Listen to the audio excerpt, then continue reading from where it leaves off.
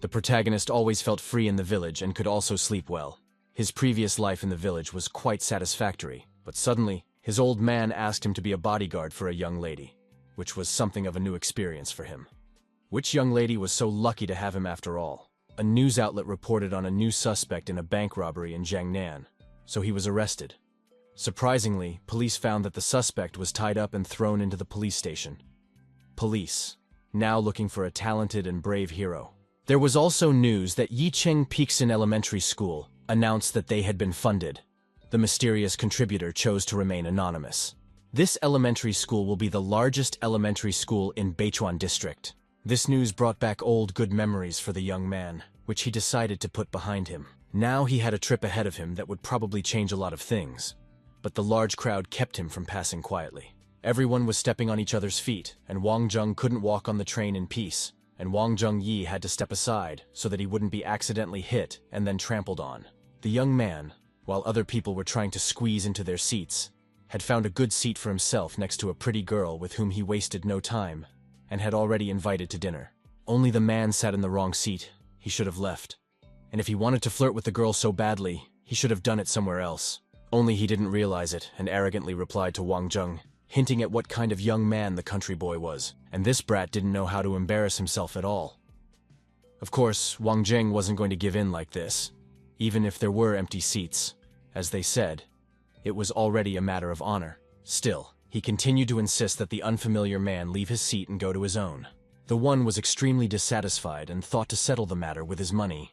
The stranger decided that he would sit here anyway, and a redneck like our protagonist should find another place. Just how much money the man offered Wang Zheng, the man couldn't contain his admiration. The bill flew out of the hands of the stranger, who decided to behave pathos, thus demonstrating his status to the lady. In addition, he decided to say that Wang Zheng had never seen the real world, and he is such an advanced and modern man, besides showing that he is someone a girl should go out with.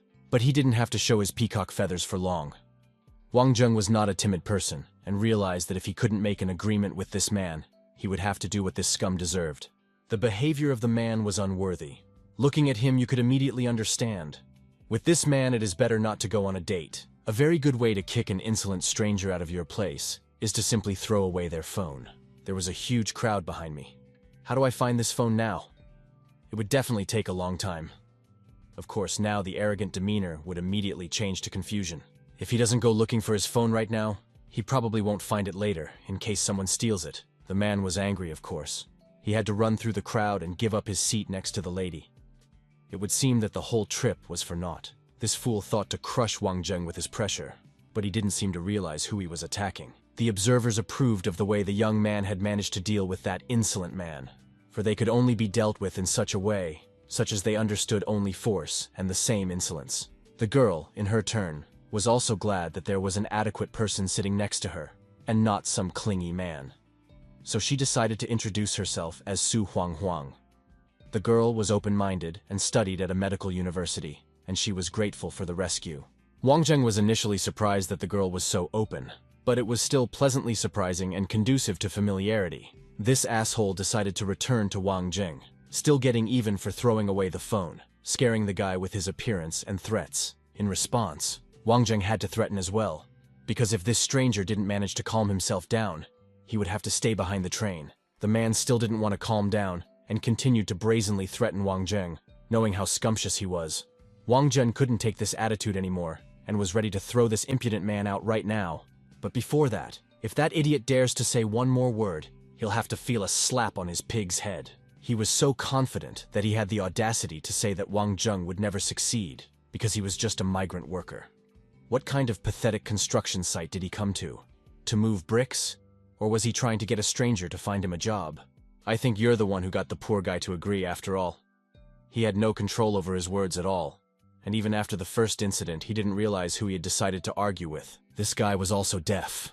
Wang Zheng had to repeat that right now. The stranger would wet his pants. He became even more nervous. This man was very impulsive and attracted a lot of unnecessary attention. Besides, he was very stupid and did not believe that this could happen to him. His stupidity did get him to the point where he actually wet his pants, which he so sincerely did not believe. This smell was very vile and spread immediately. Phew!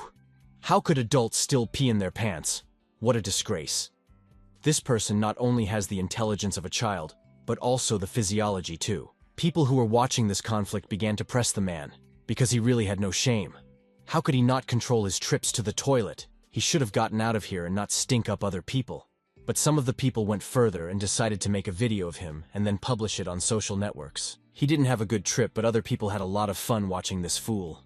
Still, Wang Zhen could see that there was something wrong with the people from the city. It was still a mystery to Su Huang. How did Wang Zheng make the stranger wet his pants?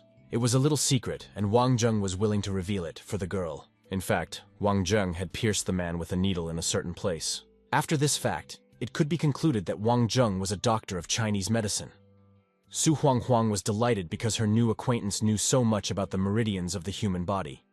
Besides, she was also a student of Chinese medicine, so they would definitely have a lot to discuss. Was there a Chinese medicine doctor who was as good and handsome as Wang Zheng? Our hero certainly had a lot of confidence. In any case, he was not a Chinese medicine doctor, but he knew some body parts that they could discuss with the girl. As the trip was coming to an end, this conversation was definitely pleasant for both of them. Su Huang was charmed by Wang Zheng and asked him to leave his phone number for her. Unfortunately, he couldn't do that. But since they were both in town, he still had a chance to see the girl again. Su Huan looked sadly at the boy, still not understanding why he was unable to give her a phone number. Normally, many boys would be the first to ask for her phone number, but this was the opposite. Mr. Wang Zheng has already been sent by the master to have his confidants pick him up. Wang Zhen was surprised by his appearance. After all, master had spent a lot of money on him as a bodyguard. But Wang Zhen didn't look super strong or special. Work was work, and no one discussed the master's decision, so they silently put Wang Zheng in the car. But there was someone who still held a grudge against Wang Zheng, and he still hadn't been able to let it go. This little rat decided to rely on kinship, and asked his uncle for help. The journey didn't take long. Soon the car arrived at the mansion, which was located on Tianping Mountain. The house really looked very luxurious. Wang Zheng could estimate its value to be in the millions. Only in these times and in this town, $1 million wasn't a lot of money. The guards immediately led Wang Zheng to familiarize himself with the family members and who he would be guarding. Looking at this girl from behind, Wang Zheng could give her appearance a score of 75. Finally, Mr. Zheng still arrived according to Master's order. Master also ordered that in the future, Wang Zheng would be Madam's senior bodyguard. This news did not please the young mistress in any way. It seemed as if the man was not enough her father, so now he wanted to follow the girl's life. The young mistress was indeed very angry, but all her displeasure subsided as soon as she saw her bodyguard. She looked at him with a surprised look and seemed to be embarrassed for a moment. Wang Zheng in turn could now rate his mistress by as much as 90 points once he saw her appearance. After a brief silent pause, Shanga Shishi still continued to be indignant. She had been surrounded by many bodyguards all her life, and such a dense defense was already bothering her. She finally turned her attention to the new guest, completely unaware of who or what he was doing here. Shanga Shishi took a closer look at Wang Zheng, and his appearance was not good to say the least. Not a shaven face with stubble protruding sloppily. And the guy's dirty and dressed like a bum. The girl was even disgusted to look at him. She almost seemed to vomit after she stopped scrutinizing Wang Zheng. Of course, without even figuring out who this guy was, she asked to kick this dirty bum out of the house. He even made the floor dirty. Why was he even in Shangyi Shishi's house? Jiangnan had worked here for quite a long time and knew Madame very well. She was always angry if the cleanliness of the house was disturbed. The girl was really exaggerating. So what if Wang Zheng was some bum and the floor was dirty because of him? No big deal. Then he was willing to take off his slippers. Basically, that in a blink of an eye he did. I wish he'd get this problem sorted out soon and get down to business. But you couldn't tell from the look on Mistress's face that she was very satisfied. Her irritation had increased by leaps and bounds. Her words could not be ignored now. Shanga Shishi was completely indifferent to the fact that this person was invited by her father. She continued to demand that this person leave her house. At the very least, if Wang Zheng didn't leave, then Zhang Yong would have to leave. He certainly didn't want to conflict with Miss Shai, but he didn't want to disobey his master either. Zhang Yong couldn't understand why master had hired such an unkempt guy to be Miss Shai's bodyguard. Wang Zheng decided to somehow diffuse the situation by making a joke about Madame, saying that she had delayed her period for a long time, and therefore it caused her to be irritable, which was not good. The guy seemed like he was just joking, but his joke made him even more disgusted with himself. Shanga Shishi thought that this guy was not only a bum, but also a pervert. Who knows where she ran to? But to continue to stand in the same room with these perverts was something she didn't want to do anymore. Really, who liked the joke was the second bodyguard, Jiangnan. Mistress also pissed him off at times, perhaps. During these moments, he had many funny jokes and quips floating around, but he didn't have the courage to express them. Whoever dares to fight Wang Zheng, he would make him cry. To his rhythm. This was his motto for life. Zhang Yong offered to wait here for a while. He hoped that Madame Shi would still cool down from this joke and come back. Suddenly, Wang Zheng noticed something from brother Zhang. Zheng Yong had some heavy black circles under his eyes, just like a mule. But this problem was solvable. It was amazing that the kid even through his glasses saw this, and he was also willing to help Zhang Yong with this problem a little later, for which the elder was of course very grateful to the point of tears. Soon, Mrs. Shi returned, but this time not by herself. In a business suit, Sheng Pei could be spotted. She was the design director of Xiaolan High Group. On the other side was Han Xingye, just Shanggu Shishi's best friend. These two girls were also rated as high as 90 points by Wang Zheng. Definitely all bouncers. Fortunately, our hero had good concentration, for an average person would have gotten a nosebleed long ago. Now the girlfriends started to deal with the bodyguards. How come that dirty guy made Shishi cry? Was he like that too? Zhang Yong was about to introduce Wang Zheng as a bodyguard to the guest master, but he decided to tell everything himself. It turned out that Wang Zheng was not joking about delaying her period for a long time. He was being completely serious, because it made her very irritable.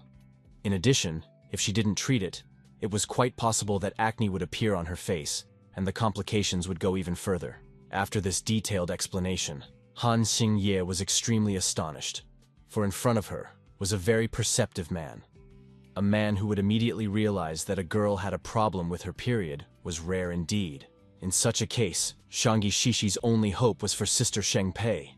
She didn't care at all that he was the bodyguard her father had invited. She just wanted him out of here. Knowing the character of her beloved Shishi, Sheng Pei still agreed to help. But before she said anything, she looked at the boy carefully. Wang Zheng really looked like a bum, and Shanggu Shishi wasn't even exaggerating, even though her period was late. First, Sheng Pei noticed the guy's unkempt and dirty hair, which must have been washed in the Middle Ages. Thank goodness the clothes seemed to be clean. But still they were old and nowhere near as good as the role of bodyguard to such an esteemed mistress. And again, dirty feet. It wasn't the slippers that made the floor dirty, but Wang Zheng's unwashed feet. After carefully examining the young man, the woman ordered Zhang Yong to take this gentleman to take a shower and change his clothes. And later, he would be waited for in the living room. Sheng Pei had one question for him. Sheng Pei was a grown woman and preferred constructive conversations, the place of impulsive welding, which still surprised the new guest. Sure enough, Han Xingye once again made sure that Sheng Pei was worthy of being a goddess, because that guy looked at her like that. Shanggu Shishi still couldn't calm down because she wanted to kick the guy out and asked her sister for help. But she was of a different opinion because she thought he would be the one who could heal Shanggu Shishi. Madam had already seen many doctors, but no one had helped her so far. Why would she need another bum? But don't forget that he was invited by Master Shang Anam, so he must have good skills, and another person to guard him would be a good idea. Maybe then, the last kidnapping incident won't happen again. Turns out our protagonist wasn't so bad when he washed up after all and would be more or less different clothes. None of the girls could refrain from gazing intently to admire the fellow. One could notice such good skin on him, and in general, he was so handsome. His skin felt really good just because he made some mask for himself. With a mask recipe like this, any skin can be beautiful. In that case, Han Xingye was very much interested and wanted to get this mask too. Well, anyway, it was time to get back to the pressing topics of conversation. Wang Zhen was the bodyguard that Shang'an's uncle had invited, which meant he had to be different. Now the girls wanted to see what exactly was he special about. Wang Zheng had to think for a while about what to surprise these girls with. Then he asked for Sheng Pei's coat. The young mistress immediately went to her designer's defense. Suddenly, this guy wanted to do something bad. Yes, only there was a difference, was that Sheng Pei wasn't as negative as her Shishi. If she herself started this conversation, she wasn't averse to giving up her jacket. Even though Shang Shishi continued to resent Sheng Pei still trusted the new young bodyguard. When Wang Zheng received the woman's jacket, he immediately turned to his sense of smell and smelled Sheng Pei's jacket properly. When he scrutinized all the odors, he pronounced, as if summing up, that the wearer of the jacket had been feeling dizzy and tired lately. She also used an unusual perfume. But more specifically, it was a medicine. It could help calm the nerves, and also it wasn't easy to replace. After using this medicine for a long time, the muscles and nerves would be permanently weakened, and Xiang Pei could easily be at the mercy of someone else. How could this happen? Xiang Pei didn't understand at all. After all, she knew that she had bought this perfume in a store, not in some kind of hospital. But worry not, if a woman does not use this perfume, the symptoms will disappear on their own. Also, from now on, Wang Zhen will be here, and those who want to harm any of these girls will know all the agony and suffering. In that case, the girls were planning to go shopping in the afternoon, so Wang Zheng should go with them as Shang Shishi's bodyguard. And if he was the bodyguard of the lady, he should dress well. Of course, the only one who resented here was Shang Shishi. She was the one who had counted on the girl's support. But in the end, they forced her to accept Wang Zhen as her bodyguard. As soon as they stepped into the mall, all eyes were fixed on this company. People could only guess at what kind of man was next to these three beautiful women. Who was he that he could afford such a thing? Could it just be a rich, arrogant boy? Wang Zheng heard what was said about him, but he preferred to keep quiet and ignore it. Only in his mind could he swear foully and make it clear that he was just a bodyguard, not some spoiled brat. In the end, he needed to calm down. Xiang Pei's sister had finally picked out some clothes for him and wanted him to try them on. This guy was so stupid at shopping. How could he be expected to protect Shishi? But it seems like it was just his first time shopping with such pretty girls. A completely different person came out. Wang Zheng in these clothes no longer looked like some dirty boy, but a respectable man. With a man like that, any woman would be happy to be in the same company. Who would have thought that Wang Zheng could be such a handsome guy? It was worth it to change his clothes. Oh, but what's wrong with these women's eyes? Wang Zheng has been handsome for a long time, and they're just now noticing it. With the shopping already paid for, the question was where to eat tonight. Han Xinye immediately suggested Narellan restaurant because it had the best steaks. The woman's worries were so light that Wang Zheng was just envious, but his life was also quite satisfactory to him. They got to the very same restaurant that was cooking wonderful steaks pretty quickly, and were already waiting for their order. At this moment, Wang Zheng had one thing on his mind. He thought out loud and said it without any shame. After all, he had never thought that he would have the chance to come to such a fine restaurant in his life. But his thoughts were interrupted by his mistress to shut up, for by saying it out loud he was disgracing the girls. Meanwhile, Han Xinye noticed one guy who kept hitting on Xiang Pei's sister. This time, this kid didn't dare to bypass the object of his admiration either. Zhang Mingquan was the crown prince of the Blue Ocean faction. It was no wonder that he allowed himself a lot of things. Not only Xiang Pei was disgusted to see him, but also her friends.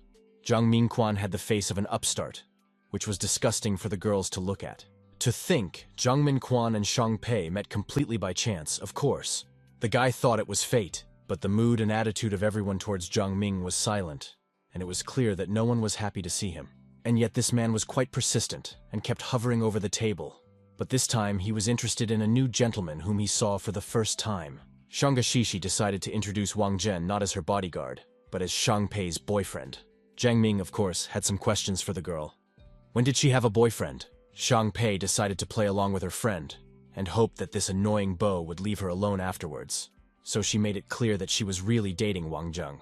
Although Wang Zheng was a bodyguard, he didn't really want to be involved in all the women's affairs. Now our hero will not be easy and will have to deal with this annoying dude. After all, he just will not get away from the guy Xiang Pei. Now he had questions about his name, where he works, and what Wang Zheng's father was doing. The young man was often called a good person, which was probably why Wang Zheng decided to play along and help the girls. In response to all the questions asked, he simply replied that it was none of his damn business. But such an answer did not suit the impudent suitor. He literally went mad. It seems that the girls will not be able to have a quiet dinner. Of course, finding out about the relationship now came first for Jiang Ming. He was puzzled when he found out that his beloved liked such freaks. So why? But this brat should have watched his expressions. Xiang Pei, clearly I welcome such rude language towards anyone. To finally prove that they were indeed in a relationship, Wang Zheng dared to support his so-called girlfriend by touching her palm. Jiang Ming did not in vain tried to stir up a conflict here, because he expected that our hero will be an arrogant boy, but he did not react to the provocations of the guy. Therefore, the guest thought to himself that Wang Zheng is an ordinary cat coward.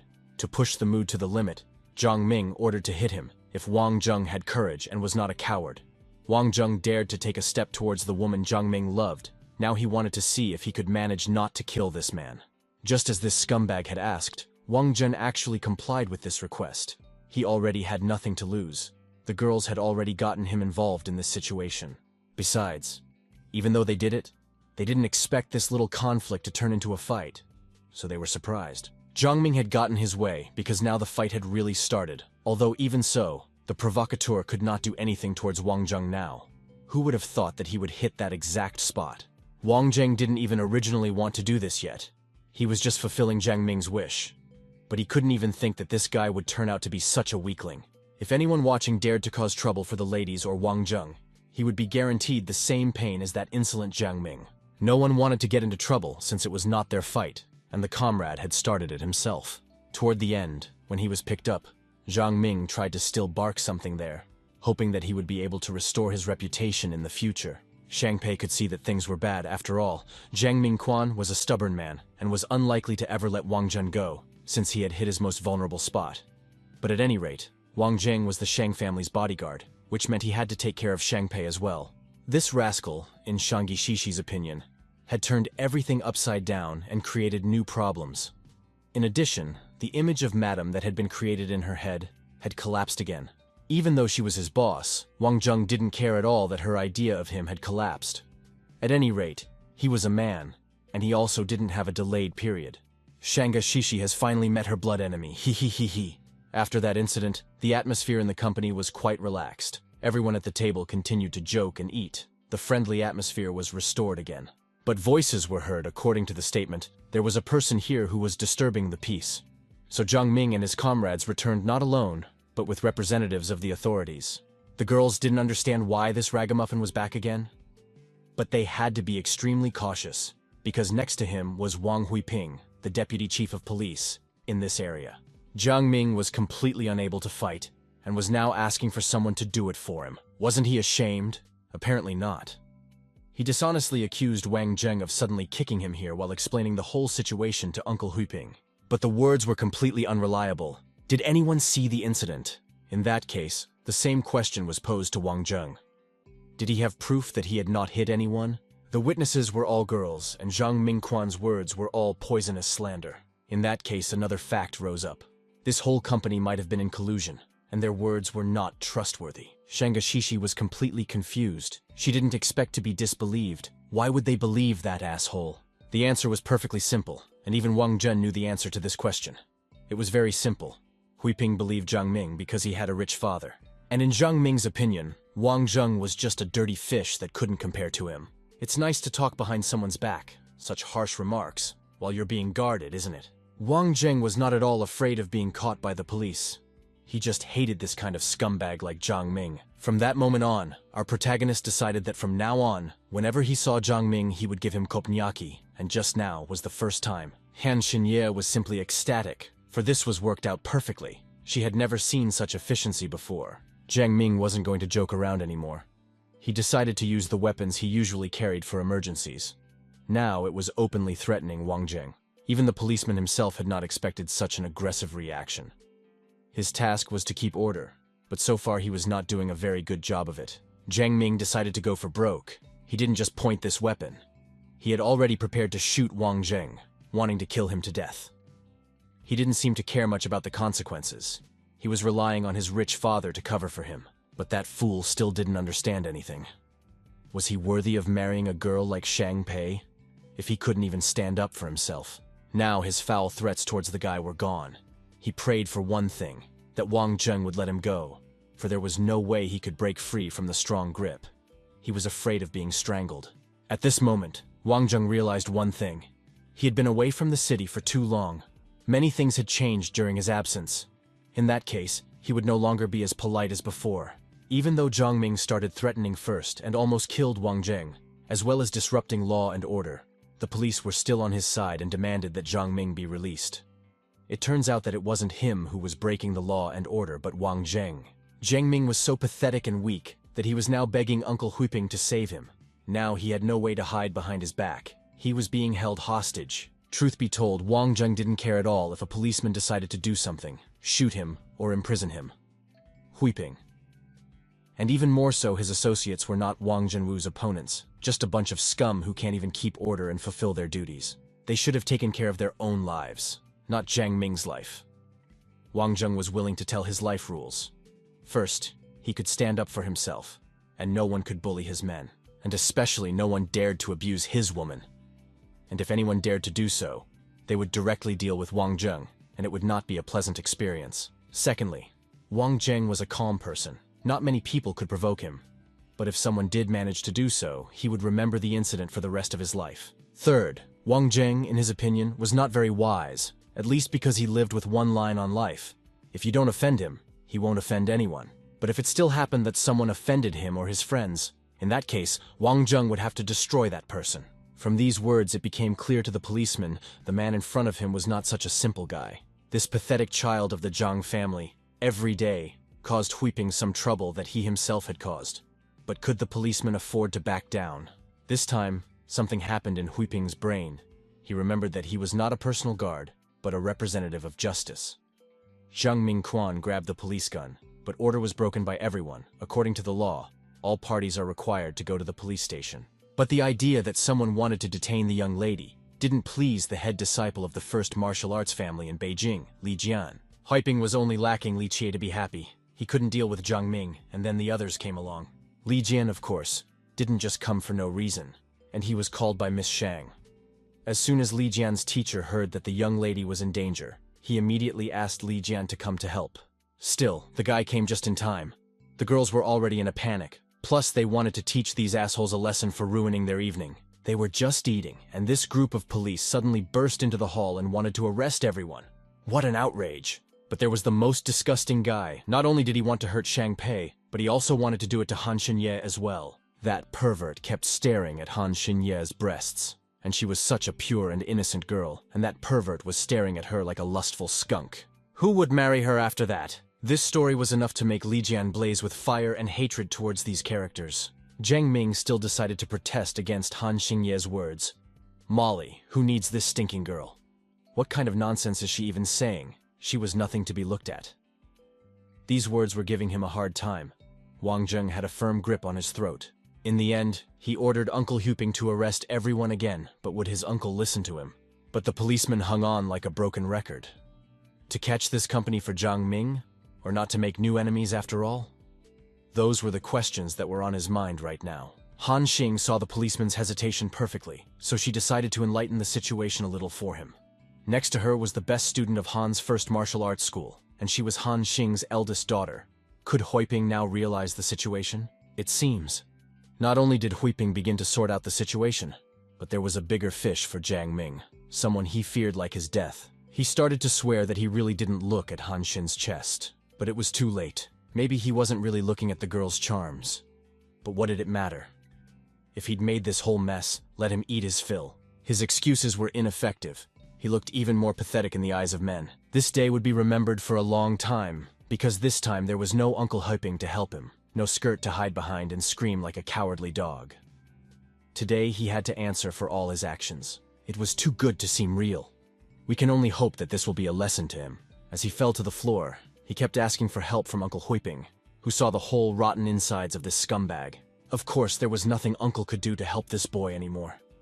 He had insulted the entire Han family. Even Huiping couldn't defend himself, let alone Zhang Ming. Wang Zheng advised that policeman not to interfere in matters if he wanted to stay on duty and alive. After all, Ms. Han's father was much more influential and powerful than Zhang Ming's father. After the girl saw the guy she hated being punished, her anger left, so she offered to leave the place. Now the policeman had nothing to oppose these guys, so they could leave the cafe in peace. Not only Zhang Ming remembered this time, but also Huiping. He would no longer meddle in his nephew's dirty business, as it was costing him a lot of money. In Han Xinye's opinion, today was a very beautiful and cool day. At least it was the most interesting day for her in the past few years. Everyone especially remembered the moment when Wang Zheng slapped Zhang Ming on his phallus, thus putting him in his place, which was very arousing. Wang Zheng's attention was turned to something else, as if he wasn't here and didn't get into the conversation and the girls. At one moment, he stepped out of his space and asked how well Shishi was driving the car. A very pathetic reply was heard saying Wang Zhen was Wang Zhen's bodyguard, and it shouldn't bother him.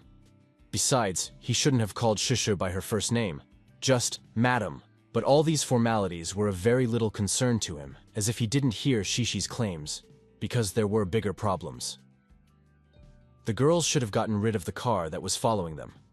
The stranger's car had been following them for a long time now. It was giving them strange thoughts. Of course, such news did not make the girl very happy. She got excited and for a moment confused. However, looking in the rearview mirror, she could see that someone was indeed following them. She had to give that rascal credit, because if it wasn't for Wang Zheng, she wouldn't have even noticed the car. This moment had come. It was as if she had been waiting for it all her life. Of course she was ready to get away from this car. I bet she felt like she was in a movie at that moment. Now it's unlikely this car will be able to catch up with her. Let that dog swallow dust. Shang Pei wanted to call Uncle Shang Anyu, but the connection was disgusting. There was no signal at all. Han Xing also had no communication. No one could call anyone. It could be assumed that these were the people who wanted to kidnap Shishiye. Now they were chasing her. Who knew it would be like this?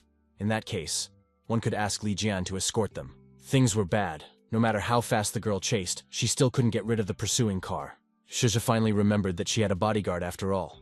So she asked him to think of something instead of looking at the scenery. That was the catch. Wang Zhen was just a bodyguard, which meant his job was to protect Shu Shi, not to squeeze out any ideas.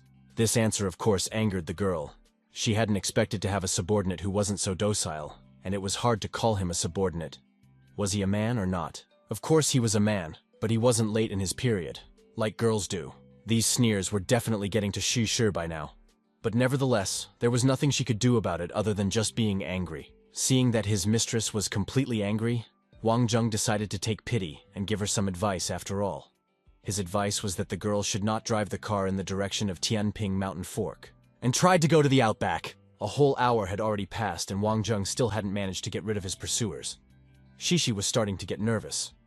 But one had to admit that this girl was very good at driving. If they keep driving like this, they might run out of gas. In that case, they won't even make it home. All Wang Zheng could offer in this situation was to drive until he ran out of gas. Well, the idea is brilliant. That was sarcasm, of course. But what else is there to say in response to the idea? Shishi sincerely didn't understand why her father was praising this guy. Moreover, he didn't just praise him. He also told his daughter to treat him with proper respect. Out of the three girls, Wang Zhen was the only person who could fight. But was he really that good at it? The pursuers noticed that the target was approaching the Dushan Bridge and were already preparing to slam our heroes into the trap. There was indeed a Dushan Bridge ahead, and there was only 15 minutes of gas left to drive. How would they manage to get out of this situation? Dushan Bridge was famous for having a narrow and dark road. Drivers always slowed down in front of this bridge because you couldn't see anything there. The girls started to panic more and more and asked Shu Shi to take a different route if they didn't want to crash. Shishi understood the risks and was well aware of this bridge, but there was no other way for them to go. While the girls were nervous and didn't know how to get out of this problem, Wang Zheng acted completely unconcerned and whistled some tune to himself. Shimshi finally decided to speed up, so she warned the passengers to hold on tight because they were about to rush across the bridge. There was darkness on the bridge. There was a thick fog that made it impossible to see the road. Shishi tried to pass this place as quickly as possible so that she could easily exhale, because this was the most dangerous place. Han Xin asked her to drive slower, not wanting the girls to die. But it was too late to go slower. Someone's oncoming headlights blinded the girl's eyes. She started to lose control and could no longer look at the road, but her hands were still on the steering wheel. Wang Zheng didn't expect this situation, and looked more surprised by the girl's reaction than by the fact that they were blindsided. Of course, he could not let everyone die here, so he took the wheel in his own hands. Luckily, the light did not affect him, and he could see the road perfectly. He also had to stop right on the bridge, which would not have been the best idea, but it was the only way out at the moment. The deafening screech of the brakes was unpleasant to the ears of the passengers, but compared to the danger they were in, it was nothing. At that speed, it would have been very difficult to stop immediately, so the car sped a few more meters and stopped right in front of the two cars that seemed to be waiting for them here. One more moment of hesitation, surely their car would have printed into those huge trucks that blocked their way for good. It was very close and also painful. It was as if the girl had lost all her senses, but suddenly she felt something she couldn't have felt in that entire moment. Wang Zheng's foot made contact with her foot so close that it was even indecent. But it was a forced measure. Wang Zheng had to get to the pedals somehow to avoid falling into the abyss. The girl immediately went into a screaming fit. Get out, scumbag, pervert, and so on. But what would have happened if he hadn't? This was the only way Wang Zheng could save them. Yet, Shi was right about something, for Wang Zhen literally melted when he came into contact with the girl's feet. They were very firm, but of course he didn't say that for his own safety. Besides, he still hadn't bothered to remove his foot. Shi was still continuing to be hysterical.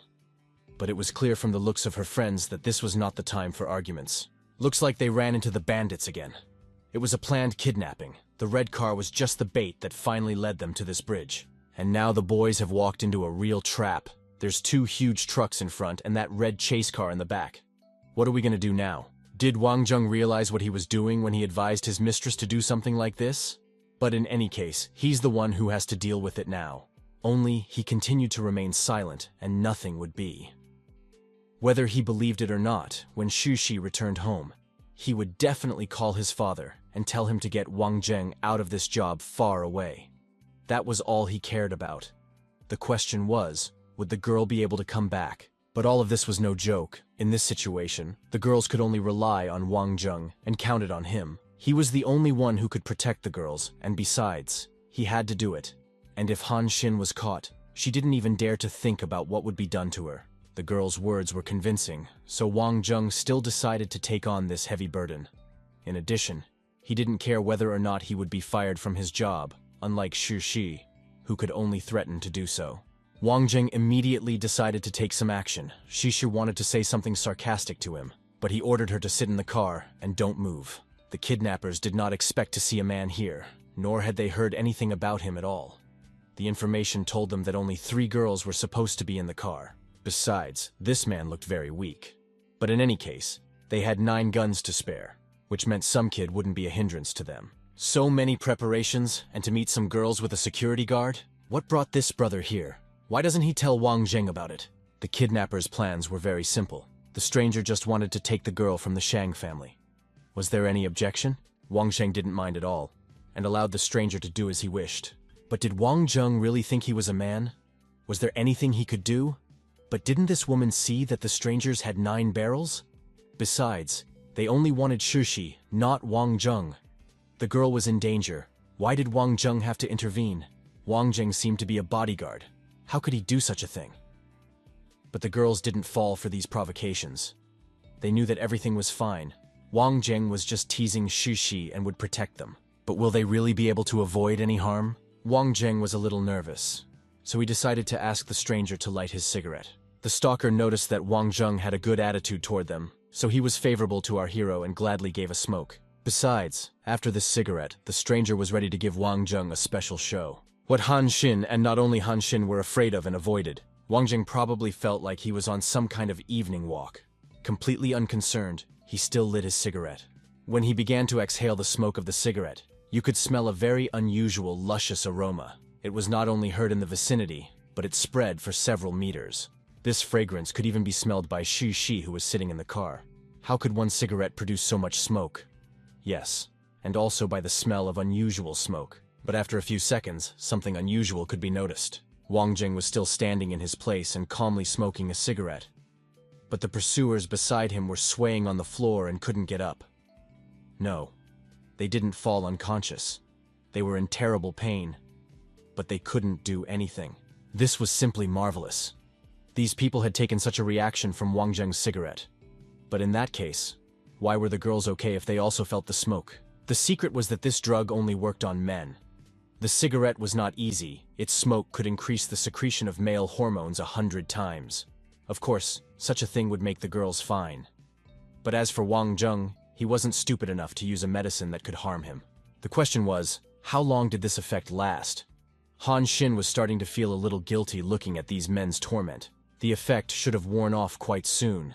It wasn't long-lasting. But from the sheer force of the pressure of that smoke, the men still passed out from the pain. Han Xin was not remotely interested and asked for half a kilogram of this medicine. She wanted to deal with the perverts who stared at her every day. Half a kilo could kill all the men in the neighborhood in seconds. Besides, this medicine was... Wang Zheng wouldn't carry around so much of his medicine. These people were chasing after Shi and were able to completely block the signal on the outskirts of the capital. Looks like the people behind these underlings were clearly not joking around. Wang Zheng decided to take pity on this poor man and zip him up so that he didn't have something dangling. Plus, he thought to take it with him so he could ask around later. Maybe he could glean some interesting information. That same night, Later that night, the culprit finally woke up, and Wang Zheng had a lot of trouble with him. The guy wasted no time and immediately began his interrogation. He was interested in one thing: who hired the stranger to catch Ms. Shang? Before answering, the criminal began to panic, lest Wang Zheng, heaven forbid, he light his cigarette.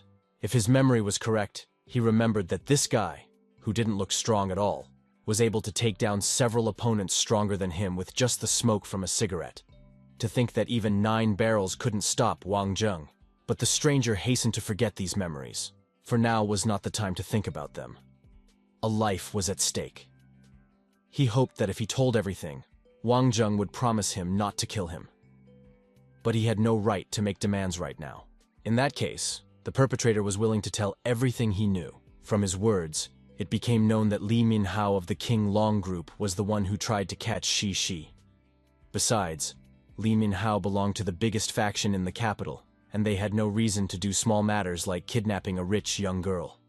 Shen Liang was just a petty brat who followed orders and had no right to ask why the elders did so. Shen Liang turned out to be surprisingly very cooperative. Such cooperativeness saved his life, so Wang Zheng decided to pardon him for now.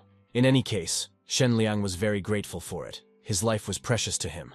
In addition, he promised that he wouldn't be in debt. If Wang Zheng needed anything from him, he would be willing to fight anything, and even 10,000 deaths wouldn't stop him. If the man was so kind and offered it himself in that case, Wang Zheng had some task that Shen Liang could help with. Only now did this poor man realize what he had said. Now, he was praying to all the gods that Wang Zheng didn't hear him. But no matter what he was finished with, he had to kindly answer and agree to any requests.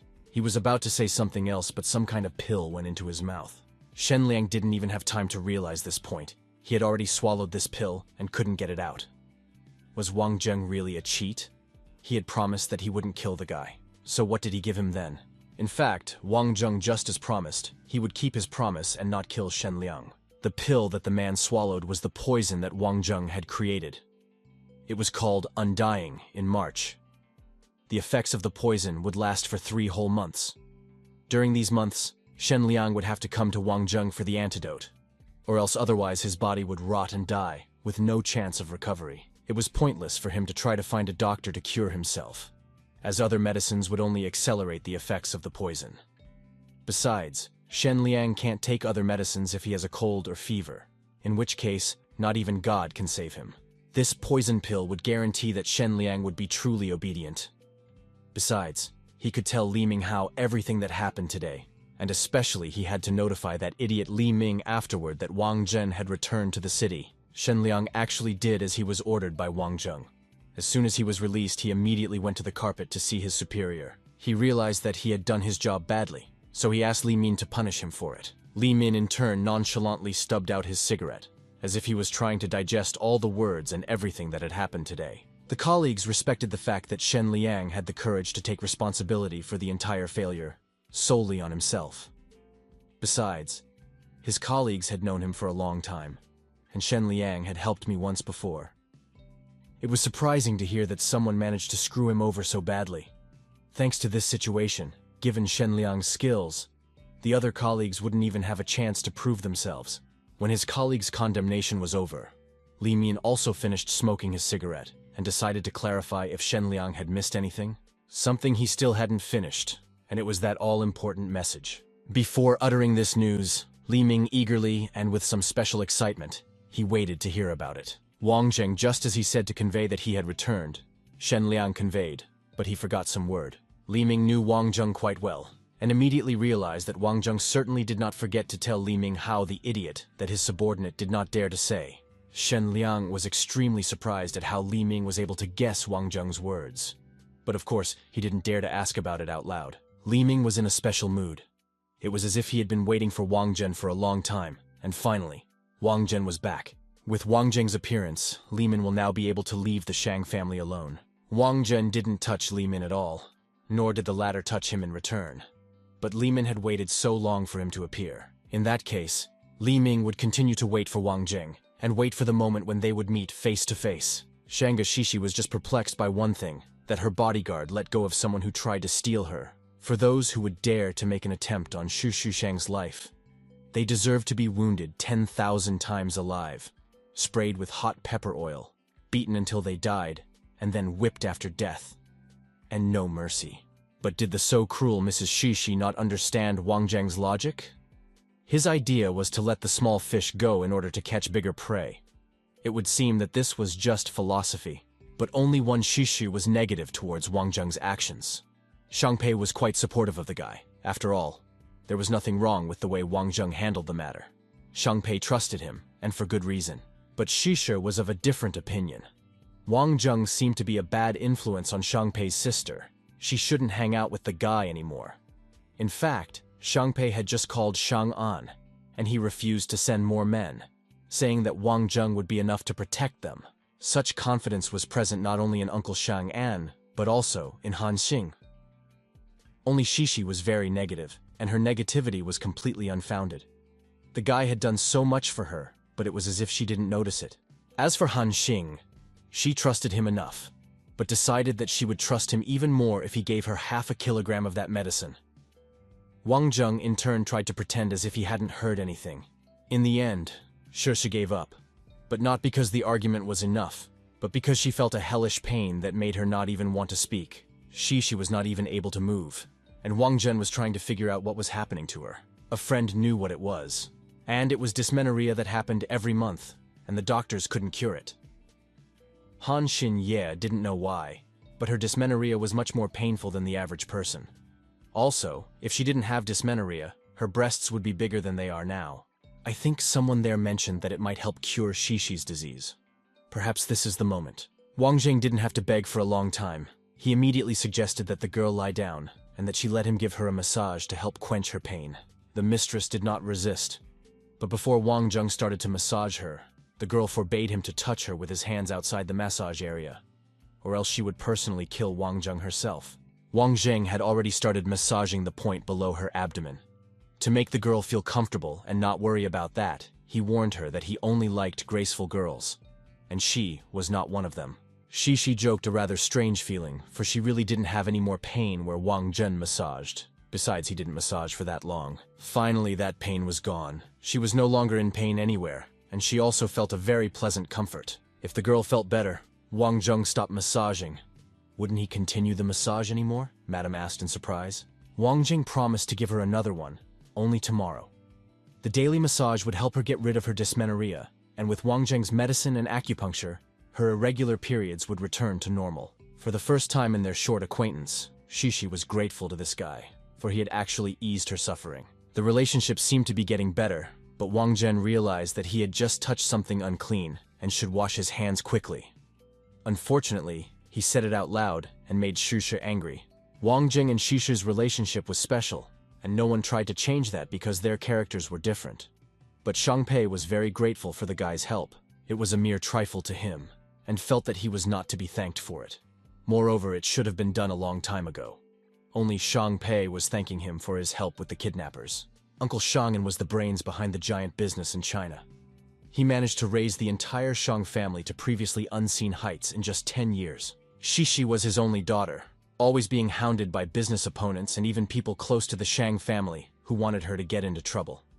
If that happened, it would put Uncle Shang in a mess, thus giving them the opportunity to take all of his wealth for themselves. Because of this, Shangpei was grateful just for saving Shishi and for helping the entire Shang family. It was really very important. No one expected that a seemingly ordinary guy would be able to act so effectively in emergency situations. Wang Zheng could be relied on. After those situations, it was clear why Chang'an trusted Wang Zheng so much. Wang Zheng in turn was also glad, because now Shangpei wouldn't need to look up anything about him. Knowing that he was good enough was enough to know.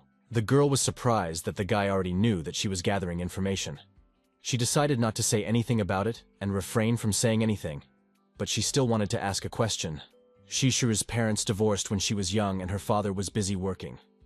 Lest he blamed himself for it, he always poked Shishi's desires. Because of this, the girl's temper could be irritable at times, but she was honest. Shangpei didn't have to worry about it. Wang Zhen was just teasing her and never thought of anything like that. As a girl, she was uninteresting to Wang Zhen. Above all, he maintained a professional distance.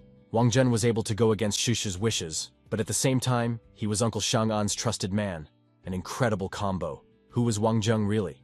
Shang Pei has yet to unravel that. Li Min wanted to stop the plan to kidnap Shang Shishi and sign a pact with Cheng Kang Mei. After that night, the head changed many plans. Cheng Kang Group. Mei Long has never been an opponent for the Shang family, but now that Shang was announced into the home appliance industry, this was the very thing to steal their mainstream of income. He was at a disadvantage, but decided to threaten the Shang family using one girl. What could this idiot accomplish in this situation? And most importantly, Wang Zheng had finally returned. Compared to the old Cheng Kang Mei, Li Min was excited for Wang Zhen's next move.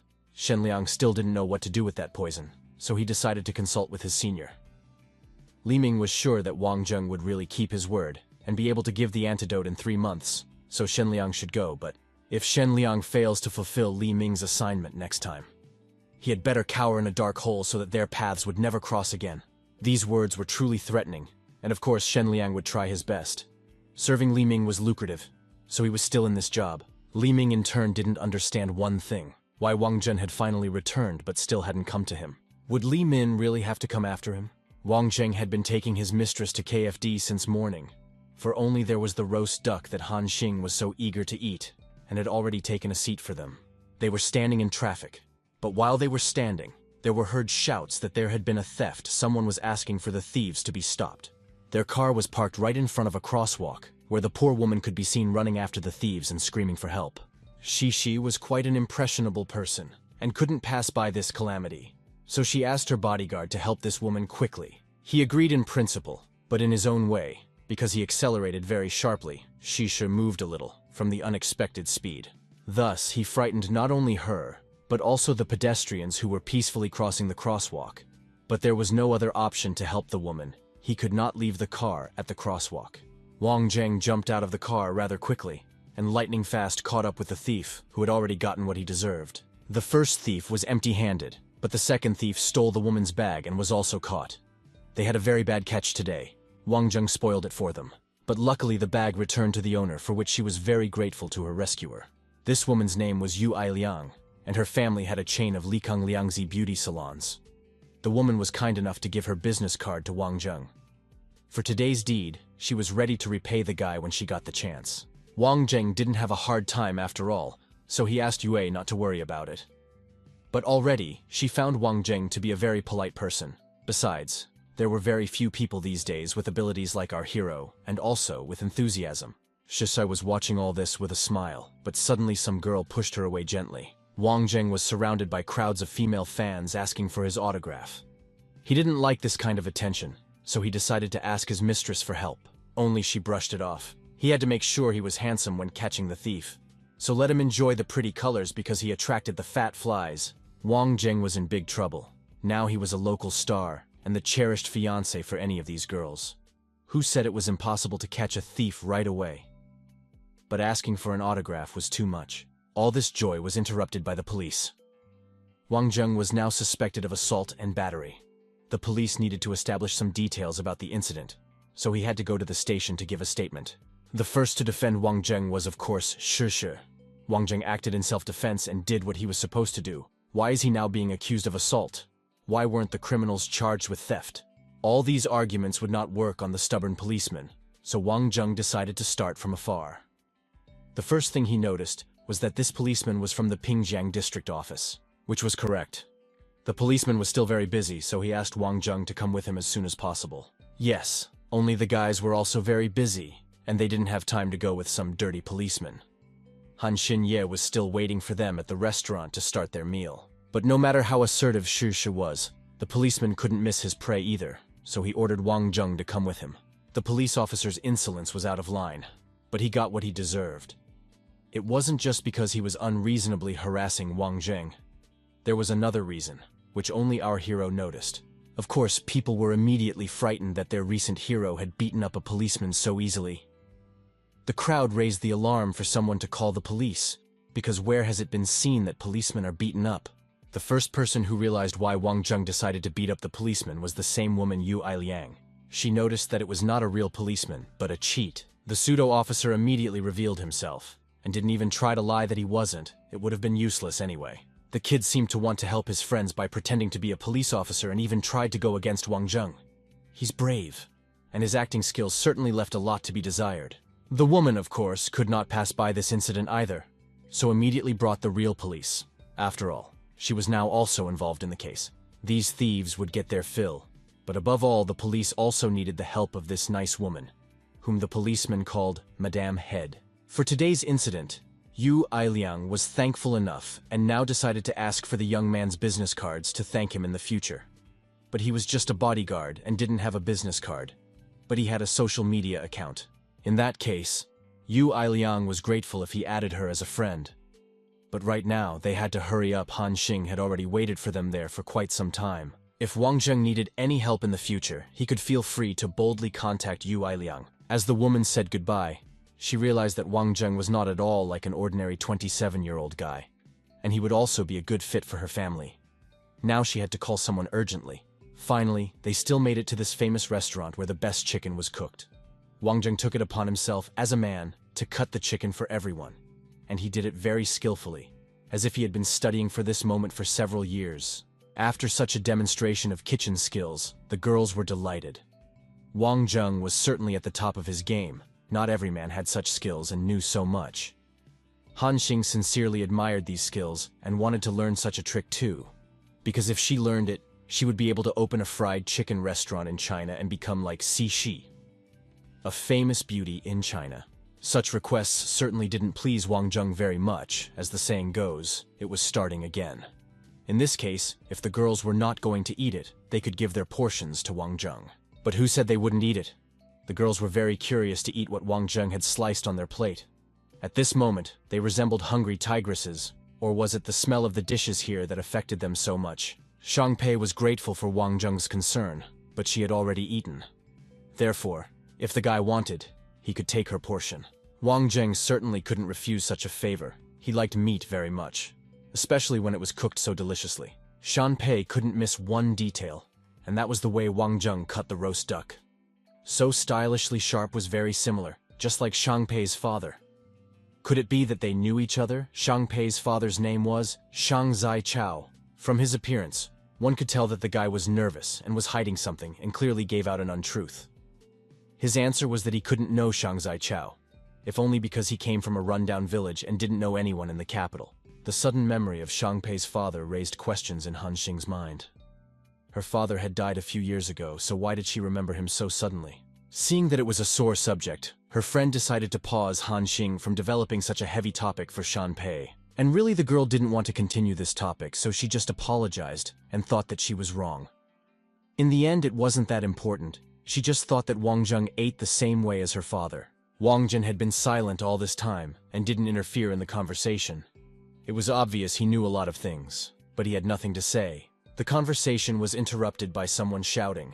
What kind of majors were complaining that there were no vacant seats and demanded to be released? Some Qiang Dongfeng couldn't expect and practically demanded for someone to be fired. Did these majors really think that they could afford anything because they had money or were the sons of rich parents? These majors, who had appeared in such large numbers recently, didn't have an ounce of dignity. But Xi had completely forgotten that she was also one of them, which Wang Zheng was happy to remind her of. The girl was already used to such barbed teasing and jokes, so they just laughed in response to it. And yet their shifts at the table were not ignored. After all, Wang Zheng was not going to get away with his words. So Madame decided to punish him, jokingly of course. All this time, the selfish major was watching them, and he was surprised to notice how beautiful the girls sitting at the table were. He realized that he had come to the right time for him. His friends didn't seem to mind having fun either when they saw those girls. Chengdong's friend immediately whispered something in the waiter's ear. He was not happy, but he had to fulfill something. Afterward, the guy immediately went to fulfill those people's request. He said that because of the high number of visitors, 4 guests wanted to join that table if the guys were okay with it. Xi was, of course, against it. They were paying for their place and for this food. Why would they sit next to some ugly monsters and put up with their ugliness? It was obvious that the waiter was put in a very bad position, so he asked Miss to think again, and decided not to hide it, because it looked like these people had connections and power. Changdong saw that the waiter was not doing well, so he decided to ask for their table himself, because they could even get to know each other and become friends. Changdong was the general manager of 0 Point Casino. He considered himself lucky to meet 3 beautiful and wonderful ladies. and standing next to him was Xu Yiming, the son of the founder of Han Yuan Group. As could be seen, Shi was also lucky, but they had to ask permission from this man. He was their boss, and also their son-in-law. Only he could say whether the men could join them or not. From such news, Wang Zheng was certainly surprised. Who would have thought that he could become the boss and son-in-law of the Shang family in a couple minutes? Shi certainly didn't miss any chance to pull her favorite bodyguard into trouble. That's okay. He didn't like that major anyway, Wang Zheng replied extremely dryly. Of course he didn't want any outsiders to join their dinner and disturb them. But this answer didn't suit the insolent man. If Wang Zheng wanted to continue chewing his teeth, Qiangdong recommended him to change his mind and give the right answer. It seems that this man was very bold, daring to boast about his fake ponces. He didn't even realize that he would have to answer for such words. If the girls were afraid of the sight of blood, Wang Zheng recommended them to close their eyes. Wang Zheng wasn't going to get away with such insolence after all. They weren't even allowed to eat in peace. He had to get up from the table. Wang Zheng picked up the ordinary kitchen knife that he used to cut the chicken, and now he was going to cut someone else. The guy was still in shock and didn't quite understand what Wang Zheng was going to do to him, so he didn't even try to resist. Quickly and very skillfully, Wang Zheng slashed through the man's palm and inserted the point of the knife into the table. Blood gushed from the back and inside of his palm. There was no way to escape. He had to endure the pain. Of course, shouting also followed. But in order not to disturb the other customers from eating in peace, Wang Zheng had to cover this person's mouth with a napkin. Qiangdong shouldn't have said something like Wang Zheng would regret it and take responsibility for it. Our hero was used to resolving matters on the spot if hatred was present. Any man had to be responsible for his words and solve any issues peacefully. But if this did not work, Wang Zheng had to resort to such methods to be sure, as they say. If anyone here dares to call someone or start yelling to stir up trouble, they will end up just like this rascal. Qiangdong shouldn't have looked at Wang Zheng like that now. He had played himself into the ground. This brat dared to threaten Wang Zheng right in front of his friends. He should be thankful that he hadn't cut off his tongue yet. The girls were even more excited than even the sliced chicken. Han Jing was especially impressed. She was enjoying her time with Wang Zheng more and more. The waiter was very nervous as he saw the stern look of his manager. He failed to solve the conflict between the guests in a normal way. But, in fact, it was not his fault. What could he do with such pushy guests? The manager had managed to see everything through the surveillance camera. Wang Zheng was now invited by a gentleman from the Imperial Hall. Moreover, the bill for their meal was paid by the same gentleman. The Imperial Hall was something. Han Xing knew very well that it was the room used by the leaders of all countries when they dined at KFD. Even Han Xing's father couldn't just have dinner in the Imperial Hall, but Wang Zheng, a regular bodyguard, had just been called there. It was of course unknown what kind of gentleman had invited Wang Zheng, but from the girl's words, one thing was clear. This man must be very influential.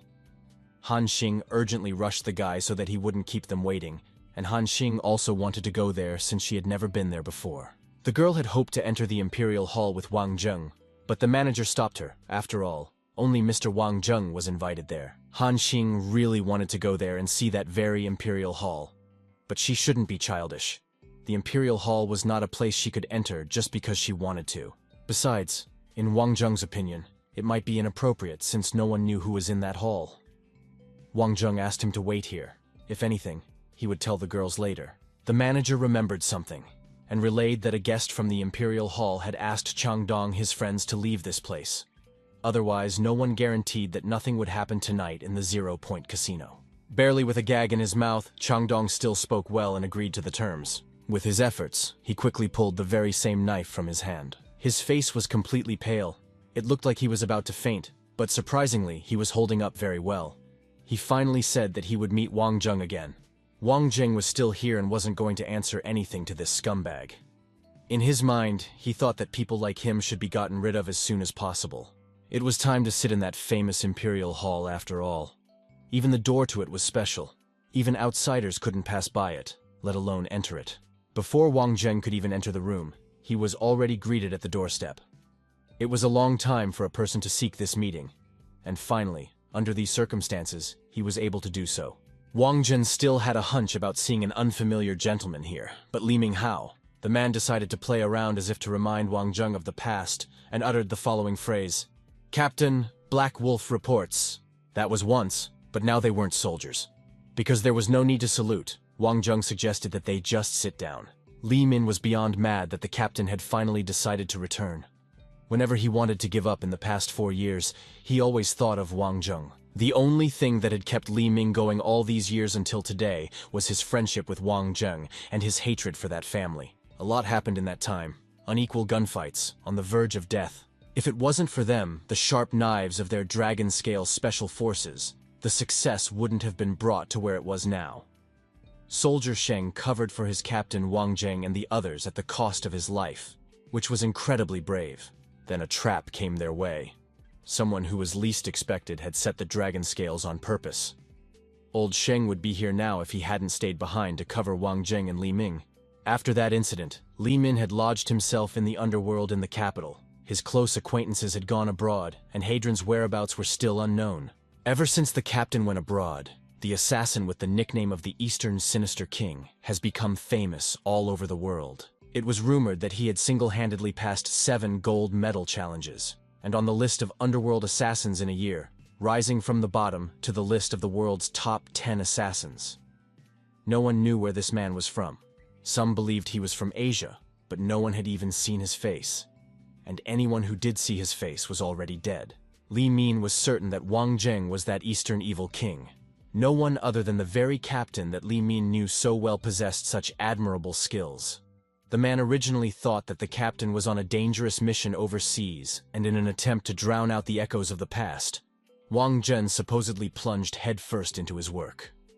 But no one expected the captain to return after all. Wang Zheng had actually been asked by the old man to come back, so he couldn't ignore his request. The old man was Wang Zheng and Li Min's old boss. But what did he want that he asked Wang Zheng to come back? In fact, our hero didn't know it either. He was just asked to be a bodyguard for his daughter. And then, he made it clear that they would be getting into action soon. The dragon scale guy's Polly, because of the setup that happened 4 years ago. Maybe the old man didn't want to leave the matter unresolved.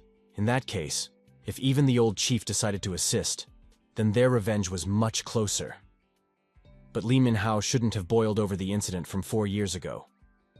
Of course they had to avenge it, but not now. For the time being, they were to act apart, that is, each in his own sphere. Wang Jing had good news, because he had found another relative of their family. Li Ming didn't quite understand who Wang Jing meant.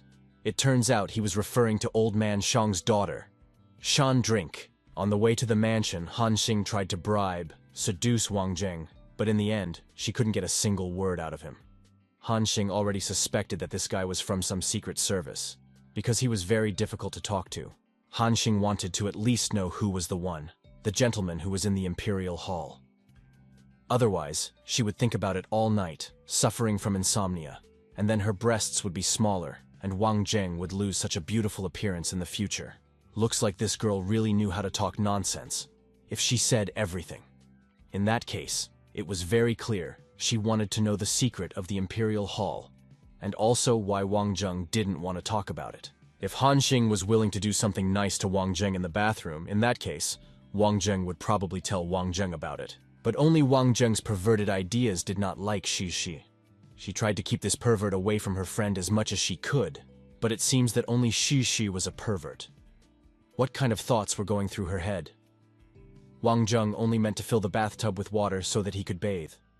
If it wasn't for that one girl who was going to stay up all night, or the other one that had the guy fighting people from rich families, would he have had to sweat that much? No more words were needed here. He just wanted to go take a shower. But it was clear it was an excuse to get away from the subject. Wang Zhen lived in the same house as Shi. Did the girl not know any of his friends? The girl could only notice that ever since Wang Zheng arrived, he had been around her all the time and didn't contact anyone. If it wasn't for today's incident, Shi would have continued to think that he didn't have any friends. It was already time for Han Xinye to go home, and so was Shang Pei.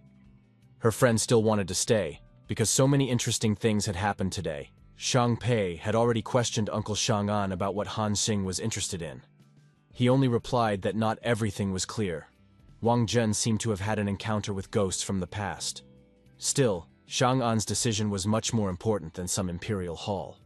There was no need to get involved in troubled waters. Ghosts from the past. This was still even more interesting to Shi. She knew so little about her bodyguard. What secret was this Wang Zhen guarding? So before he returned from his shower, Shanga Shishu decided to pay a visit to his room and try to uncover that very secret. But there was a problem. Wang Zheng's suitcase was hidden very deep under the bed, and the owner of the room himself already had questions about what the girl was doing here. The half-naked look brought out Shishu. She couldn't clearly answer Wang Zheng's question, and kept staring at one point on his body, unable to utter a single word. As the saying goes, the best defense is offense. Xu Shi was now most concerned about why Wang Zheng didn't wear clothes and walked around like a pervert.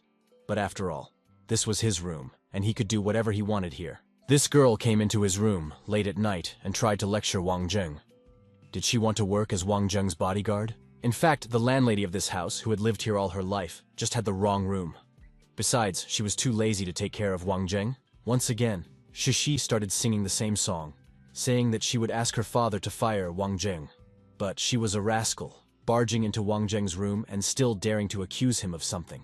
To be so interested in her bodyguard that she would even try to go through his things. That's something new for sassy Xu Shi. In the end, Wang Zheng himself couldn't help himself and decided to open his suitcase, which really held secrets about him. The first thing that could be seen was a picture of his comrades and him. He was standing at the side, and next to him was Li Min.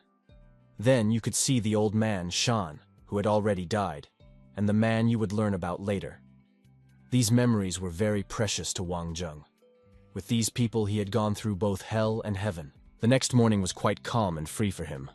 Mistress was in no hurry and he could spend time for himself in a cozy cafe. And outside the window he saw a building called Blue Ocean Square. Suddenly, he remembered the perfume that Shanpei had used, which was toxic to her, badly affecting her life. But right after that came a message. There was information regarding involvement, but to be honest, the Fanel sales records for the last 6 months were fine, which was disappointing. In the store where Shangpei bought those perfumes, there was no evidence left behind, and besides, the records of purchases and sales were also in order. It seems that the people who decided to harm Shangpei from the shadows had a lot of influence. He had to be pulled out of his musings because a lady wanted to join him at the same table. Wang Zheng rated her appearance at 85 points, which was probably why he allowed her to sit down. Of course, the tables in the cafe were free, and quite a few, so she was interested in the guy. The woman introduced herself as Zhang Mingqi, and also gave her business card. Wang Zheng also introduced himself in return, but he didn't have a business card. It turned out that this woman was the eldest daughter of the Zhang family, and was also the vice president of the Blue Ocean Square Group. Wang Zheng hoped that this woman had not come here to avenge her younger brother. She actually thought that Ming Kang got what he deserved. Here she came to ask a favor, and 2 favors from Wang Zheng. Director Shang Pei was a rare talent for the Blue Ocean Square. Therefore, the woman hoped that Wang Zheng would help her persuade Shang Pei not to abandon the enterprise because of Ming Kang. In addition, Zhang Mingqi has provided the transfer of 3% of the Blue Ocean Plains stock. If Shang Pei still stayed, they would go to her. The woman also guaranteed that Ming Kang wouldn't hurt Shang Pei again. Did Zhang Mingqi really think that Wang Zheng didn't know that Shang Pei had recently won one of the top spots in the international fashion show? With such merits, there was no point for her to stay together with hidden threats still, because of such a small percentage of the stock. In addition, Wang Zheng was not fond of Zhang Mingkang. Zhang Mingqi decided to raise the stakes to 10%. In that case, Shang Pei stood up as one of the company's 10 shareholders. She would also receive approximately 300 million in profits from her interest each year. This offer was very tempting, and 300 million was especially tempting. But Wang Zheng couldn't make the decision for Shang Pei. After all, he didn't even understand why Zhang Mingqi was looking for him. In response to this question, she provided a platinum director card, Tiangong International. It was the best club in the country, and everything in it would be free with a gold card. There were only 10 of them in the whole country. Zhang Mingqi only had 2. Because of this, she asked to accept this card, and in return, don't look for anything more about her brother's mistakes. Ms. Zhang was a pleasure to talk to. Wang Zheng was already excited for the second request. The second request was for Zhang Minkang's face. It was swollen, but it didn't hurt or itch, and Minkang couldn't feel anything when his hand was pressed on it. The best doctors were helpless, so Ms. Zhang assumed that if Wang Zheng was able to do such a thing, then he had a way to cure it. Minkang had already learned his lesson in his sister's opinion and asked Mr. Wang Zheng to help him. Undoubtedly, this was very flattering to our hero, for such approaches were much better than any aggressive threats. In such a case, Wang Zheng always went along with it and forgave such insolent people. He could also cure Ming Kang, but only if he could find an antidote. Besides, he was also very curious to see how sincere Miss Jiang was in her requests. That day when Wang Zheng punched Min Kang in the face, was Wang Zheng already thinking about compensation? If that was the case, his schemes were very scary. There was no answer to this. Wang Zheng suggested that Ms. Zhang should answer this. In that case, Zhang Mingqi was inviting Wang Zheng to dinner. Furthermore, she allowed him to choose the place he wanted. Wang Zheng was very impressed by the woman's confidence, so he still dared to agree. Such a rare combination of beauty, intelligence, fairness, and tact in one girl. Undoubtedly, this delighted Wang Zheng to no end. Wang Zheng had of course decided to choose the place, but he had one more condition. Miss Zhang would have to agree to one request of his during dinner. Of course, everything would be within the bounds of propriety, there was no need to worry. It was after this dinner, there would definitively no longer be any disagreement between Wang Zheng and Zhang Mingchan. Ms. Zhang was very grateful to have such a productive conversation with Wang Zheng. She was glad that she was able to resolve these burning issues. Wang Zheng was also very happy. He liked the way Ms. Zhang handled things, and he was already hoping for a quick meeting in the future. How amazing! Zhang Mingqi and Ming Kang had the same parents, but they were so different. Were they definitely brother and sister?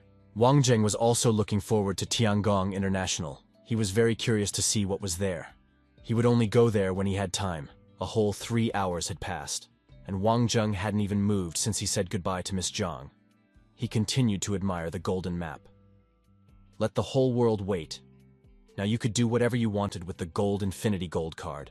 Shang Pei didn't understand what the guy was doing here. It turns out that Shishi's father will be with her today, so Wang Zheng's protection will be needed for me as well. And Wang Zheng in turn wanted to look at the Blue Ocean Flesh Group. They also specialized in men's clothing, so the guy wanted to embellish a couple of things for himself. Shang Pei had already told the news to Wang Zheng that Zhang Mingqi had just offered her a new agreement for 10% of the company's stock, and she had signed it. Shang Pei was not stupid, and immediately guessed that Wang Zheng quite possibly had something to do with this. In response, one could hear that Zhang Mingqi was indeed an excellent leader and a beautiful woman. But there were more and more questions. Why Wang Zheng was already helping Shang Pei? Turns out the girl didn't have to think about it. Her talent is irreplaceable and her work was great, which means she totally deserved those conditions. Wang Zheng couldn't get enough of coffee, so when Shang Pei invited him to eat, he ate like a hungry horse. Shang Pei asked him not to eat in a hurry, because when you eat in a hurry, you hurt your stomach. Only when Wang Zheng was fed up did he feel normal. He had the feeling that he was alive. I think it was some kind of karma. Once again, the guys visited the establishment, and again there were some conflicts here. 3 men forced a girl to drink a glass of alcohol, and in return, they promised 12 courses. But she wasn't some whore to sell herself for some dishes. These guys were very rude to her, and they said that she should not break down, because Brother Li was respected here, and other women could not even dream of such a thing. Just let that deadbeat keep on dreaming. The girl was not timid and was not going to let herself be offended. She wanted to distract the men that way, but she made them even more angry. She didn't have time to run away and got hit in the head. This creature didn't see any boundaries. He felt power and thought he owed everyone here. As soon as this girl was hit, people took notice. But they couldn't do anything because they were afraid of Brother Li. Everyone here knew him, and were afraid of being arrested, so they pretended like they didn't see anything. But there were fearless people like Shang Pei and Wang Zheng. The girl couldn't look at it silently, so she decided to go and deal with it. But Wang Zheng stopped her, gently touching her palm. Like a man, he promised he'd handle it himself. The girl was very assertive, and even after the blow, she did not think of running away from the establishment, but again decided to attack the man with her bag. The difference in strength between the 2 men was obvious, but there was no way. It was necessary to answer the offender, even knowing that he would have to feel pain again. For a moment, this girl no longer wanted to throw herself at her assailant. She was racked with pain, her mouth began to bleed, and it was difficult for her to even stand up. At that moment, Wang Zheng came over, just as Shang Pei had promised. The girl's name was Lu Xuan. She was a sophomore at the capital university, and was also surprised that she was still approached. She also asked who Wang Zheng was, but he didn't answer, saying it didn't matter. Before proceeding further, Wang Zheng decided to ask if Liu Xuan was scared. In response, he could hear a clear objection. Even in her eyes, there was no fear in her facial expressions. In that case, it was very good. After all, Wang Zheng had something in mind. Somewhere, he got a nice, strong bottle from the wine and handed it to the girl. The task was simple. Liu Xuan had to hit this man. Without a doubt, Wang Zheng could have done it instead of her. But he noticed how much the girl wanted to take revenge herself, but was weak. There were whispers of people all over the cafe who were surprised by the man's action. Didn't he know who Meng Deli was? One call from him and hundreds of other people with metal pipes will be here in a minute. It felt like he was inciting that girl to die. She shouldn't have listened to Wang Zheng. But the girl was of a completely different opinion. Who she really shouldn't listen to was the crowd. She was very grateful to Wang Zheng for this opportunity and support. As she headed towards her abuser, the observers would shout after her that she was crazy not to act impulsively. But Liu Xuan was more confident than ever. That asshole was still waiting for her. The show was just beginning. Of course, Wang Jing wasn't going to let the girl go into battle with just one bottle, and helped with his needles. All the girl had to do was hit the bastard over the head with a bottle. Of course, a bottle of wine was no good to such an ambo, even considering the strength of the bottle. His friends immediately joined in and raged. One of them decided to immediately attack Wang Zheng with a knife. Even considering his advantages in this, would he have enough strength? Wang Zheng had already decided to seriously enter the game. The first thing he decided to do was to bypass the most unnecessary one and quickly reached Liu Xuan's offender. Wang Zheng might not look that strong and muscular, but he had enough strength to lift the 90-kilogram pig and not fall down with it. This time, he decided to use the man's body to dump it on his own friend. The outcome was deplorable for Meng Deli.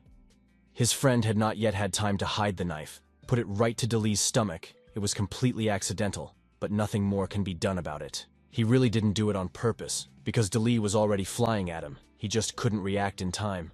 But now they won't be able to hit on girls anymore. All that was left was to get the number of the ambulance. Liu Xuan felt very excited. The adrenaline in her body was off the charts. She watched all of this without having the strength to even blink her eyes. However, there was nothing for them to do here, so they got away from the damn place. Meng Deli was still conscious and asked someone to write down the license plate number of the car to find Wang Zheng. Bleeding in a public place was not a trifle, and Wang Zheng should have known that. But the one who felt most guilty was Liu Xuan. After all, she shouldn't have angered the local snake gang leader. Now she didn't even know how she could thank these people. Wang Zheng was in a good mood and thought that he had done absolutely nothing. In a couple of days, this idiot would be looking for Wang Zheng to deal with him.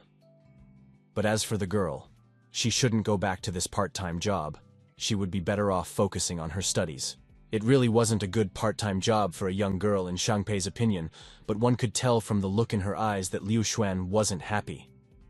Did she really have some family problems or something else? The girl didn't complain. She said she was doing fine, though you couldn't tell by looking. In fact, she was just filling in for her friend for a couple of shifts. Capital University was just before the turn. Liu Xuan asked to drop her off there. As she said goodbye to her saviors, she promised to thank them one day. Wang Zheng's skill at picking up girls seemed to be at an all-time high, since all of them didn't want to let him go and asked for his number. In his defense, Wang Zheng could say that he couldn't do anything about his charisma. Wang Cheng seemed to like to flatter himself as well. Shangpei was about to start the car, but Wang Cheng stopped her. There was something going on with the girl again. The guy wanted to watch her to make sure she got to her lodgings safely. A strange guy was harassing Liu Xuan. If he wanted something, he always got it. Now, he was confessing his love to Liu Xuan. But Liu Xuan didn't want his love even close. And if she didn't want a relationship, the kid didn't want to hold back either. He took her to his car. As he thought, all the girls broke down at first, but he was very persistent and always got what he wanted. It seems this self-righteous turkey named Zhu Feng thought that if he had money, he could do whatever he wanted. Wang Jing noticed that the situation with the girl was not the best. He couldn't just leave things like this, and once again came to Liu Xuan's aid. The girl couldn't hold back any longer, and literally screamed for Wang Zheng to help her. In the end, Zhu Feng got even angrier and ended up slapping Liu Xuan's face. The girl had very bad luck with guys. This was the second slap in the evening. But she was lucky to meet Wang Zheng, who could take her side and protect this girl. This chance encounter has a big impact on her life, because now she will learn to stand up for herself. This jerk didn't even notice Wang Zheng and didn't realize who Liu Xuan was calling before. Therefore, Wang Zheng took the guy by surprise by using the spray can. The guy could no longer see. But of course it was a temporary effect, and yet it was enough to distract the pervert from the girl. His friend had been watching Zhu Feng's frenzies all along and seemed to support it. Now that his friend had gotten what he deserved, He sided with him and was about to resent him. But the mere sight of the can was enough to make that kid run right away and stay out of the fray. Wang Zheng decided to make a small gift for Liu Xuan by giving this canister. It was personally made by Wang Zheng, and it was called Sharp Wang Water.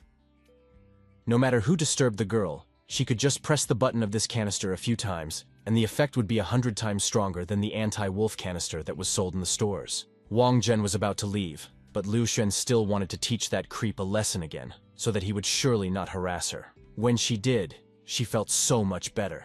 Her heart was filled with gratitude to her savior. It was hard to tell how grateful she was to Wang Zheng, but she said goodbye to him, and assumed that they would see each other again, to finish off an already defeated enemy. This little girl reminded Wang Zheng of himself in his youth, which brought a smile to his face. First, Senior Fang was stripped of his position as deputy mayor, and now even some college student was bullying little Fang. Of course, the parents were on their son's side, because they didn't even know why all this was happening to him. And maybe even if they did, they wouldn't have changed their minds. Petty Fang's status should have been known to everyone. Who was the daredevil who would dare to attack him? Trouble was coming to the Fang family with each passing time. The head was already afraid to assume that this was the second trial of a certain mysterious person. To distract himself from such troubling thoughts, Senior Fang decided to call an ambulance to take his son to the hospital. He shouted after him because he did not want his father to leave. But his mother kept reassuring him because if his father didn't help him, his mother would do it for him. The mother was ready to saw the whole world and make this student disappear from the capital. She immediately called the right people. This person was Judge Chen. It was already quite late, but she wasn't too embarrassed because it was about her son. The day has come for Ms. Zhang and Wang Zheng to go on their planned date. Before this happens, Zhang Mingqi introduces Wang Zheng to her personal designer, who will pick out a special look for tonight. The thing was happening quite quickly. The girl was picked up a beautiful red dress with a necklace that complemented the yellow stones. Wang Zheng was definitely a heartbreaker. All the girls were enamored with him, even Iron Lady Miss Zhang herself. No matter how many times he told the girls not to flatter him, they still continued. He didn't even look like himself in this look. His hairstyle was radically different from the one he usually favored. And this style and color of clothes perfectly emphasized his slender figure and pale skin. Wang Zheng turned out to be a cooking god, and if he got into the kitchen, he could promise that a girl would fall in love with him when she tasted his dishes. In this case, Miss Zhang thought that the guy would have to go all out to make her fall in love. They were going to visit the Jiangnan club today, and she was sure to surprise everyone with her presence. Wang Zheng didn't say this out loud, but he thought that Miss Zhang was a natural beauty. It was hard for him to imagine how many men had fallen before her. Not a woman, but a goddess. The banquet hall of the Yalan Club was filled with high society. Each of them was thinking about something different. It wasn't easy for commoners to get in, because the club wasn't for them. Young Master Su Tianran was being flirted with by girls asking him to have a drink with them. Young Master Su Tianran was the heir to the Su conglomerate, so it was no wonder that girls were attracted to him. But he refused, as he had a meeting with Minqi scheduled and couldn't trade such an important person for some 3 girls. Compared to Ms. Jiang Ming, the other girls did not reach at all. Since ancient times, handsome men married handsome women. No wonder Su Tian was only interested in Ming Qi, as Chu Xiaonan, CEO of Chu Group, the richest man in China, thought. As they say, it was instinctual. Chu Xiao seemed to be flattered by Su Tian. The girls, on the other hand, felt offended. Finally, the most awaited guest, Zhang Mingqi, arrived. As soon as it was announced, her main suitor Su Tian went to meet her. But what would be his and the other guests' reactions when they saw Min Qi come to the club with a stranger? That was very bold of her. People began to whisper, because no one knew Wang Zheng, and his company with Min Qi would surely embarrass the young heir Su in people's eyes. Ming Qi still didn't understand what Wang Zheng was up to. It turned out to be quite simple. His wish was for the girl to walk hand in hand with him all evening, which directly meant that the girl was with him. People were well informed that Su Tianran was interested in her identity. Besides, Min Qi had never once rejected him publicly because of his influence in the capital. But Wang Zheng's appearance with her could probably be understood as a public rejection of Su Tianran. Min Qi was completely confused and wanted to let go of his elbow. But Wang Zheng was quicker and pressed her palm in time, and also told her not to even think of letting go of his hand.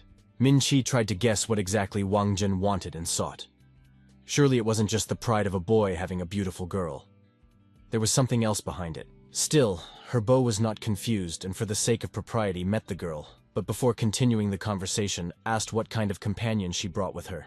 Ming-Chi introduced Wang Zheng as the young master of the Wang family. Su Tian tried to remember the influential families in the Wang surname, and he remembered one Wang family from Hangzhou, but he was wrong in his guess. Wang Zheng corrected him, for his family was from Philadelphia, in the United States of America. Min-Chi standing next to him must have been ashamed. It turns out that he met Min-Ki when she came to the United States to study. That's where they met, but it's been a long time since they've seen each other. Who would have thought that Wang Zheng would make such a good liar? So far, Min-Ki has decided to go along with his story. In that case, Su Tian was burning with curiosity to know why Mr. Wang flew to Beijing. Was it to have fun, or maybe for something else? It turns out that the Wang family bought diamond mines in southern Africa 20 years ago, but they were never developed. Wang Zheng's visit to Beijing was to look at the diamond market and superficially analyze the market. Of course, the most important thing was to meet Min-Ki. After all, the guy hadn't seen her in a long time and had missed her for a long time. The Su family, of course, led the leading positions in China's diamond industry. But they tried to hide it and not officialize it. Only the highest circles knew about it. So how could Wang Zheng know so much about it? It was not for nothing that he talked about diamond mines. Did Wang Zheng plan everything from the beginning before coming here? From that moment of dinner until now, he planned everything to get closer to Su Tianran? What did he want to do? After all, Wang Zheng warned that he wasn't going to enter the Chinese market with the Wang family anytime soon. Master Su didn't need to worry about it. In that case, Su Tian was very interested and gladly invited young Master Wang to his Lixing mansion. But Su Tian should have taken care of himself. He didn't need to work too much, because it caused him to have insomnia and psoriasis. Although he carefully hid it, Wang Zheng could still see his slightly puffy bags under his eyes and peeling skin. All these years, in order to avoid problems, Su Tian had really tried to hide this problem and tried to look as relaxed as possible in public. There was no way he expected that everything would be ruined today because of this guy. Looks like Wang Zheng didn't just come to watch and study. After all, this was Wang Zheng's first appearance at the Jiangnan Club, but he hadn't been to the capital for a long time and wanted to see other places. Therefore, he hurriedly bid farewell to Mr. Su. Looks like Wang Zheng has made a powerful enemy. Su Tian is really interested in the Wang family from Philadelphia. I'm sure he won't miss this kid. Miss Zhang seemed like she couldn't even imagine how her surprised face could do any harm in such a situation. But Wang Zheng had himself to blame, because he used the girl without her knowledge to meet Su Tianran. By doing so, he put Min-Ki in a very uncomfortable position. Did she still have to explain anything? In fact, she was expecting an explanation from her companion. Wang Zheng felt that today's dinner was nothing more than mutual use. Didn't the girl herself want Wang Zheng to do something for her? This point was clear, but what was not clear was why Wang Zheng still needed Su Tianran. Was he even aware of his strength in the capital and his army connections? Su Tianran just didn't like Wang Zheng. Although no, he didn't like everything in the Su family. And that was because of an old story that happened a long time ago. As soon as the chance came, Wang Zheng felt obligated to destroy the entire Su family. In the end, Min-Ki still wanted to know the reason for such hatred. Why did he want to destroy the Su family? Why did he tell the girl about it only after the meeting had taken place, if it was so important? Was he really not afraid of betrayal on her part? There were two reasons for what happened. First, Min-Ki was quite ambitious, and had the skills to run the company, yes, and more. And secondly, the reason was Min-Ki's mom, Su Hui-Shin. This situation was becoming even more alarming. Min-Chi couldn't imagine how Wang Zheng, an ordinary bodyguard, could know about her mother. Was it really true that her mom was somehow related to the Su family? Something her daughter didn't even know. Min-Chi's father had told her that her mother had died due to bleeding after her birth, as far as Wang Zheng remembered. From Min-Chi's look and surprise, it was clear that the guy was completely right. But right now, it was more important for Min-Chi to know what her mom and the Su family had in common than how Wang Zheng knew these details. Wang Zheng began her story, which Min-Chi couldn't even guess. Her mother, Su Huixing, was a member of the Su family, or rather, the eldest daughter. But she fell in love with a poor guy, and even had 2 children by him. Because of this, the Su family elder felt humiliated and threatened her with the life of her lover and their 2 children, forcing Su Huixing to return to the Su family. But by returning to her family, she was to be given the role of successor and a portion of the inherited wealth. The people who did not want her back created a kind of accident. What Wang Zheng wanted to say was that Min Qi's mother didn't die from bleeding during childbirth, but was killed by the Su family, her own relatives. The girl's mood after this story was in no mood at all. It seemed as if it was true, but on the other hand, why should Min Qi believe it? Instead of some wisecracking answer, Wang Zhen simply offered to go back and ask her father about it. After she verified that it was true, she could join Wang Zheng and retrieve everything that was rightfully hers from the Su family. The girl left silently, completely immersed in her thoughts, and didn't even say goodbye to Wang Zheng. She didn't even care about how Wang Zheng knew so much. She was only thinking about her mother. As if remembering something, Wang Zheng decided to dial some number. The other end of the phone was incredibly happy to hear their benefactor Wang Zheng. Someone owed him a lot, and was always waiting for Wang Zheng to call him to thank him. Wang Zheng could wish for anything, and his request would be immediately fulfilled. Our hero talked to the real Wang Zheng from Philadelphia. Wang Zheng was aware that the Wang family had 2 unused mines in South Africa. He wanted his namesake to use his family's connections and the power of his family's wealth to enter the diamond market in China, and thereby disadvantage the Su family. Wang Zheng was happy to help his benefactor. The result could be expected after 2 months. Besides, as far as Wang Zheng of Philadelphia's plans in China were concerned, our hero could recommend one experienced person whose name was Zhang Mingqi. The next morning, Wang Zheng had a meeting scheduled with an old friend.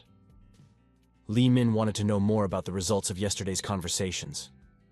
Would Zhang Mingqi help Zhang Xiaoxi, and did Zhang Xiaoxi not respond? The results of this were still unknown. But in any case, Minqi's father was unlikely to be able to keep his daughter from taking revenge on the Su family. On Wang Zheng's part, he made the best choice by giving a few leads, something that Minqi had longed for over the past few years. Li Ming in turn could regard Zhang Xiaoxi as a wise man since he was so careful to protect his daughter from any revenge and trouble. Some girl walked past Li Ming. It seemed as if she was ready to burn the man through with her gaze. The soldier was reporting to the captain that 3 on the left, 5 meters away, 2 in front on the right, 10 meters away, 1 behind on the left, 2 on the right were waiting. And considering the agent that had passed them just now, there were 9 of them. Li Min was still in uniform for all these years, but it seems he was a little dumb and didn't notice another one behind them. Even so, it probably wouldn't be that easy for the captain to deal with these 10 enemies. Li Min would be very happy to reminisce the old days with his favorite captain. The captain also noticed that these enemies also had a sniper on the 7th floor in the east building, which was 200 meters ahead. It seems the sniper had a poor view. He wouldn't be able to aim well, so luck was on the side of our heroes. Li Min suggested to his captain to have a competition to see who could catch the most enemies. The old comrade's suggestion had Wang Zheng very much interested. From his inside jacket pocket, he pulled out a thick wad of 100 yuan bills. The old friend's competition was starting right now. The opponents were immediately distracted by the hundreds of bills they were trying to collect. It seems they weren't being paid enough to attack since they were so quickly distracted. Of course, there were more dedicated ones who continued to follow their previously stated plan. But for the time being, they did not enter the game, but waited for the right moment. But they had already blown their chance when they sold out for money. Now, it was Li Min's turn, and he decided to make the most of his chance. His little knives stuck into the right points on the enemies' bodies, and they didn't even have time to dodge. It became abundantly clear that things were very bad. The mission was a failure. The girl tried to call off whoever she could and was already trying to save herself. But she didn't have time. Wang Zheng's needle made contact with her neck while she was still talking. Wang Zheng knew the points on the body best, and always knew where to stick the needle to achieve a certain effect. After Wang Zheng got rid of the main informant, he decided to go grab the sniper. But before he did, he asked Li Ming to remember to keep a couple of people alive. Besides, he could use his bodyguards to get all these corpses out of here. After saying all of this, Wang Zheng disappeared as if he had teleported away. The leader of the mercenary group, Cheng Yuling, tried to call the other members of the group and asked them to leave whoever they could. But it was too late, as few of his men were still alive. Wang Zheng was on the street 200 meters away, and for a nick of time he was here, which caught the sniper by surprise. That was what he was thinking about now. But he should have forgotten about it, for now was not the time to figure it out. He was not in the best position to think about such things. So he decided to take the advantage of hitting his enemy first. The punch was rather unlucky, or rather, not that it was unlucky. It was just that Wang Zheng was very experienced and he couldn't even be hurt by such punches. He could easily put up a block, which he did now. Cheng Yuling assessed his opponent as a rather sturdy man, but he had his own trump cards. Who needs real power? He had a real killer trick he decided to use right now. It might seem as if Wang Zheng was confused and even excited for a moment. But that was not the case, because he also had his own trump cards, but not as visible as Cheng Yuling's. The poor man realized that he was beginning to lose his consciousness due to the feeling of some strange smell, and he couldn't control it anymore. A little later, he woke up, but not on the roof. The first thing he saw was a woman's and a man's legs. Shishi was extremely unhappy, as there had been a lot of assassination attempts lately, which she didn't like. She decided to torture her enemy to find out who had hired him. But that bastard was silent, and even looked away, making it clear that he was not interested in the conversation. Realizing that her interrogations were not the best, Shishi left the creep to Wang Zheng. The girl allowed the bodyguard to do anything to him, but to keep him alive. Wang Zheng in turn was very surprised how an elite special forces could fall so low to try to attack. With Wang Zheng, Cheng Yuling was more sociable as they were roughly from the same bandwagon. And yet it was not Wang Zheng's place to reprimand the hostage as he considered. Cheng Yuling thought that Wang Zheng himself was working for Li Minghao. The hostage had to return to the capital because here he was part of the Golden Triad, something he seemed to be clearly proud of. Wang Zheng looked at this guy and saw right through him. An elite Wolfang special-purpose soldier could not be part of the Golden Triad. If the top of the Golden Triad said such a thing, it would be a disgrace for them. Cheng Yuling was astonished that Wang Zheng recognized that he was from the Wolfang squad. The Wolfang special forces were quite prestigious in China, but the general public definitely had no way of knowing about it. But Wang Zheng was different. In fact, this was a device Wang Zheng had invented himself and only taught it to Wolfang people. The question was, how could Cheng Yuling not know this? Shame and shame. Eventually, after a more detailed explanation, it came to the hostage's attention that Wang Zheng was of dragon scales. Besides, not only was he of dragon scales, but Li Minghao was also a dragon scale as well. And if some rotten faction wanted to deal with him as well, they had greatly overestimated themselves. The difference between Wolfang and dragon scales were indescribable in words, something that Cheng Yuling knew very well. He had now fallen into Wang Zheng's hands and was boldly admitting his defeat. Kill or be killed, it no longer mattered. Cheng Yuling was proud to at least know who he had lost to. His opponent was incredible, and he was glad to die at his hands. But Wang Zheng wasn't some backstabbing assassin. He offered the guy other conditions. If the hostage would agree to those conditions, then in that case, Wang Zheng was willing to let him go. But Cheng Yuling thought it was pointless. After all, Wang Zheng was a self-trained soldier. He should have known that the Wolfang would not say anything. If he, as the leader of the group, would not withstand the interrogation, he was self-hypnotized, and the response would be brain death. This was all fine, of course, but there was something Cheng Yuling didn't understand. Wang Zheng, being made of dragon scales, had about 100 methods that would prevent the hostage from self-hypnotizing. In that case, there was a chance. Cheng Yuling was willing to listen to Wang Zheng's wishes.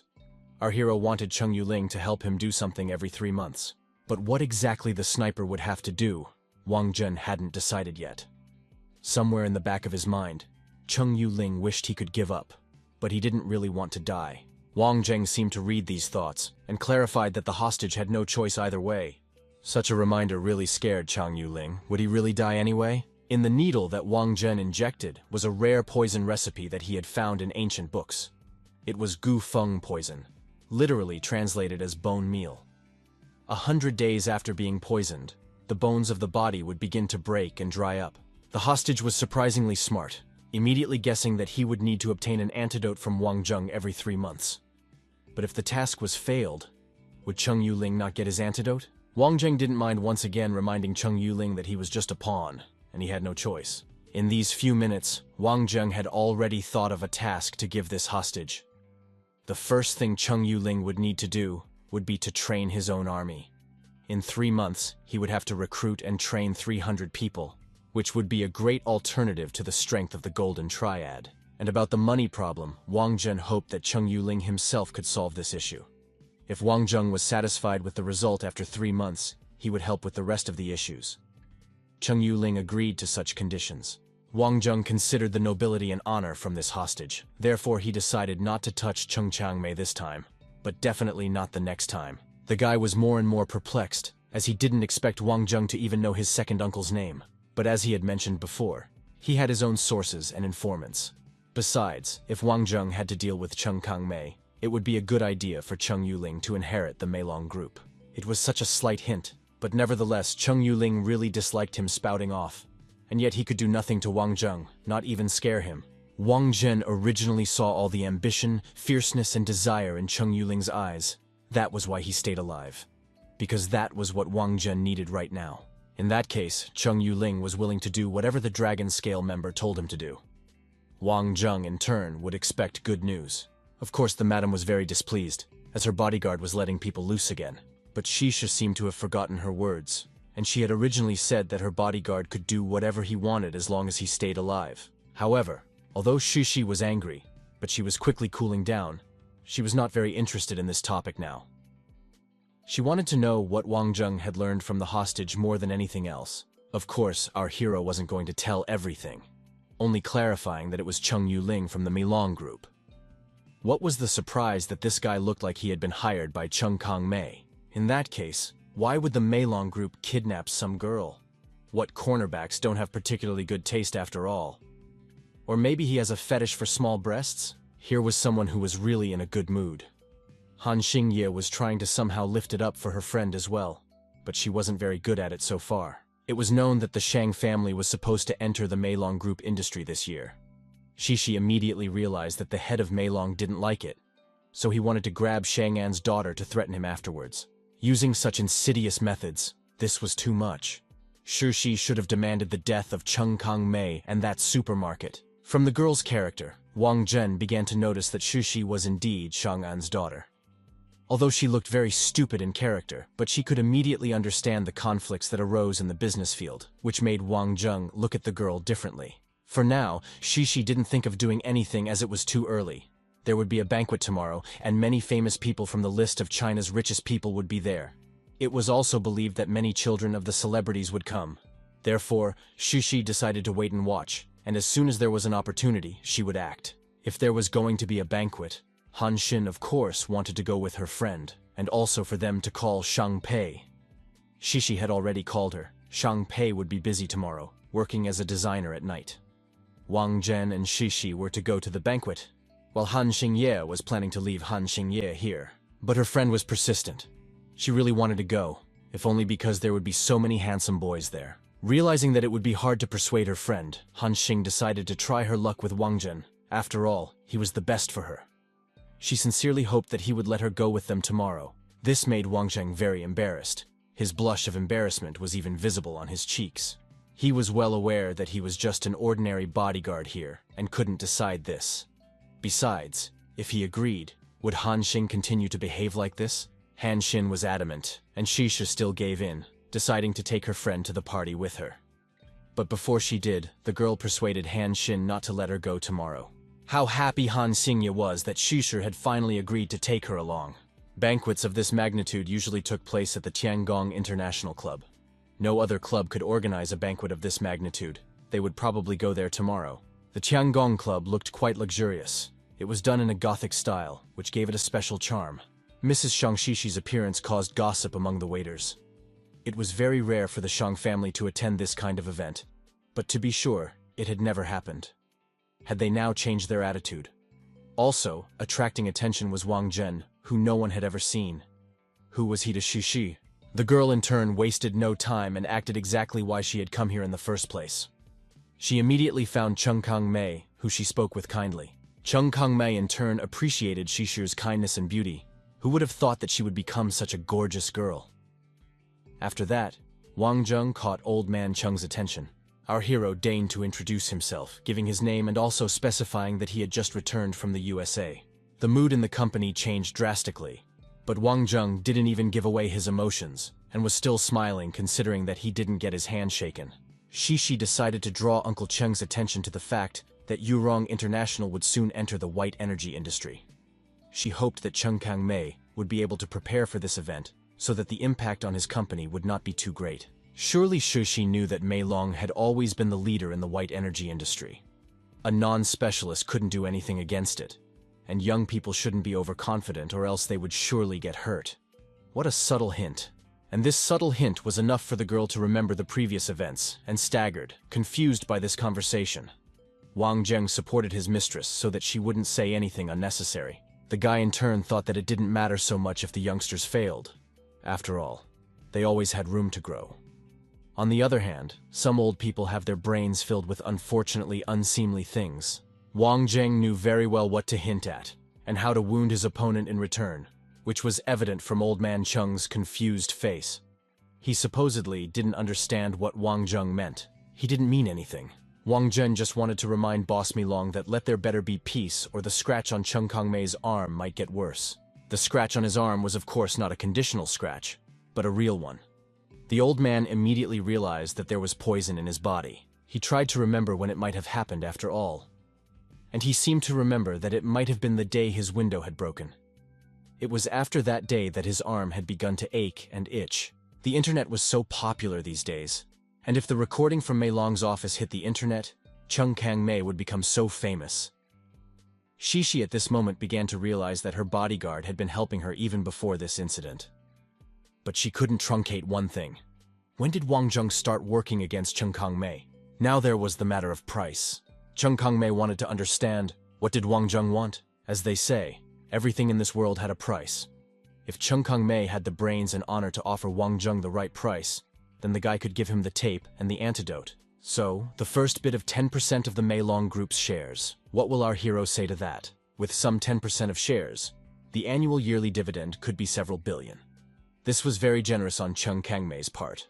But still, Wang Zhenital that some miserable 10% was incomparable to the life of a Mei Long Group boss. Wang Zhen was about to leave, but the old man tried to hold him back and understand what Wang Zhen really wanted and sought. His terms were that 10% of the stock went for the videotape, and another 10% of the stock for life. Cheng Kangmei felt completely disappointed. After all, he had been blackmailed so shamelessly. In that case, he was even going to denounce Wang Zheng for such blackmail.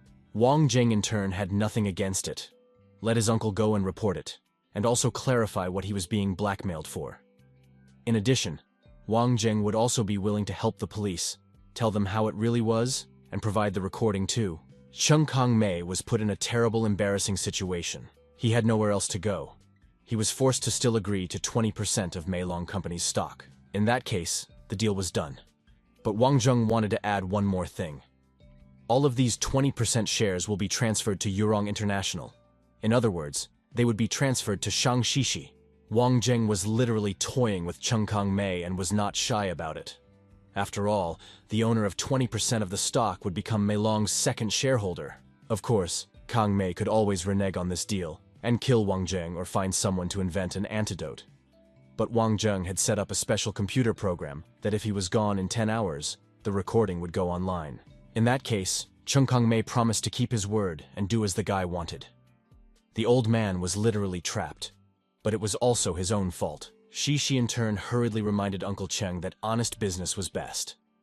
Together with her father, Shishi planned to come to the Mei Long Group tomorrow night to sign the stock transfer rights. This moment for Shishi was filled with gratitude towards Wang Zheng. After all, he had done so much not only for her, but also for the entire Shang family during this evening and the other days. Yet she still had a question. Why was Wang Zhen only doing everything to help her? She was well aware of the attitude she had at first, and how she had behaved badly. For a moment, the girl even assumed that Wang Zheng had his eye on her. Was Wang Zheng really starting to like Shu? Wang Zheng was of course taken aback by this assumption. For as he had told Shang Pei before, his relationship with Shishi was purely within the scope of work. And this was in fact true. At most, she could be like a sister to him, but nothing more. Shishi dared to assume so, because she thought she was beautiful, and also had a good understanding of other people. In her opinion, that was enough for someone to fall in love with her.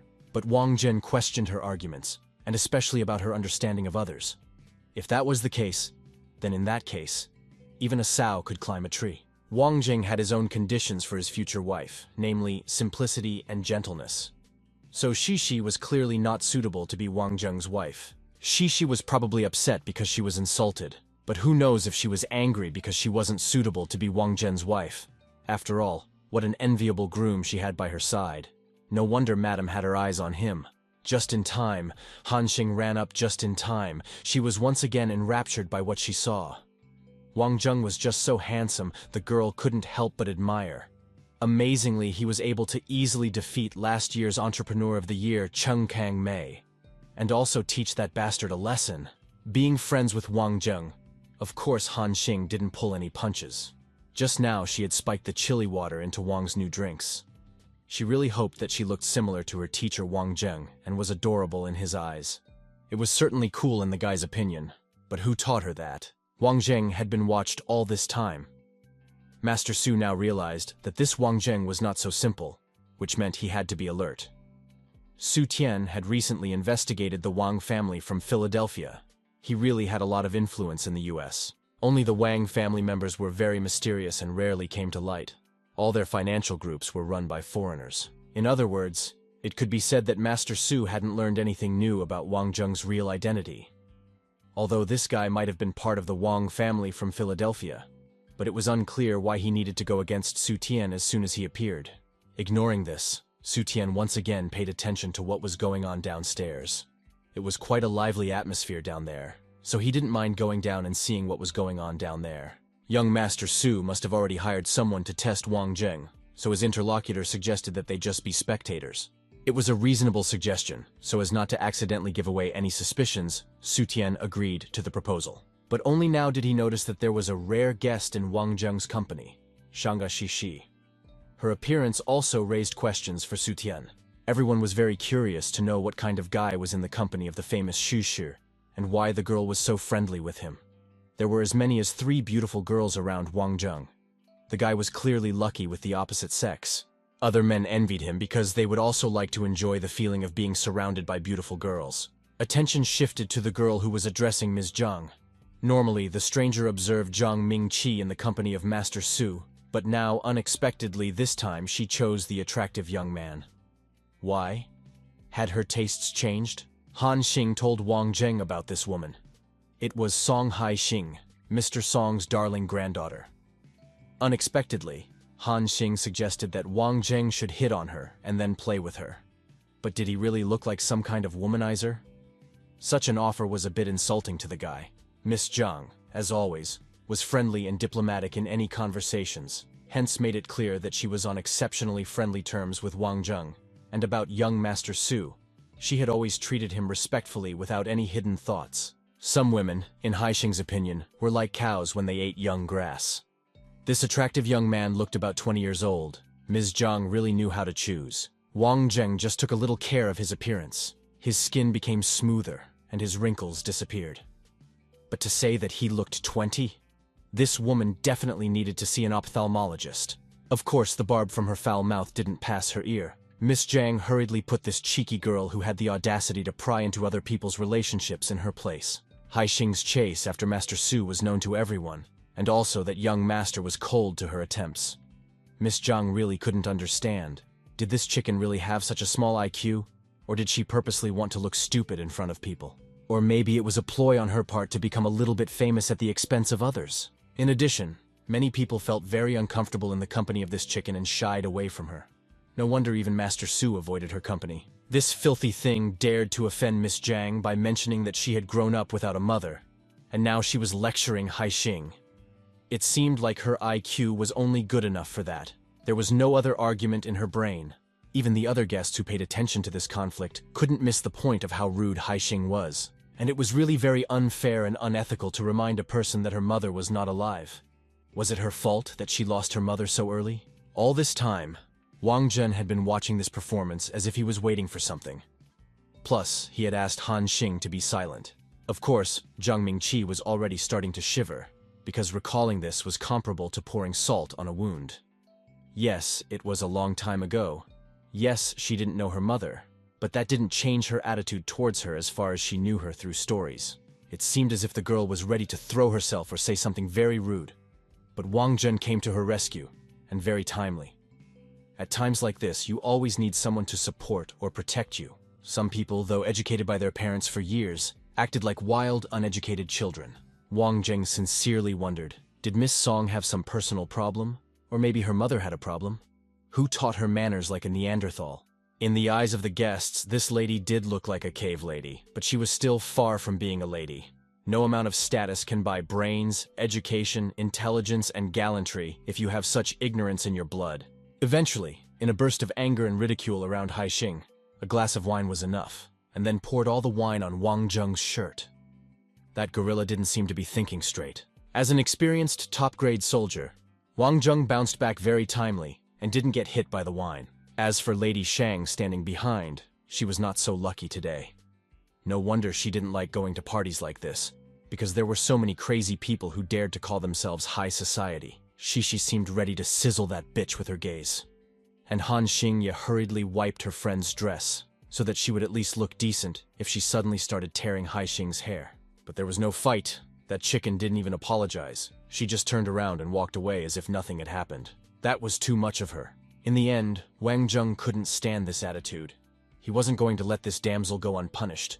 So he picked up a piece of glass from the broken glass. He threw that piece of glass so skillfully that it didn't hit the girl's skin, but it cut the straps of her dress. I wonder how she would continue to walk around with such a dress at this party. After all, Wang Zheng's friends weren't the only ones who had to be upset and suffer from this party. Let others get what they deserve too. Such a cruel disgrace. Outside observers, it was very doubtful that Song Haixing would be able to enter the Su family in the future. She could only dream and watch in her dreams. Wang Zhen not only dishonored the Song family, but also the girl's self-esteem. In addition to blocking off all avenues of retreat, this Wang Zheng was definitely a very ruthless person. Moreover, he acted very cunningly and skillfully. Nothing could even be said against him. The others didn't notice, but Han Xing noticed Wang Zheng cutting that bitch's strap to help Shi Shi. The friend needed to cool down first, but that was giving her a hard time. She was already planning how she would send her dress to the Song family, have that bitch wash it, and then bring it back to Shi Shi on her knees, which would be smeared in cow shit. This incident started because of Zhang Ming. Therefore she felt guilty, and was willing to compensate for Miss Shi Shi's dress. She was really ashamed of the whole thing. Shi Shi didn't let the girl continue. After all, today's incident was because of that uneducated chicken. And Zhang Mingqi wasn't guilty of anything. Besides, Miss Zhang was like a sister to Shi Shi. If Minqi dared to offend someone, it directly meant that Shi Shang was also offended. Such words struck the girl to the core. It was so damn cute. In addition, Mingqi was very grateful to Wang Zheng for standing up for her. However, why did he deliberately avoid and interfere with Shang Shishi? She asked. But was he really dodging on purpose? Just, if he hadn't moved, wouldn't the red wine have gotten on his face? Minqi had already assumed that Wang Zheng was going to protect her through Shang Shishi. Wang Zheng was certainly a cunning guy, and he always took advantage of it, something that Minqi had noticed repeatedly. Now Mingqi didn't even know whether she should have thanked him or not. In Wang Zheng's opinion, she definitely should have thanked him. The girl was well aware that Wang Zheng had already helped her. But only her closeness with Shang Shishi had played a big role. Wang Zhen emphasized that Minqi was not alone, and there would always be those who were willing to stand up for her. That's when the bystanders came running in. Su Tian decided to ask if Minqi was all right. The girl was not confused and immediately made it clear that she was fine only because of Wang Zheng. Yet even so, Su Tian was happy about it. Besides, Song Haixing had always talked like this, but the girl didn't need to worry because Su Tian would take care of this situation. But in that case, why didn't he deal with her now? Why did he stand by and just watch the girl he was interested in being insulted by another girl? Why didn't he show up when Song Haixing had just been looking for a problem? What kind of tricks was that sly fox plotting? Did he just come to give advice after everything was over to show off? This guy didn't even have anything else to say because it was all in his face. How could he justify himself? He really could have gone over and solved the problem, but he didn't. It was always more comfortable to watch from the sidelines. Fortunately, he was very lucky. He didn't have to answer this question as all the attention was drawn to his sister. The girl immediately recognized Wang Zheng. She was extremely curious. Why was he chatting with her brother? Wang Zheng might not remember this girl anymore, but her name was Su Huang. Back then, they had met while still on the train. Wang Zheng was sure that they would meet, and they did. After recalling that meeting, Wang Zhen immediately remembered where he had seen this girl. A sophomore at the capital's medical university. Su Huang hurriedly explained to her brother about Wang Zheng, whom she met on the train from Yicheng to the capital.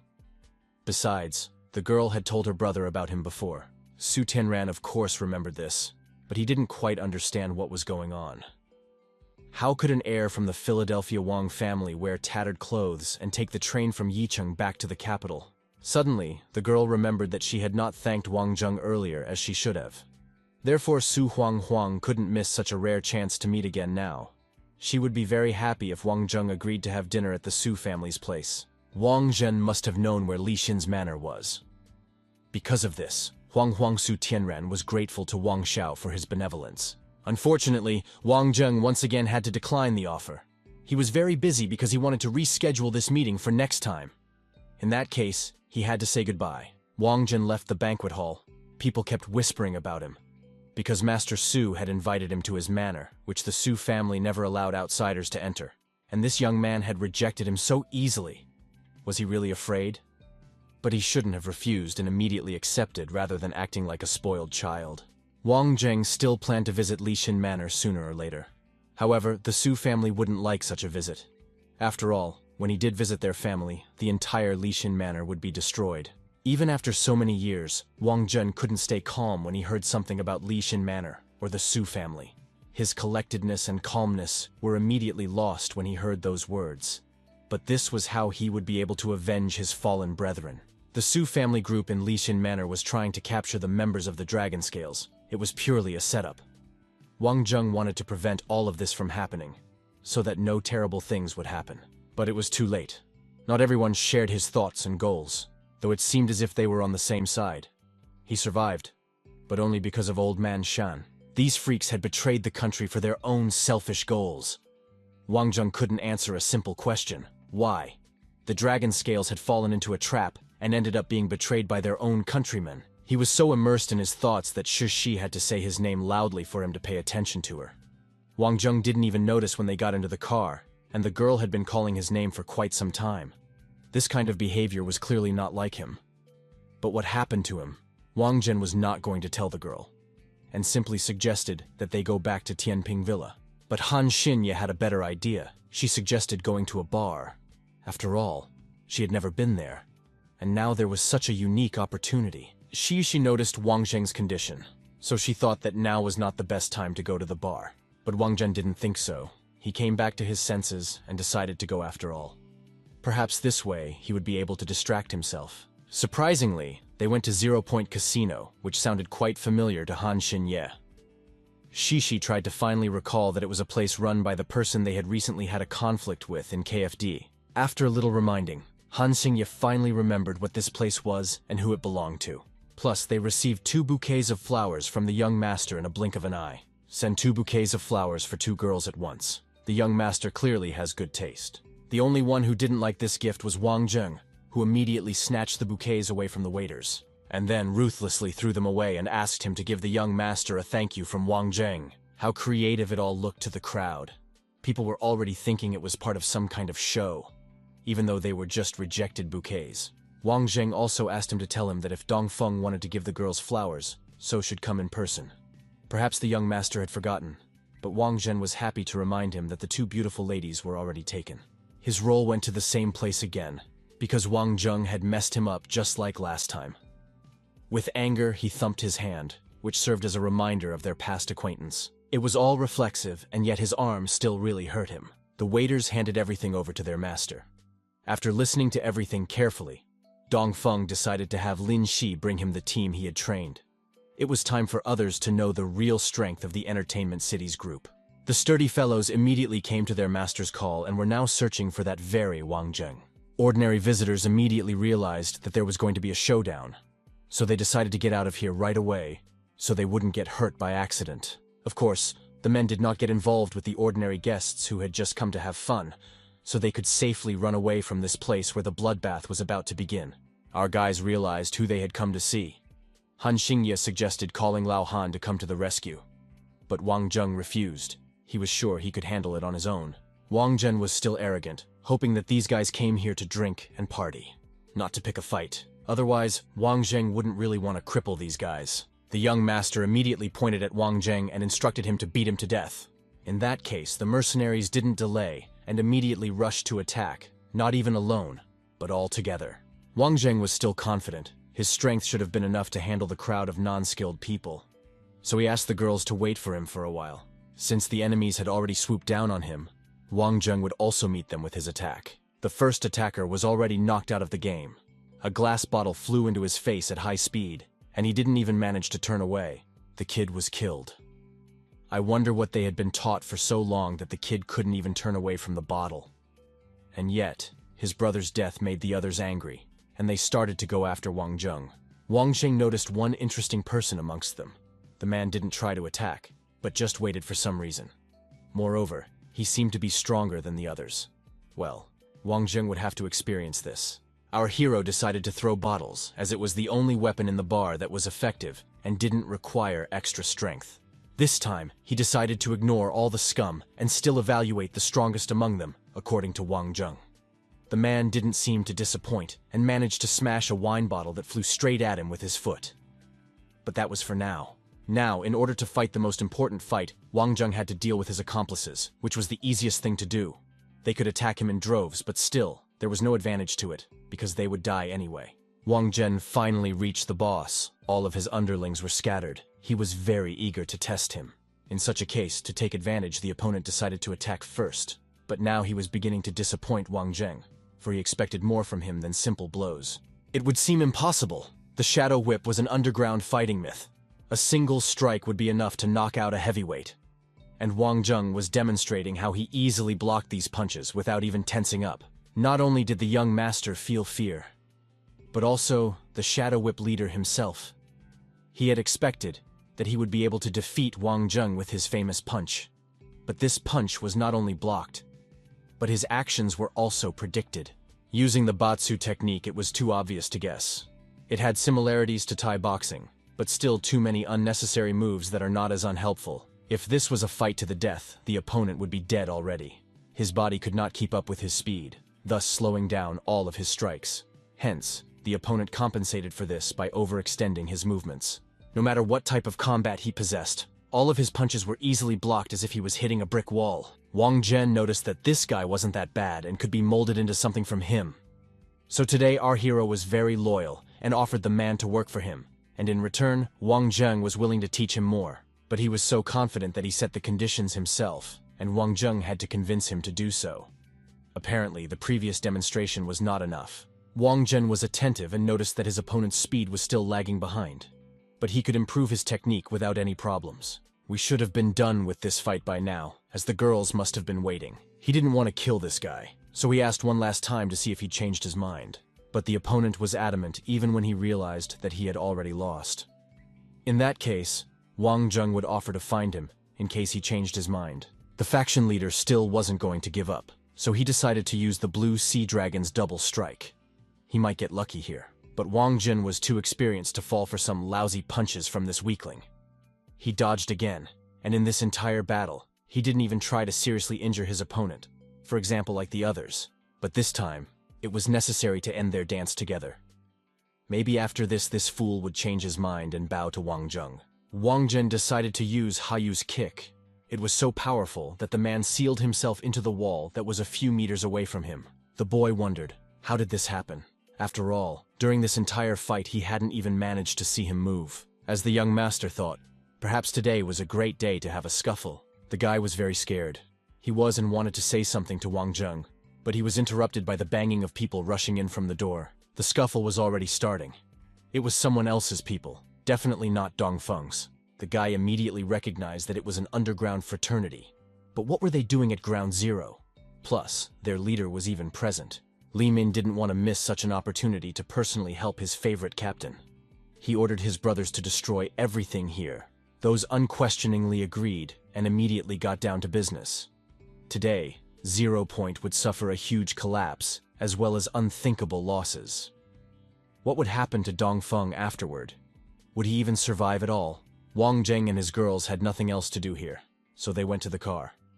The former enemy seemed to come to his senses very quickly and decided to catch up with Wang Zheng. Wang Zheng had told him earlier that he would be able to make the guy 3 times stronger. But he still doubted whether it was true. Of course, our hero would not waste words. If he promised, he would keep his promise. But he had one question. Of course, he would give some time to think before proceeding. But was it worth it for such a talented fellow to follow Chang Dongfeng? Or was it still better to follow Wang Zheng? The fighter had a purely business relationship with Chang Dongfeng and nothing more. Now he asked for permission to improve to Wang Zheng's level so that he could do whatever he wanted afterwards. Did he really mean killing and sowing confusion? You can't do whatever you want. Of course, the possible student realized that everything has its limits. And of course, one had to look at each situation individually, depending on what the question was. In this case, once Wang Zheng was satisfied with the answer, he decided to put the disciple in the hands of someone who would improve his kung fu. The next day, the morning was not so calm. Shangpei called with the news that something had happened to Liu Xuan again. The girl called Shangpei's number. As soon as she received the call, she immediately rushed to her school. Liu Xuan turns out to be Zhu Feng's mother, as well as several policemen came to see her. And the classmates assured that the police officers had twisted the girl. Wang Jing understood the whole situation. Therefore, he asked Shangpei not to worry about it. She could always trust him and Liu Xuan would be fine. He immediately decided to take action. First, he turned to his friend Li Minhao, asking him to find out where Zhu Feng from the capital university was. Charging for the day could already be put off. It was time to get down to business and help a new acquaintance. Minhao quickly found out all the information he needed and immediately sent it to Wang Zheng. Finding data at such a speed was simply mind-boggling. Li Minhao was the real head of the underground world. Those who tried to touch Wang Zheng's acquaintances seemed to be suicide bombers, and were clearly fed up with the quiet life. Before leaving, Wang Zheng decided to borrow one pair of her pantyhose and a palette from Shi. If only she knew what he would do with those pantyhose. Liu Xuan was quite perky, so she sprayed Zhu Feng's mom with the nasty stuff Wang Zheng had given her. Afterwards, the woman started to vomit and had to have her stomach pumped. Because of the girl, she was also detained in the hospital. Now, Liu Xuan will have a hard time after this. But what was the mother's reaction when she saw her baby boy? Zhu Feng hung his head low and roared to the entire room, unable to untie himself in any way. "It's okay, Mommy's gonna save him. How come my son is tied to the ceiling?" But Mommy had fallen by herself and could no longer move or get up. Who will help her now? Mommy got caught in the glue that Wang Zheng himself made. Even the car won't be able to move after that. So there's no point in trying to escape. There was nothing the son could do. As he was negligent, the mother had fallen into a trap. There was only one way out left, to communicate with the bandit. The woman shouldn't have been afraid, Wang Zheng, although he liked mature women, but she wasn't in their category. What Wang Zheng was about to do would probably impress the lady. And so that she wouldn't try to express her impressions, the guy had to tape her mouth shut. His good appearance today meant nothing to their family. After all, Wang Zheng had a business to finish today. The first thing he wanted to do was spank this kid so he would understand how to treat ladies and other people, namely, respectfully. Because of their arrogance, they could never understand how other people, whom they did not even consider human beings, felt. When their loved ones suffered from their petty desires, while they abused their power to ruin their lives. The strikes continued, and each time they became more and more ruthless. Fortunately or unfortunately, this arrogant family had now met Wang Zheng, which meant that they would finally have a chance to feel the same pain and helplessness on themselves that they inflicted on others. Wang Zheng was certainly not a sadist, but the thought of teaching these majors a lesson was very tempting to let them know. Every time they could afford to do something horrible, they would be tormented by conscience or guilt. But in the worst case, it would be revenge. Then they will have no feelings left after the revenge. Wang Zheng could guess that the woman was asking why this man was beating her son. Why? It's because he's in pain. That was true. But he had also hurt a girl who was also someone's daughter. What would they say then, knowing this information? If it wasn't for Wang Zheng, would the people who were wronged by this family be able to hope for justice? Today, Wang Zheng decided to take pity on these scum and let the mother reprimand her son's morals. Maybe they'll reform after all? But Miss had to remember that this was just the beginning. Her husband, who covered for them in everything. His wife should have told him to retire or resign before Wang Zheng deigned to find him. Wang Zheng wouldn't even mind if his family arranged for him to die. After that incident, the news immediately went viral on the internet. Many college students started a boycott against the school tyrant and stood up for the injured girl. Zhu Feng was demanded to be imprisoned. Since Wang Zheng went to Zhu's house that day, why didn't he just let them release Liu Xuan, and instead push the students to protest? Given Wang Zheng's abilities, it wasn't necessary, Shangpei thought. Wang Zheng considered the events of that day. He could not give a guarantee that Liu Xuan would be all right. She could be persecuted and even harmed. There were so many dirty deeds that Zhu Qinghua was behind. Wang Zheng wasn't even aware of who was behind Zhu Qinghua. It would be very curious to know what role this person had on the chessboard. Shan Pei had another question as to why the guy was so interested in this case. The answer was that all of these things were also related to Shan Pei in some way. But it was too early for her to know. To ensure that the girl didn't have any more questions, Wang Zhen hurriedly left, as time would have to answer everything else. This is what happened at the Zhu residence after that incident. The chief threw everything he could get his hands on. The registrar wanted to propose that the Metropolitan Teachers Training University be prosecuted for libel. But it was a very foolish suggestion, for who would be responsible? No one could help He Zhu, so he decided to dial the one number he was counting on for support. It was an old friend of his. The first thing he did was to ask how he was doing, and suddenly he decided to greet his friend after such a long time. Of course, his interlocutor immediately realized that Zhu was faking it, because everyone knew what he had going on. Besides, if his friend helped him again, everyone would realize that he had been working for him. But this old friend was his only hope, so Zhu kept asking. These requests worked. The interlocutor could again protect the old man, but he would have to do something in the future. Shishi, Shangpei, and Wang Zheng were resting peacefully in their villa, as a friend ran in with a shout, Han Xingye, everything is gone. Just what was missing was unclear. Shishi demanded an explanation. A few days ago, up until this morning, Han Xingye could find a bunch of blackness on Zhu Qinghua, but tonight it's simply gone. Shangpei believed that the person behind Zhu Qinghua had revealed himself at last. Control all media and change it in an instant. I wonder how many people in China could pull that off. These were just thoughts out loud. But in reality, Wang Zhen was already speculating about what kind of person this could be. His answer was obvious. It was the Su family. But how much and how much would Zhu Qinghua pay this family for such help? Wang Zheng patiently waited for someone outside the police station, borrowed a car from his mistress in advance. After a while, Liu Xuan came out. Looking closely, she could see a familiar face, someone she didn't expect to see. And as soon as she realized it, tears flowed from her eyes. What did she feel at that moment? Joy or sadness? She had so many problems, and yet she had a wonderful friend. Finally, she couldn't stand it and burst into tears like a little child, not even trying to hold back her tears. But still, she wouldn't want the guy to see her sobbing, so she hurriedly cleaned herself up and kept her cool. Shangpei promised to come, but she didn't come because she was a little busy. Wang Zheng was genuinely surprised, as he was already completely confused. How old was the girl? She was crying like a child. These were tears of joy after all. Liu Xuan was incredibly grateful to Wang Zheng. Of course, her emotions had a place. She didn't even know how she could thank her benefactor. Wang Zhen didn't know this either, but asked that she not offer her body, because Wang Zhen wouldn't agree to it anyway. As a joke, Liu Xuan sent this joker away, for she was being completely serious. She really wanted to thank him in some way, but he wasn't the only one who needed to be thanked. After all, one had to go and celebrate Liu Xuan's safe return. People like Zhu Feng won't do anything if they aren't properly intimidated. Of course, Wang Zheng had to teach this brat a lesson. If Liu Xuan had seen his ugly face, she would have been scared. Wang Zheng really hoped that he would ease his karma and have plastic surgery, because he was now scary to look at. Wang Zheng decided to take the girl to the Blue Oyster Bar. It was quite a cozy place, and here the couple continued their conversation.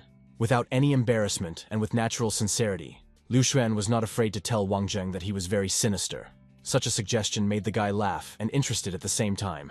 Liu Xuan found Wang Zheng like this because he had beaten her abuser on his ass, and now he would only be able to sleep on his stomach. Then drugged him with apomorphine. What position did Wang Zheng want Zhu Feng to sleep in? Standing?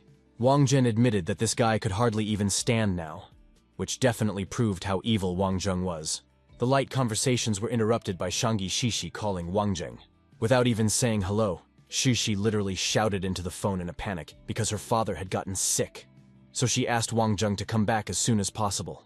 Wang Zheng didn't hesitate a moment longer. He urgently got up from his chair and said goodbye to Liu Xuan, asking her to go home. But if something happened to the girl, she could always call him. Not only was his car driving near the mansion, but Wang Zheng was in a hurry like a scalded man and therefore overtook all the other cars. Of course, the driver didn't like it and started yelling and getting angry. Shang Sunny could be seen behind the wheel. Wang Zheng, of course, didn't say anything back to him. He didn't have time for a fight right now, but he knew this person very well. Sunny was the second son of Shang Jiazhen's brother. Our hero found him another pain in the ass. Wang Zheng's appearance was noticed by a lady. The entire mansion was packed with Shang-An's relatives and acquaintances. Shang Tianyu was the daughter of Shang Zheng's second brother. She met our hero without a smile, rudely inquiring who this man was. But Wang Jin didn't even bother to pay her any attention. He simply walked past, not wanting to interact with anyone. Somehow, her brain had formed words like the Shang family didn't need any outside help, and therefore Wang Zheng should leave immediately. But did she really know the family's affairs well enough to sign for the whole family? Finally, Wang Zheng dared to clarify that he was only Shang Shishi's bodyguard, and a woman was not allowed to know more than that. The other guests also heard this argument. For some reason, Wang Zheng started to make them laugh. What was he doing here? He thought he was a swan even though he was a toad? In that case, if Wang Zheng was an ordinary bodyguard, then he was supposed to wait with the drivers on the street. Shishi came out just in time and asked Wang Zheng to hurry upstairs, for she was waiting for him. But just then, a pain in the ass came up. He didn't understand why his sister had summoned her bodyguard at this very moment. Was she foolish enough to think that he could cure Shang-An? Well, that was a funny joke. Shang Tianyu supported Sunny's words, saying that there was no place for outsiders from outside the Shang family. The wealth accumulated by the Shang family over the years could not fall into the hands of outsiders. That chicken didn't seem to know what she was talking about. Shishi's father was just sick, and the dear family was already sharing the skin of an unkilled bear. Were they really just waiting for Shang-An to die? The head of the Shang family was lying unconscious on his bed. Shishi really hoped that Wang Zhen could at least understand what had happened to him. Several of China's top medical professionals came here. They took blood for tests, but they never told me the results. Wang Zheng felt his pulse. It was normal. Shang-An's eyes were very tightly closed, as if he was unconscious. What could have happened to him? Another brother, Shang Jialin, showed up. Of course, everyone had doubts about Wang Zheng's knowledge since they didn't know him at all. But if he could cure, or at least tell them what Shang-An's illness was, Jialing was willing to pay him 100 million. Otherwise, it would be better for him to leave. Shish was completely confused because there were so many things to worry about. On one side was a family that would kill you for money and only wait for the head of the family to die. And the father, who was lying unconscious. Wang Zheng said, as if to summarize, that Shang-An could very well have been poisoned. But how such a thing was even possible, Wang Zheng had no idea. Our hero had never encountered such symptoms, but he was sure it was definitely an unusual disease. He often used poisons, but right now, he had no idea what kind of toxin it was. There was an 80% guarantee that Shang-Anya was poisoned. But where did he get his conclusions from? Why did he think that in the first place? Let's just say Wang Zheng had an intuition. Even though he didn't know the symptoms well, he had several methods of how acupuncture would improve the condition. Now Shishi was the one who brought Wang Zheng here. What good is his intuition? The daughter was very irresponsible to her father, bringing in an irresponsible doctor who didn't know what to treat Shang-An for. Didn't Shishi want to alleviate her father's suffering? The way her uncle reacted very coldly to everything frightened the girl. Was he really waiting for his brother to die? Why did everyone in this family only think about how to make more money for themselves? Eventually, another uncle, Shang Jiaqi, came running to the commotion. He was like a hope for the confused girl. The gentleman asked that all directors of Yurong International be informed of the convening of the board of directors. Tomorrow morning, a decision would be made to hand over the management of the company during Mr.'s serious illness. Jiaqi suggested that Shishi go there as her father's representative, but the girl didn't like this idea very much. Her father was not dead yet. He was just lying in a hospital bed, and the whole family was already thinking about dividing the family property. How so? If her grandfather knew about it, he would scold them all. Shishi should have dyed her ardor. How could she address her elders with such a tone? How rude. Besides, Shishi shouldn't have told her grandfather about Shang-An after all. He was too old to withstand this blow. At this moment, Shang Shishi felt lonely, even though there were so many relatives around. She had fond memories with them and spent time with them at family gatherings. But now that her father was dead, it was as if everyone had turned their backs on her and were ready to stab her in the back. But the girl wasn't alone. There were more reliable people from her relatives. Wang Jin only asked for a little time and promised to definitely cure Shang-An. After that, everything would be back to normal, and Shang-An would once again emerge as the head of the family. The next morning, Shishi still had to go to Yurong International. The secretary made it clear that the voting was already underway, and Shishi's uncle had the advantage. But Shishi kept insisting on her own. At her age, there were so many chances to find a good man to marry. Why shouldn't she take that chance? Her relatives thought that Shishi just wanted to become the head of the family, but no one expected her to become so greedy at such a young age. In fact, Shishi just couldn't back down. She decided that she would take care of everything her father left behind exactly until his return. But the relatives had big doubts about whether Jiangnan would come back at all. So they suggested not to waste time and just vote. Wang Zhen was very worried. Before entering the meeting room, he had to take a breath to gather his thoughts and finally defend Shishi. No one dared to offend this girl, if only because she was his best friend's daughter. At this moment, Shishi was happy to see Wang Zheng like no other. Tears of joy and gratitude towards this man sparkled in her eyes. She had disliked him so much at first, but now everything had reversed. Her father was right about him after all. But of course there were many who were not happy to see Wang Zheng. "What's that dog doing here?" Jialing demanded to call the guards and get our hero out of here. Without a doubt, Wang Zheng was not a rich second-generation person, and the son-in-law of the Shang family. He was just Shishi's bodyguard, and a bodyguard can't let his employer down. He also didn't understand anything about business, but his business was to protect his client. If Shishi shed another tear, Wang Zheng would have to personally destroy anyone. The old dog continued to stand his ground, and demanded that Wang Zheng be taken out of here. But Wang Zheng was still very persistent. He also asked me not to doubt the veracity of his words. If he had to, he would be ready to destroy everyone here. Shishi could finally express whatever she wanted normally. Her decisions were made during her father's illness, so she wanted to be in charge of all of Yurong International's affairs, and she also wanted to ask all the directors to cooperate. If there were no objections, then today's board of directors was complete.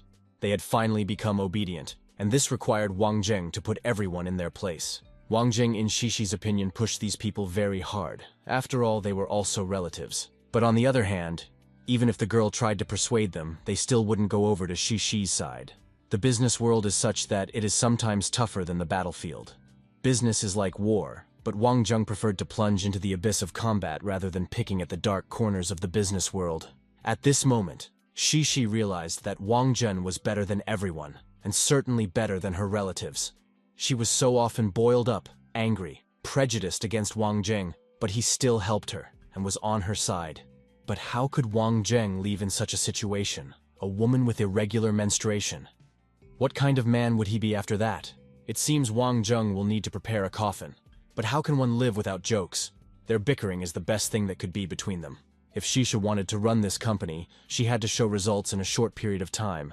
Not to mention those directors who wanted to take over, which seemed like a very difficult task for her inexperience. Her grandfather had retired many years ago, and her father was sick with a strange illness at this moment. Shishi realized that she needed Wang Zheng's help. Shang Yizhen had dedicated 30 years of his life to this company, and suddenly resigned after announcing the succession of his third son. The old man was not wrong. In the past 2 decades, when the third son of the Shang family was the head of Yurong International, the company had reached really great heights. Because of this, Shishi was under pressure. The first time Wang Zheng met Shang Pei, she was poisoned. This time, it was Shishi's father who was poisoned. So many things had happened recently that he would do well to put all the pieces into a jigsaw puzzle.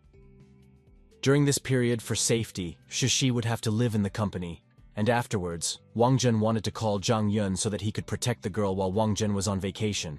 She began to guess that there were some agreements between Wang Zheng and her father. If something happened to Shang An, Wang Zheng would definitely need time to investigate. She was grateful to her bodyguard for taking care of her. Since the conversation was over, Wang Zheng needed to get going already. Before the guy left, Shishi wanted to say one last thing to him. If Wang Zheng needed the Shang family's support in the future, Shishi would try her best to put in the effort, and even use the power of Yurong International to help Wang Zheng do so.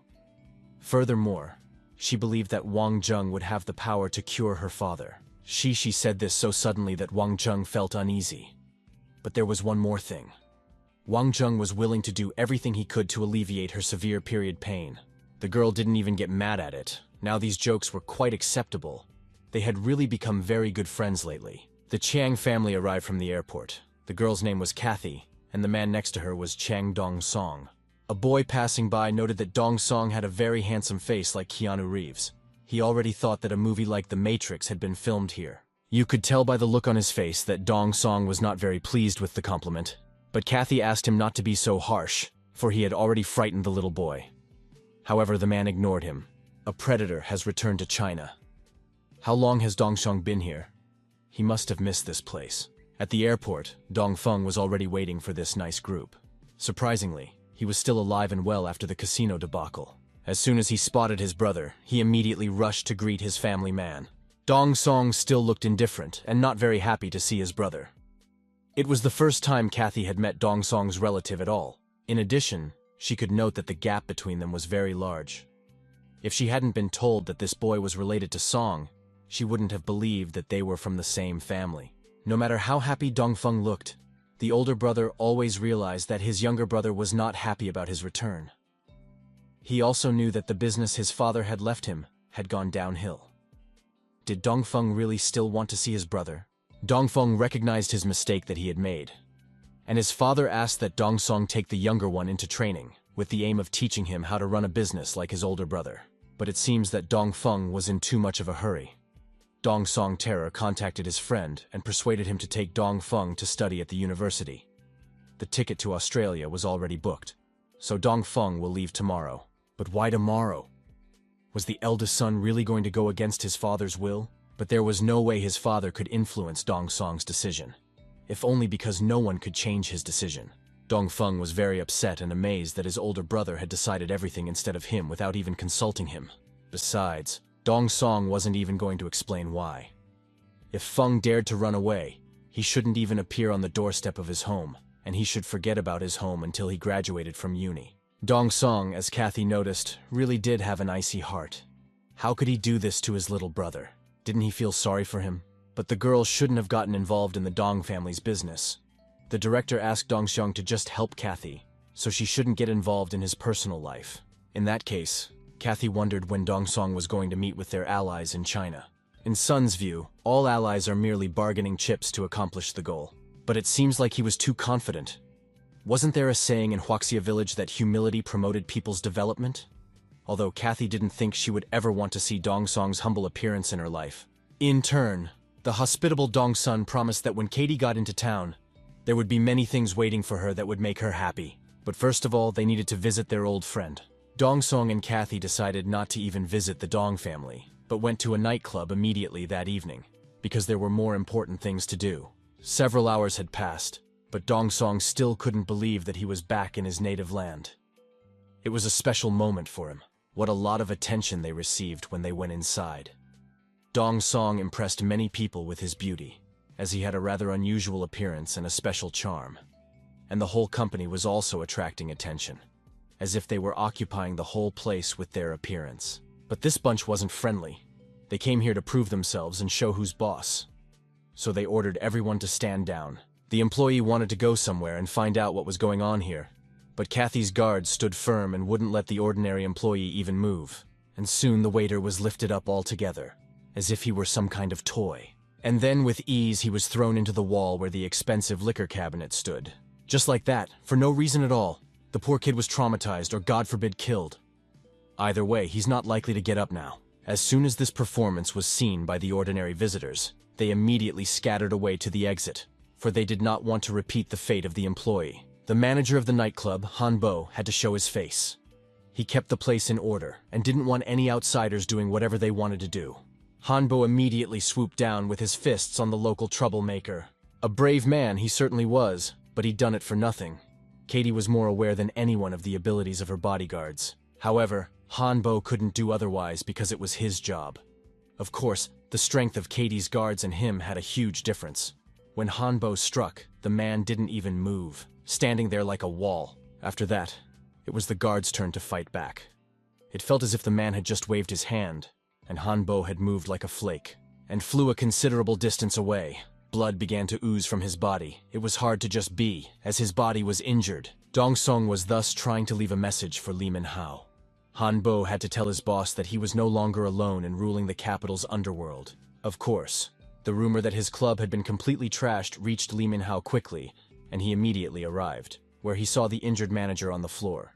Few people tried to stick their necks out against the underworld boss, so it was unusual for Minhao to see such a rout at his club. In all this time, Han Bo had only now cried. He cried not because of pain, but because he had failed his brother. He had failed to withstand the attack and repel it. How ashamed he felt. Li Minhao immediately ordered to take Han Bo to the hospital without wasting a second. Eye for an eye. The underworld boss was not going to just keep quiet. Surely he wanted to retaliate against whoever dared to do this.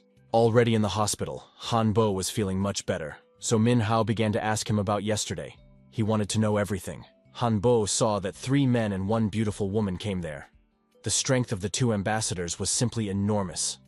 After 1 blow, Han Bo's ribs were broken, and that man asked him to tell Li Minhao that from now on, he would not be the only one to rule the underworld of the capital. Had some foreign master really come to visit them? And were they really here solely because of Li Minhao? Whatever the case, Minhao had promised that, for what these scum had done, he would pay them back double.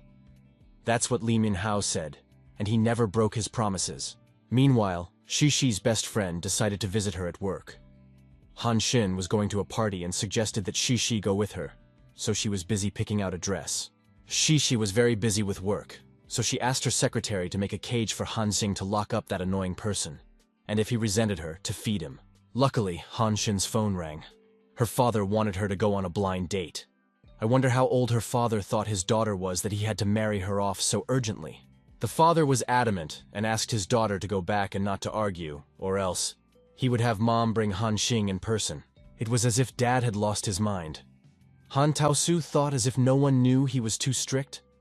If he spent a lot of time outside like a hero, he acted like a tyrant at home. Of course, his daughter didn't want to go back, but this made Han Taosu even angrier. Now he was putting his daughter in front of the fact that she had to be home by noon tomorrow, and she couldn't be late, or else her father would have to punish her. Han Taosu was just furious, and Han Xingye was confused and didn't know what to do. She begged her friend to give her some guidance, but Han Xing was of a different opinion.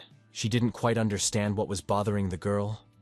What if the man she would go on a date with was the desired man? Han Xingye just had to go on a date and meet him. What if it was fate? But Han Xingye wasn't interested. She hadn't gotten a taste of life yet, and didn't want to get married so early. So she begged Shishi to help her, because she was her friend. When Han Xin was in her teens, her father wanted to marry Xin Tian, so her father hadn't let her get hitched since she was young, and she didn't know what was going on this time. Han Xin seemed to have come up with a brilliant idea. This was a blind date. If she just didn't look at her date, he would just get disappointed, and the girl could quickly end this date. Meanwhile, our hero spent all his time studying as if isolated from the outside world.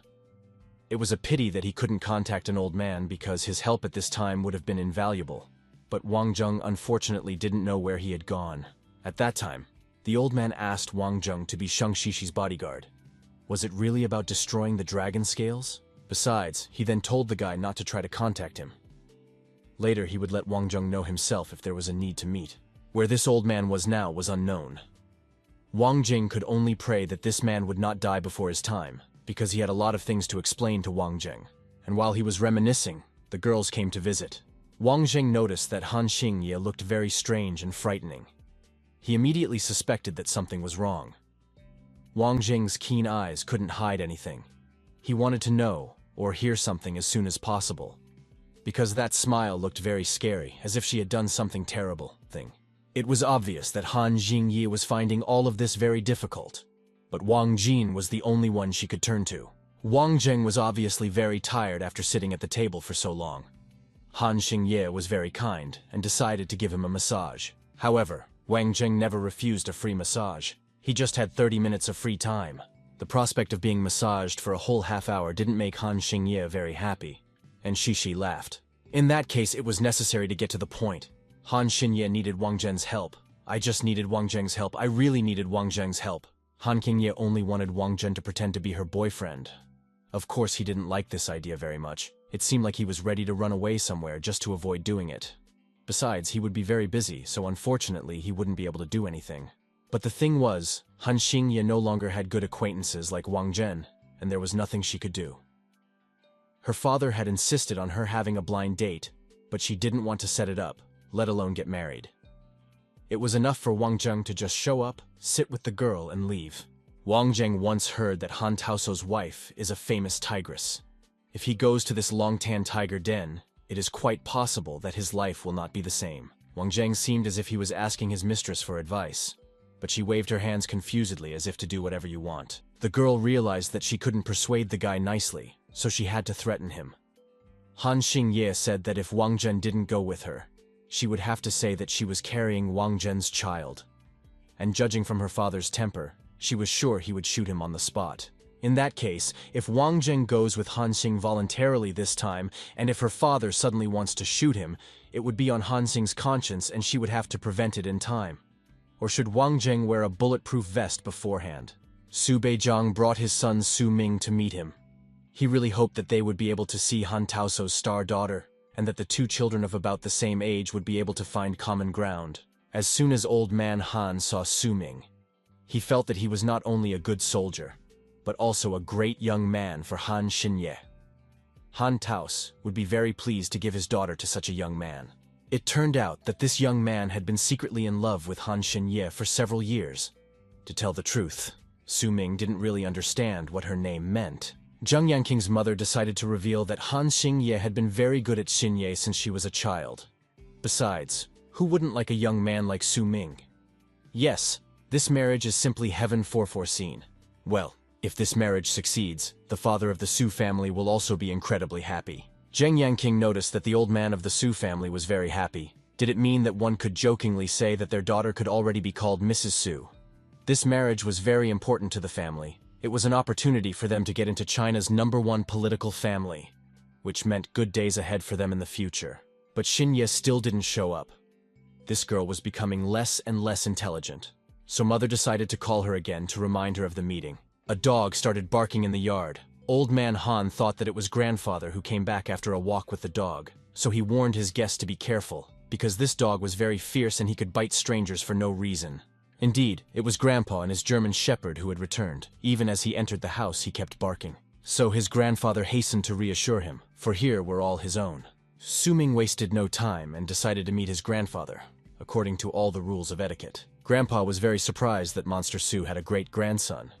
Now he was no longer young and neither was Old Man Su, so everything was in Su Ming's hands. The young man noticed that this dog obeyed his master very well.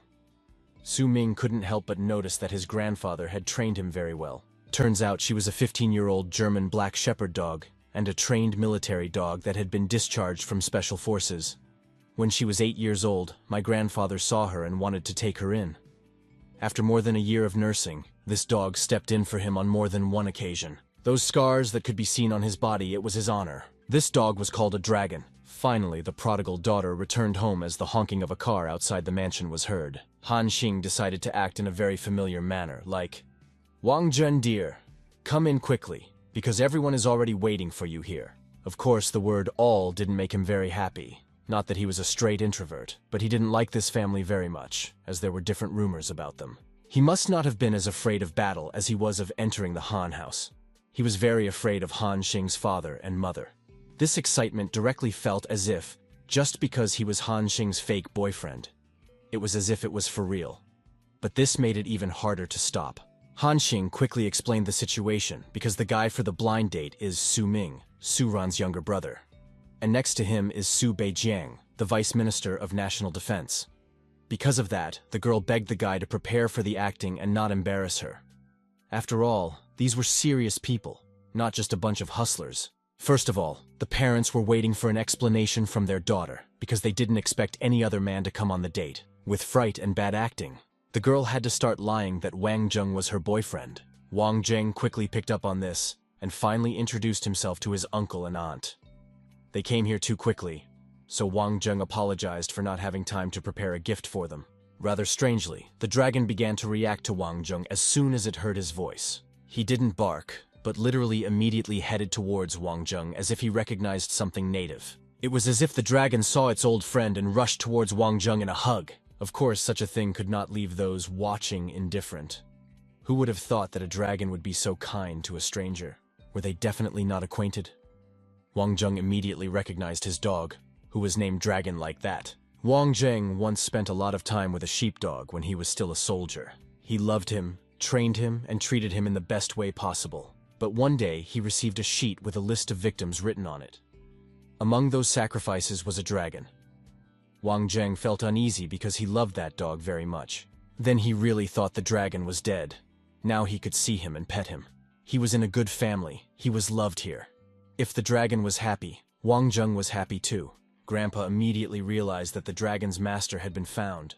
You could see a bit of sadness in his gaze as he too had become attached to the dragon. This moment was very cute and exciting. No one even dared to say a word. Han Xin was waiting to see what would happen. Su Ming ended up saluting Wang Zheng and left the Han family mansion with his father. The grandfather was interested in his granddaughter's new young man. So, he asked if Wang Zheng had been in the special forces. Wang Cheng was not only in the special forces, but also practiced professional dog training, as could be seen. Unfortunately, but fortunately for Wang Zheng, he already had to go. He thought that 1 minute was enough, purely to show himself to his parents. The dragon seemed to realize this and suddenly whimpered, but Wang Zheng promised that he would still come back to him.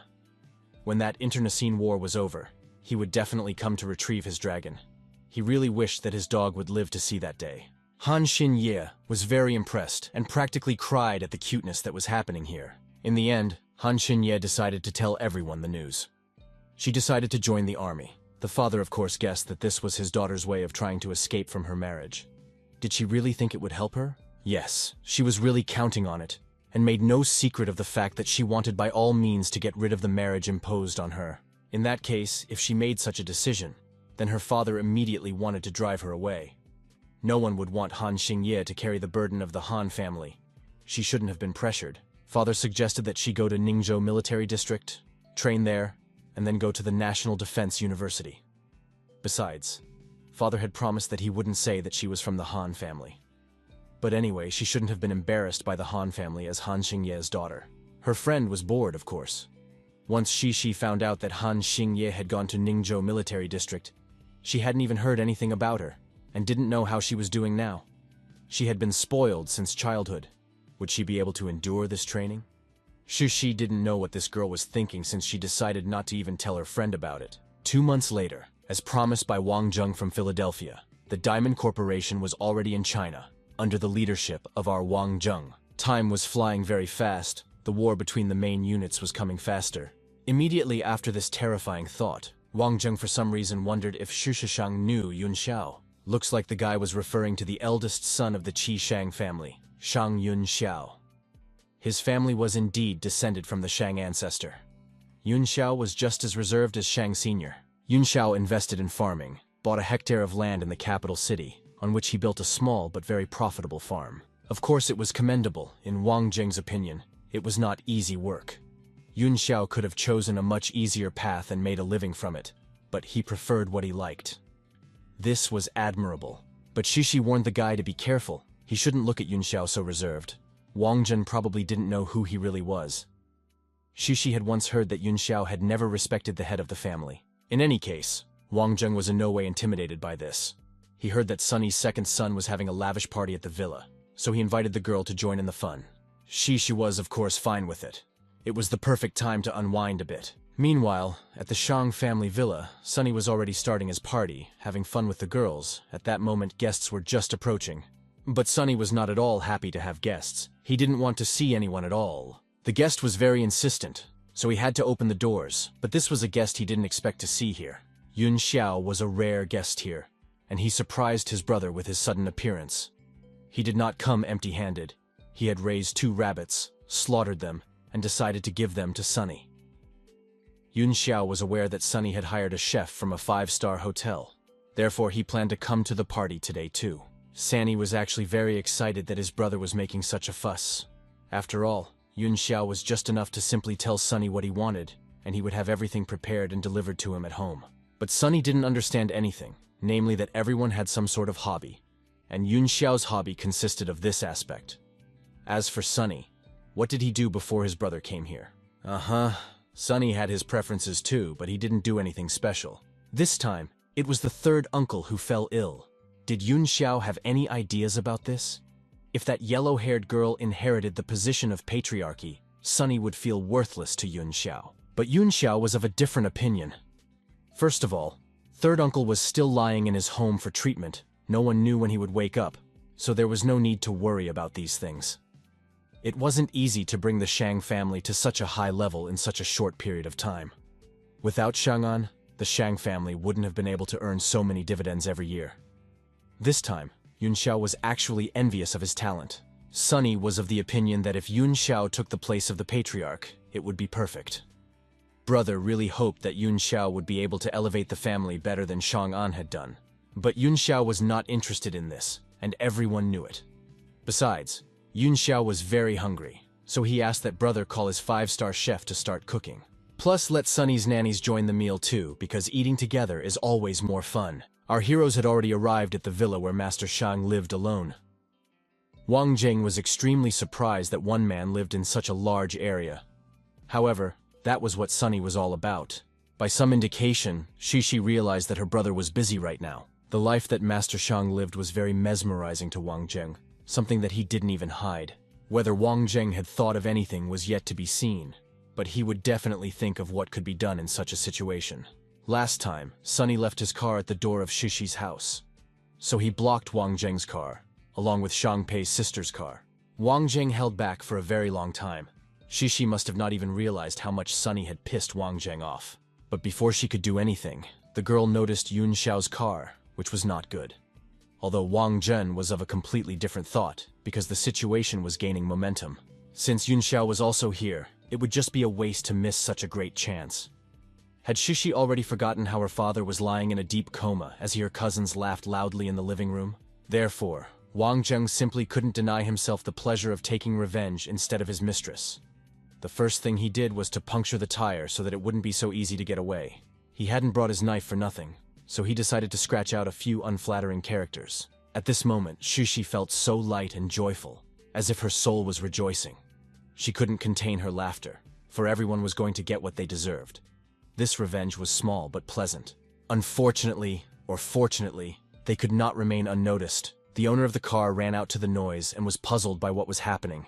The claim was primarily against Xu Shi. After all, she was in charge of Wang Jing, so why didn't she take care of her dog? The relative's expression was not very correct, which made Madame Shang very angry. She was in a very bad mood now. Wang Jing continued to deface Sunny's property like nothing happened, as if he wasn't even here and he could do anything. Of course, Sunny was very unhappy that Shishi's guard was scratching his car. He decided to give Shishi one warning. If she didn't pay him for a new car, he would have to make the girl and her dog regret what they had done. Sunny was free to decide for himself, but the girl refused to pay under any conditions. Besides, she ordered her bodyguard to smash the car and smash the car altogether. Wang Jing was so inventive that he brought along not only a knife, but also a hammer. He seemed to have prepared very well for this moment, for this was a special joy for him. Wang Jing did his work with pleasure. I bet he started to love her even more at this moment. His relationship with his mistress had improved. They worked well together and seemed to be on the same wavelength. Sunny was completely confused because right in front of his nose his favorite car was being wrecked, and there was nothing he could do about it.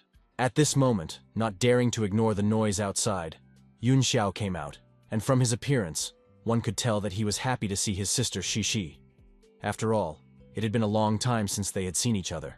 As soon as the girl saw her brother, she asked Wang Jing to stop for a second, because she didn't expect him to come out after all. Sunny started complaining to his brother. What had Shishi done to his car? As soon as her father went down, no one followed that crazy girl. Just in the middle of the day, she dares to make such a mess here. But Yun Xiao did not share Sunny's mood. In a completely calm tone, with a smile on his face, he invited the guests to come inside and discuss over a cup of tea. He had brought some food with him from the farm, so he asked Shishi and Wang Jing to stay for lunch and eat together. Yun Xiao was excited to meet and get to know Wang Jing better. He had long heard that Shishi had a powerful bodyguard by his side, and he finally saw him today. Wang Jing happily shook hands with the Shishi relative and tossed the hammer aside. Wang Jing had also heard about young master Shang Yun Xiao, as well as his farm. Being honest, Jing was genuinely interested in the farm and wouldn't mind visiting it. Yun Xiao was very kind and suggested that the guys go there after lunch. He had recently bought some rare varieties of chrysanthemums overseas, and they would bloom soon. Wang Jing, in truth, was a little nervous. Yun Xiao remained indifferent to the hundreds of millions of family wealth. Either this person really does not intend to have power and money, or this person is extremely patient and behaves with restraint. If it's the latter, being an enemy or a friend won't be easy. As soon as they entered the mansion, Wang Jing sensed something and didn't even dare to keep silent about it. It was the smell of female hormones.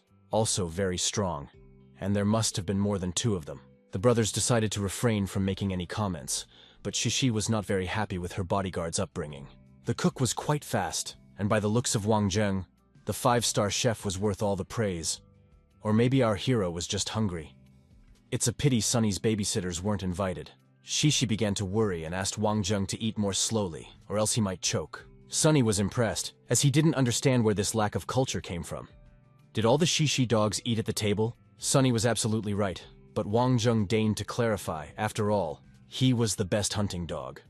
Therefore, Sunny had better not be in his city, or he would be crippled for life, or even die, as luck would have it. But Yun Xiao asked his brother to stop making a sour face and grumbling, since Shishi rarely came to visit. So Yun Xiao decided to take care of his sister for a while, and gave her a fattened rabbit. Wang Jing noticed with undisguised surprise that Yun Xiao was left-handed. This impressed him so much that he didn't even try to hide his emotions. My older brother was really left-handed. When he first went to school, he wrote with his left hand, and it took 2 years for him to change it. They say that left-handed people are smart, and Yun Xiao was indeed always at the top of the school exams. Wang Zheng might not have known, but brother was the best student in the entire capital, being smart enough to get the top spots in school programs. Wang Zhen admitted to himself that he hated people with high IQs more than anything else in the world. Shishi only regretted that her older brother later went to study abroad and failed the college entrance exam. It would seem that the pastoral landscape in foreign countries is no better than in China. In general, it would be great to look at a large farm of tens of thousands of square kilometers. Wang Zheng used to visit such farms before, and animal husbandry was really developed there. Sunny didn't miss the opportunity to tease Wang Zheng. How could the dog have been abroad? Had he ever crossed the oceans? Had he ever been to Roanapur, for example? Wang Zheng was certainly there, but Sunny apparently wasn't. Traveling through all the countries, Yun Xiao could say one thing. There was nothing better than home. And as for farming, he always felt that Huaxia's soil was much more favorable. He couldn't even find better than it even abroad. Wang Zheng had to agree with this, after all. The native land was always better. Suddenly he had one question. Did Yun Xiao own a weapon? It turns out that Yun Xiao used to be into shooting, but because of his household he didn't have the time to continue, so his interest in it faded quickly. But Wang Zhen was very observant, and noticed that Yun Xiao's hands were all calloused.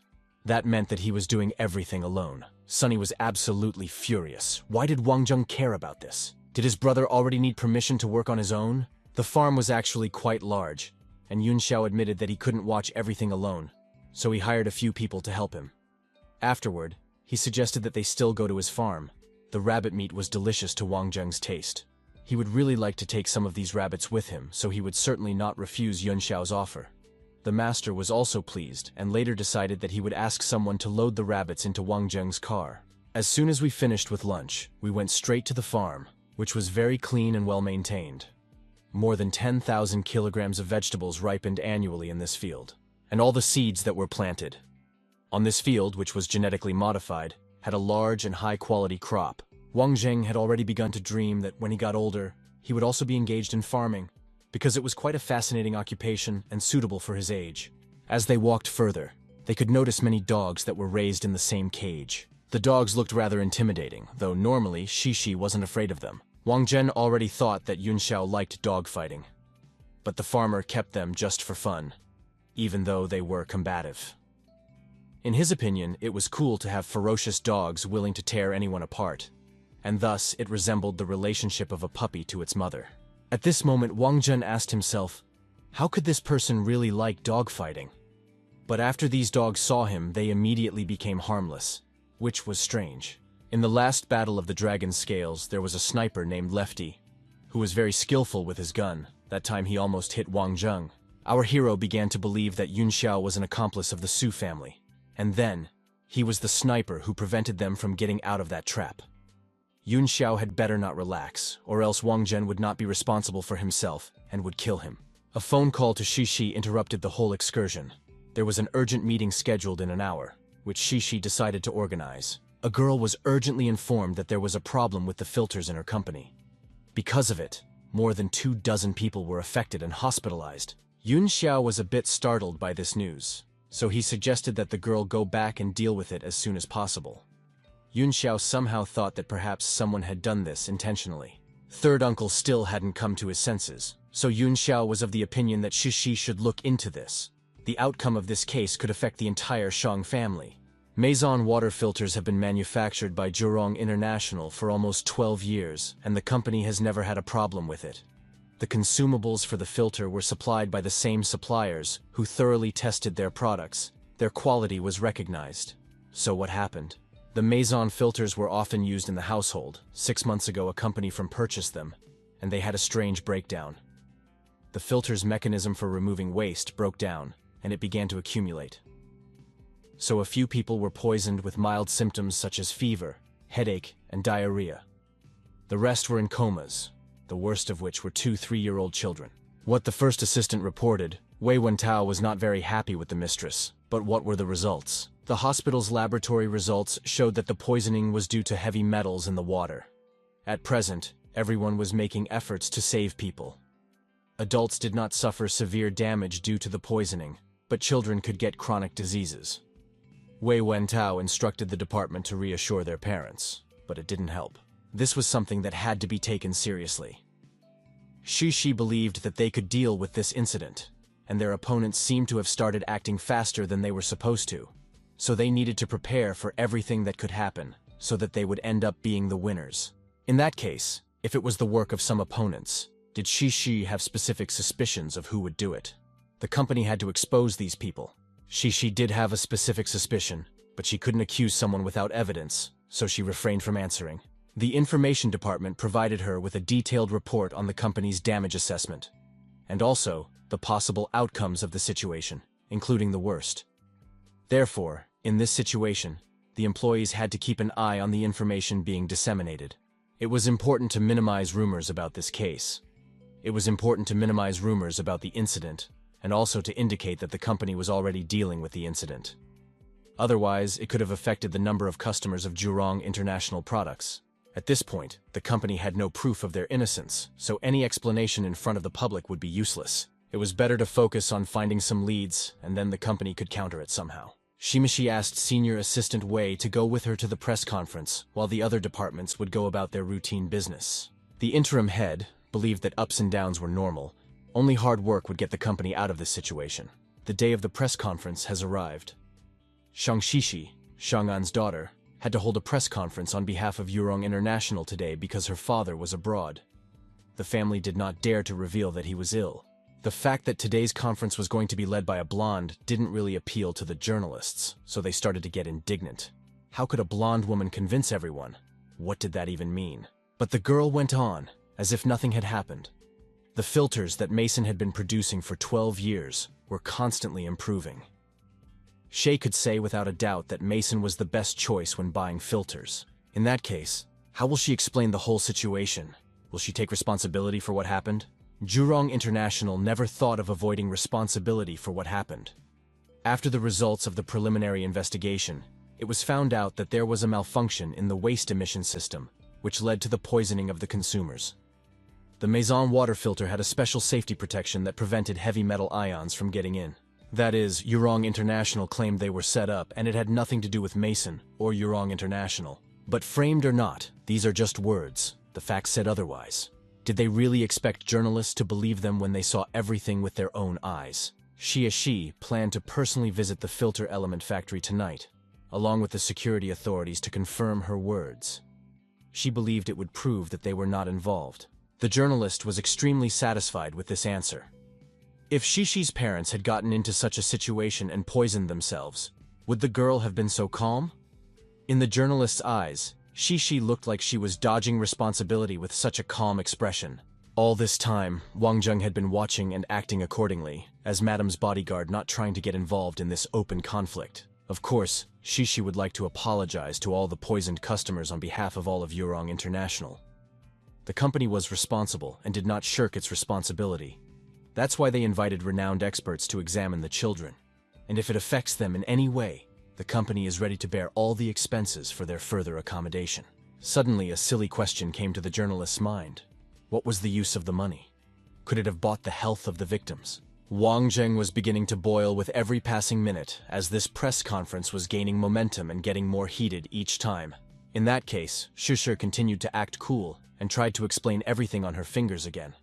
First of all, Yurong did not deviate from responsibility and took full responsibility. Secondly, once the Yurong have managed to find out everything, they will provide an explanation for what happened. Third, if it turns out that someone framed Yurong International, the company will not leave that person alone.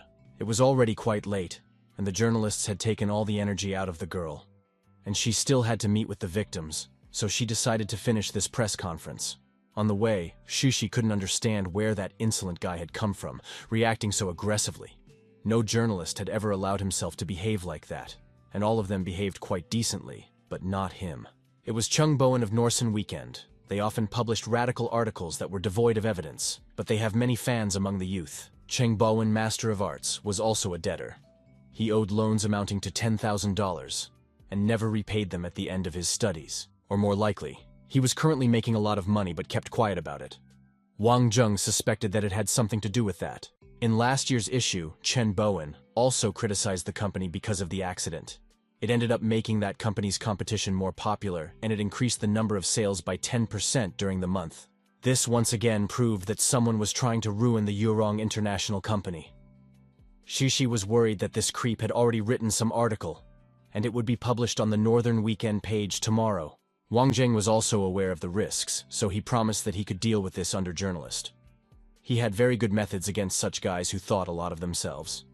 Besides, he also had experience, and it had been repeatedly.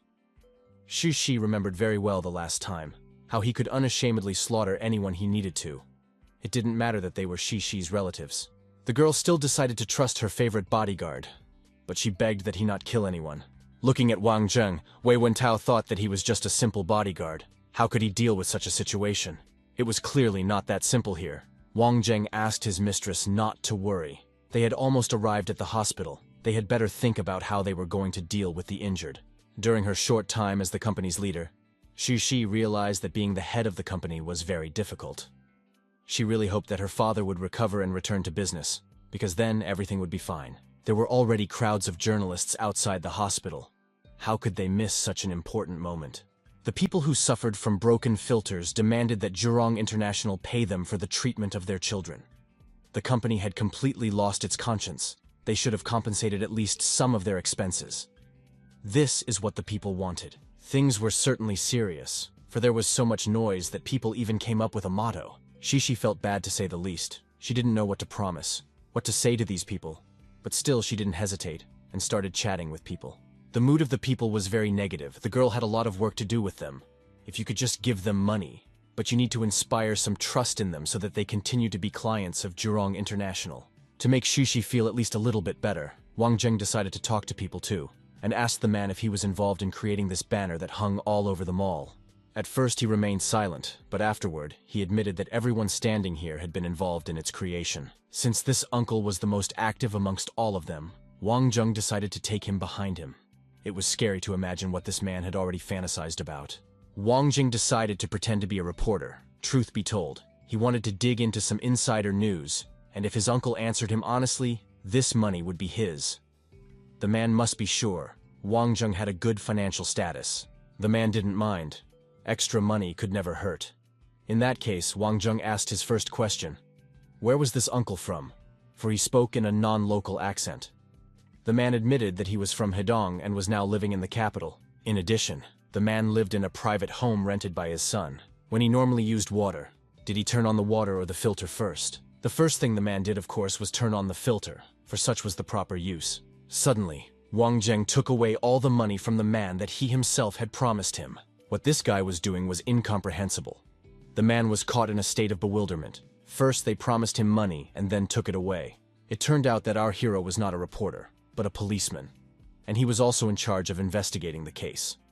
If the uncle dared to take the money, he would be suspected of fraud and detained for 15 days. Here are instructions on how to keep your money.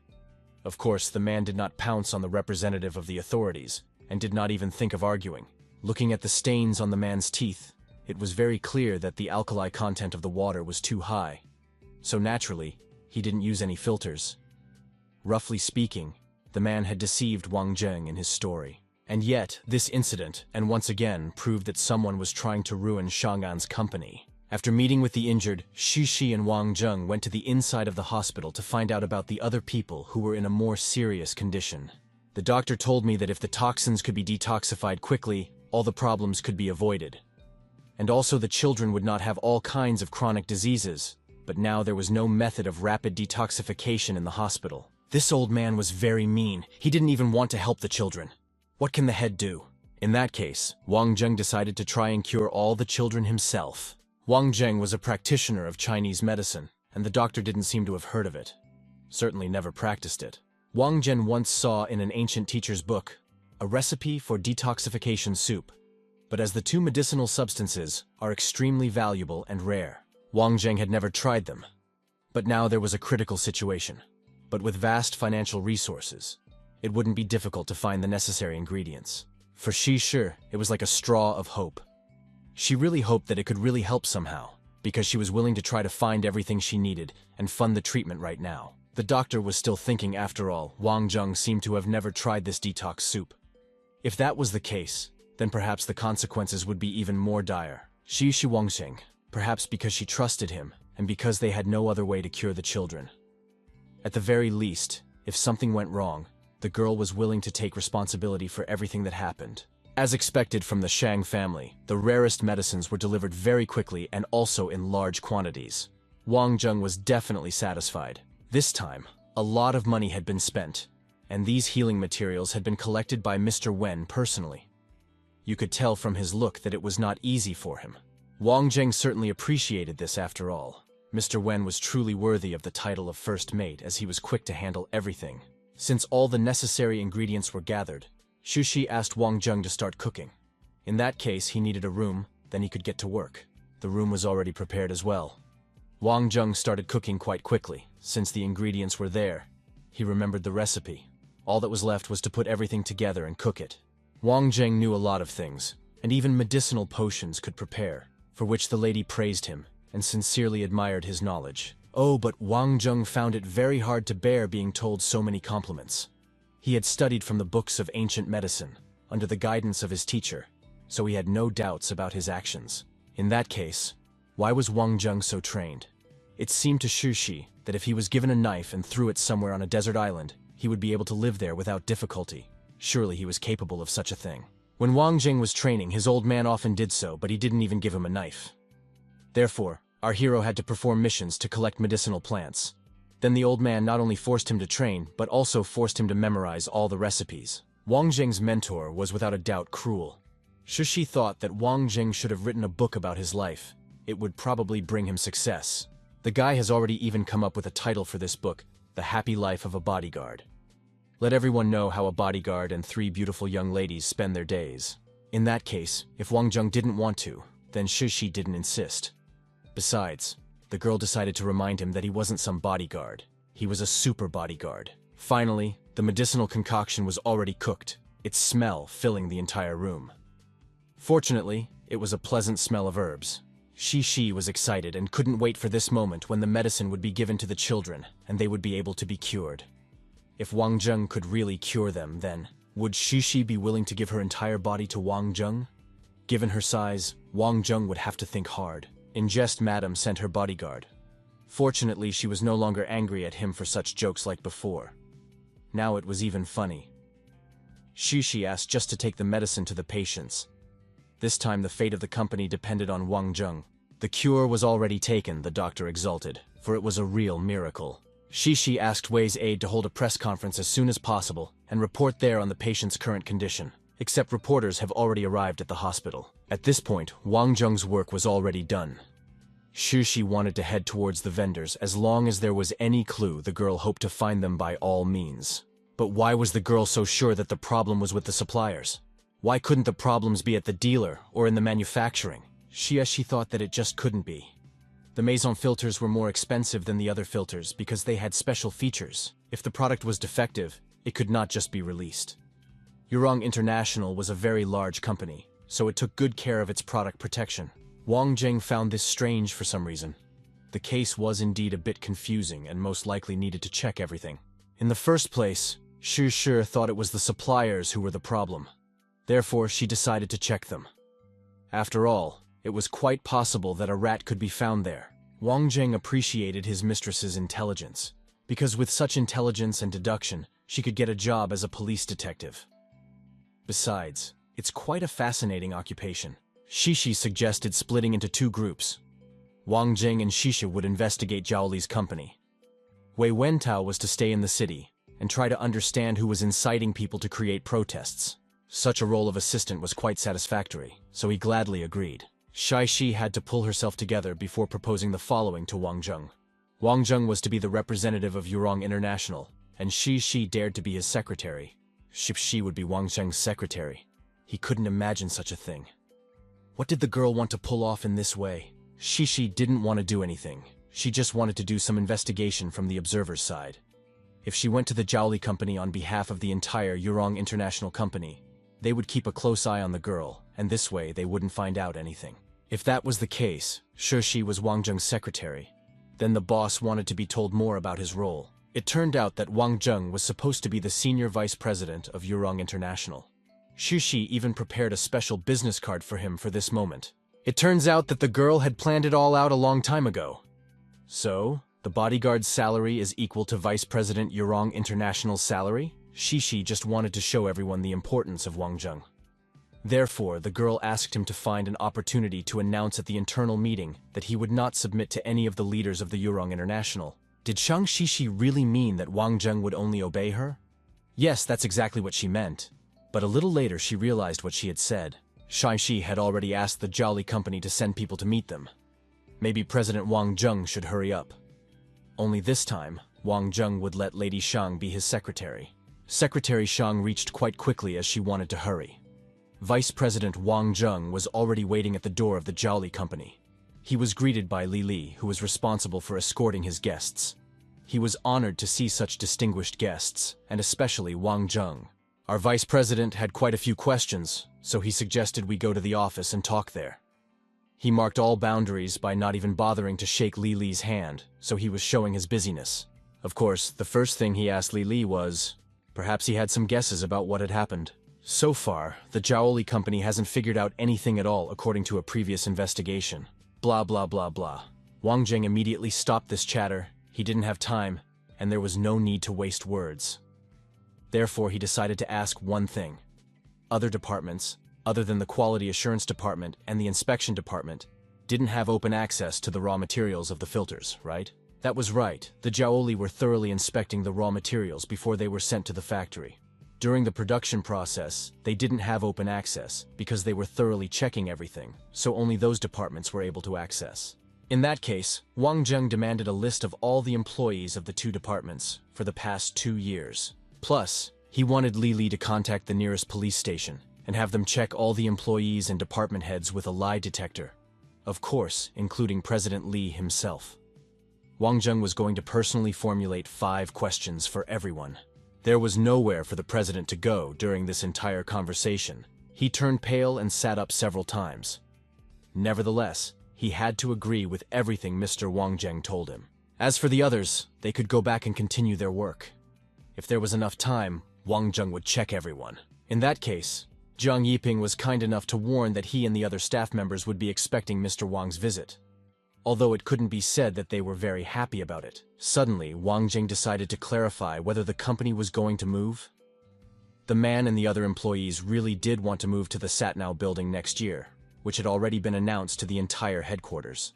After the completion of Zhao Li, Times Scoopar will be the symbol of Zhao Li, which is why they planned the move. It was very intriguing. Even Yurong International didn't have such a building, although Wang Zheng supported this idea. Did Wang Zheng really want to support their project in any way? First of all, he asked for all the information about it to be sent to the headquarters. Wang Zheng wanted to see everything personally. However, the Zhao Li had to finish the drawings and prepare it properly themselves. Zhang Yiping was willing to sell Mr. Wang half of the Zhao Li Times Square, in the event that Wang Zheng was able to provide them with finances. Well, in that case, the verbal agreement was concluded. Zhang Yiping could now return to his business as well. Shishi, after they were alone, appreciated Wang Zheng's work, for he was excellent, as if business was truly his native domain. Wang Zheng did manage to show them their places. Judging from their looks, one could tell that they were in a mess. Wang Zhen was well aware of what kind of connections the Jiaoli company had. Even if they were arrested, they would get out in a few years. But about that building, Wang Zheng just didn't want to give it to Jiaoli. Was he really afraid of affecting their company's relationship? Shishi still didn't want to reveal Jiaoli's true face. It is quite possible that they wanted to compete with Yurong International in the real estate industry. Yurong International has already started to enter the home appliance industry. If it also enters the real estate industry, it will have its own one-stop service. However, this would not be in line with the company's performance over the past few years. And even if the company had enough finances, there was a chance that they would not be able to develop in real estate. But there was no need to worry about that. High government officials would not refuse luxury apartments, and the Shang family had enough connections to arrange everything. Yurong International could also sell budget apartments for ordinary people. As for the first sales, it was better to direct all the attention to the big shots. Wang Jing was quite sensible. Xu Shi would be happy to tell more details about the plan of action, since it all sounded reasonable. Did he really want to make an image in the Shang family by developing Yurong International? Firstly, housing prices had recently risen, so Wang Jing thought it would be profitable to sell cheaper. Xu Shi had never lived in poverty, so she didn't understand the difficulties. As for the second point, Zheng wanted to disrupt the economic order, thereby making the borders of the two provinces difficult and closed. Sun Nangguo and Zhang Chenghao, these two provinces were direct descendants of the Su faction. As Xi Shi had said before, as long as Wang Zheng wanted to do something, then the girl would also do her best to help him. However, she couldn't watch Wang Zheng getting hot, because if something bad happened, Xi Shi would always be able to stop him. First of all, Wang Zheng gave his word that he would not cause any trouble to Yurong, but a little help would do him a lot of good, and not only him. Lili was completely out of breath. But he brought Mr. Wang all the necessary personnel files of the Quality and Safety Control Department for the past 2 years. Wang Zheng also wanted to know how many people had quit the two departments in the past 2 years, and how many were currently employed. At this point, there were 26 employees, and only 3 people had quit, including the Quality Control Manager. 2 lie detectors had just been brought in. Lili was ready for Mr. Wang to ask them questions. Wang Zheng was still satisfied as the president was quite efficient. The guy decided to provide a little more questions, 50. If the staff hurried, they would be able to manage in just 2 hours. In that case, Li decided to get on it right away. Wang Zheng decided to ask the secretary to call Wei Wentao and ask him to check instead of finding those 3 employees, especially that quality control manager. Shang Shishi's secretary was ready to take care of it right now. After a while, Wang Zheng was ready to guide his boss through Zhangjiagang to see which piece of land was more suitable. This would be the first step for their entry into the real estate field of Yurong International. And it would start with the port city. Wang Zheng decided to hit the road right now while there in Jiaoli was being tested by the lie detector. After a short distance, Wang Zheng finally noticed that a car was following him.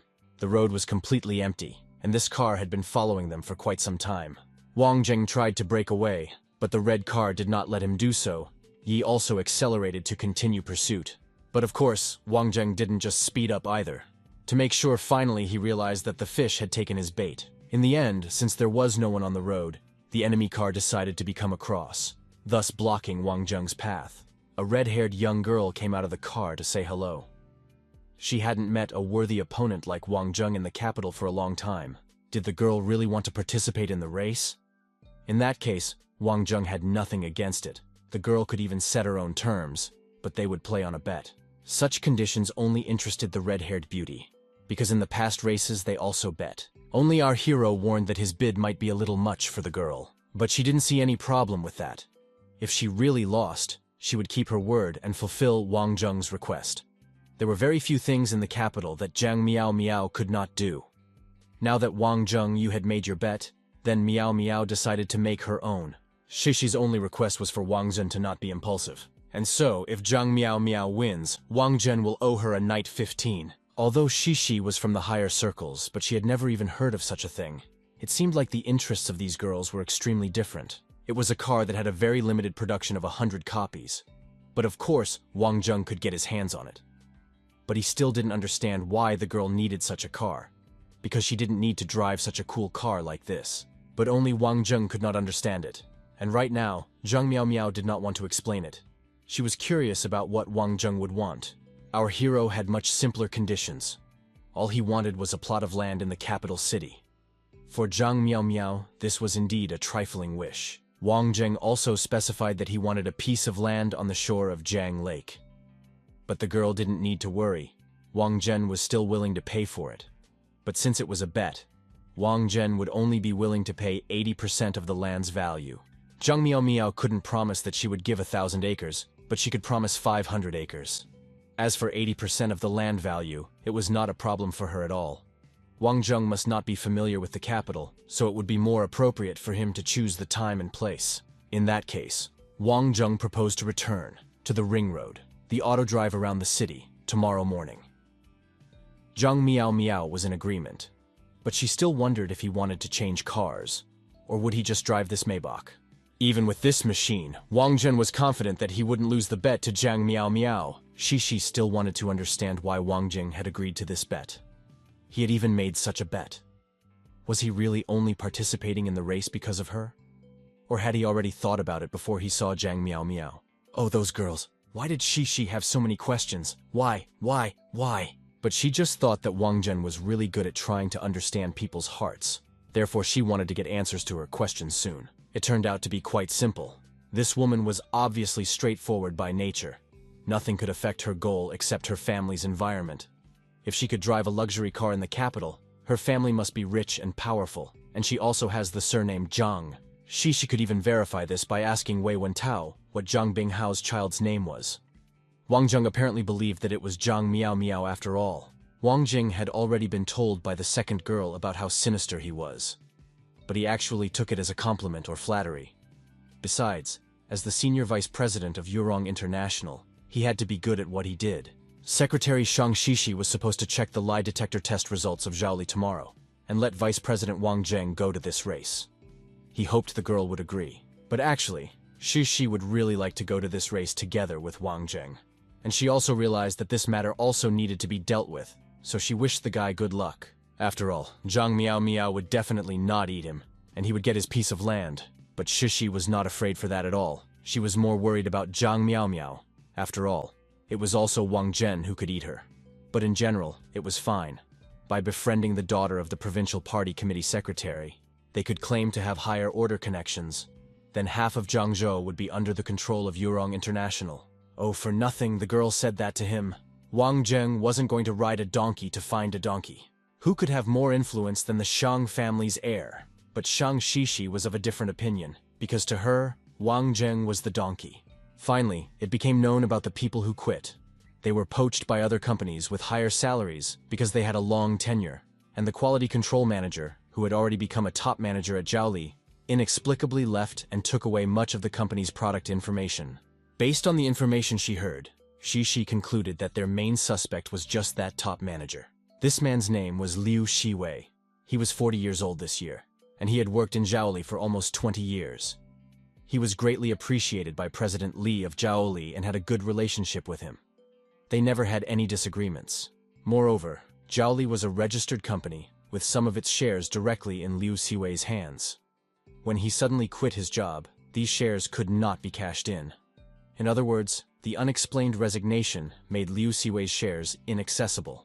Looks like this man had nothing to lose by quitting like that. In addition, Wei Wentao found out that he had a daughter who was studying in the country. She probably hadn't even finished school yet. In that case, Shishi decided to send someone away for this girl, hoping it wouldn't be a waste of time. Zhang Miao Miao had already arrived at the appointed place at the appointed time.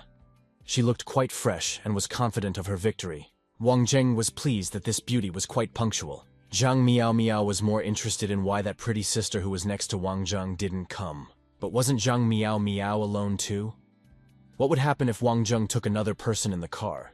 She would become heavier. The barrier was to go up in 5 minutes. The conditions were simple. Whoever jumped out first onto the highway exit ramp would win. This time Zhang Miao Miao decided to change her red Lamborghini to a blue Bentley. But Wang Zheng stayed with his old car as promised. That's what confidence means. As soon as the barrier all the way opened, Zhang Miao Miao's blue Bentley immediately broke away from its rival by a considerable distance. The girl's Bentley managed to reach a speed of 100 kilometers per hour in just 2 seconds. Wang Zheng was ecstatic because it was truly amazing. But Wang Zheng was slowly starting to catch up with his opponent already, even though she had accelerated her speed. In the observation room of the highway control squad, one could see two people racing, successfully maneuvering between passing cars and not hitting anyone, continuing to keep up at high speed. The people watching were expressing their admiration because the driving skills of these two people were too excellent.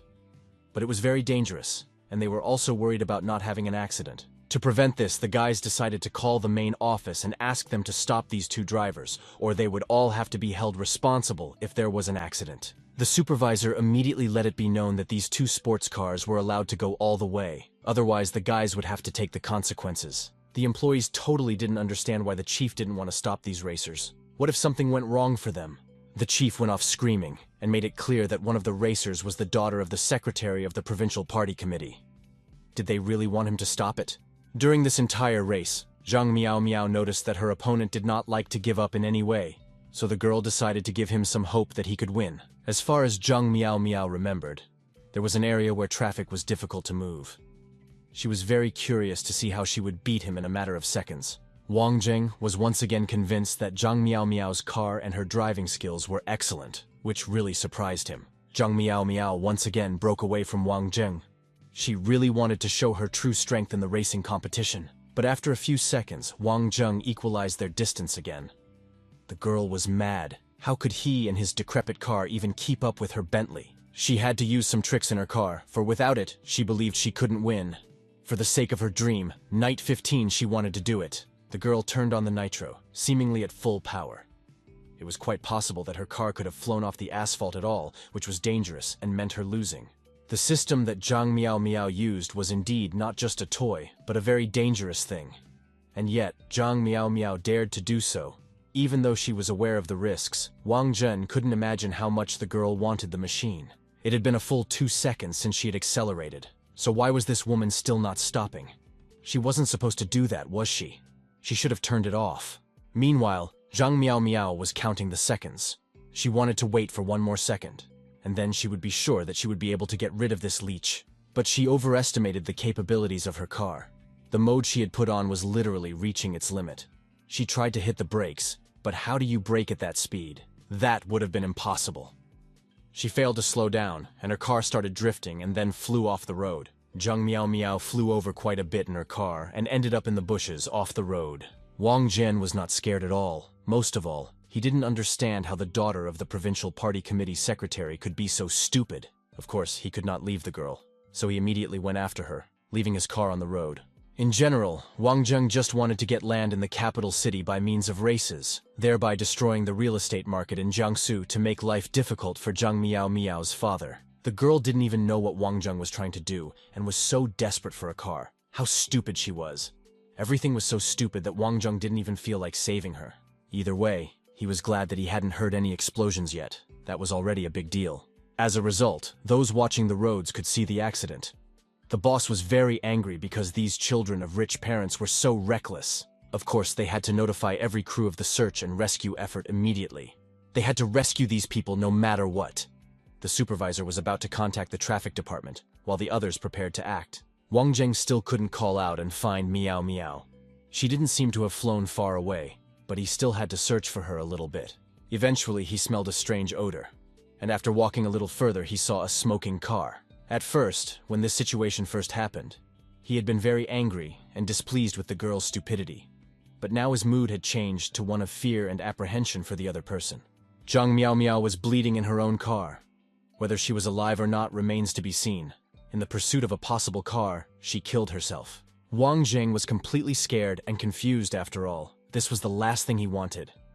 What would he do in this situation? Would the girl survive? Blood continued to trickle down the girl's face, but she was alive. It was as if she sensed another person here and woke up. As soon as Wang Zhen saw Zhang Miao, he immediately went to pull her out of the car. He was very glad that the girl was still alive, otherwise she would have scared him to death. Miao was confident that she would survive because this car had been previously modified. The driver's seat was made of aviation materials, which reduced most of the external damage. But no matter what, Miao was grateful to Wang Zheng for not abandoning her and rushing over to save her. No matter how selfish Wang Zheng's thoughts were, he simply wouldn't allow himself to leave the girl in distress. He'd have a guilty conscience, and that's not how he was raised. The torso had already been pulled out, but the legs were slightly stuck in the gap. Wang Zheng asked the girl to relax, because that was the only way he could get them out. No matter how strong and resilient Zhang Miao Miao seemed to be, she was still in pain, as pulling her legs out of the wrecked car was not so pleasant. Tears flowed, but she still tried to hold on. Perhaps at this moment, she was embarrassed that she had cried so much in front of a stranger. But would they definitely be strangers after this situation? One could well assume that those tears were not just from physical pain. But despite everything, the girl asked that Wang Zheng continue to do what he was doing. Finally, Wang Zheng still managed to get the girl's legs unharmed and as carefully as possible. She would probably be stuck here for a long time on her own. The hope that came during desperate situations could really make one cry tears of joy. When Zhang Miao Miao watched it on TV, she thought it was just fake. But now she felt so stupid.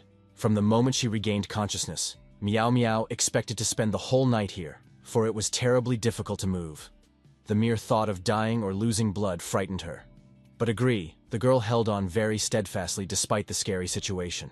Wang Zheng was very happy to help her, even though she was stupid. As soon as he saw her in such a state, he was filled with fear for the girl, that she might die. And all those thoughts of why this race was and what he wanted vanished. Zhang Miao Miao could never have expected that this person, whom she had only met a few times, would come to her rescue and communicate with her so gently and respectfully. For now, the girl was not allowed to move. Wang Zheng noticed that her leg bones were broken. Suddenly, Miao Miao had some girlish panic. She tried to hide her face so that Wang Zheng wouldn't look at her. Ever since she was a little girl, she had never cried in front of strangers. Now she was embarrassed to death. Wang Zheng still continued to care for the girl, and gave her a special anesthetic. He realized that girls usually couldn't bear the pain of a broken bone, so he wanted to at least reduce Miao Miao's pain. After the girl drank this anesthetic, Wang Zheng was going to set her leg bones and then send her to the hospital. This time she would probably stay in bed for at least 2 months. She did everything Wang Zheng asked of her, and once she drank that painkiller, she even felt better, and now it didn't seem like anything was hurting her at all. Did Wang Zheng really want to fuse the bones together? He didn't even think of taking advantage of the girl while he had the chance. Firstly, Wang Zheng didn't know how to connect the bones. He was only performing a simple fixation. Secondly, he did not take advantage of the women who were in danger after something like this. Who would he be, and where would his courage go? Wang Zheng needed a bandage to make a good fixation, but since he didn't have one, he had to tear his shirt. The skills he'd learned in the army seemed to come in handy in this metropolis. He used them here even more often than he used them in gunfights. Unfortunately, the piece of cloth he ripped off wasn't enough at all. Alas, he had to tear his shirt completely off. And these were clothes he'd just bought. Zhang Miao Miao was very surprised when she saw Wang Zheng's naked body. It wasn't that she hadn't seen half-naked men, it was just that Wang Zheng had a lot of scars. They were all quite deep and large. Miao Miao simply had no idea where he had gotten all those scars from. But it wasn't just scars. It was all of Wang Zheng's medals that he was proud of. I wonder, had Zhang Miao Miao already fallen in love with him? Unfortunately, Wang Jing wasn't going to tell her how they came to be. But what was he talking about?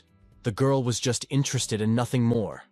But in fact, Zhang Miao Miao noticed a big difference between him and the other men she had been with before. Compared to him, all those stylish bangs and pale skin were nothing.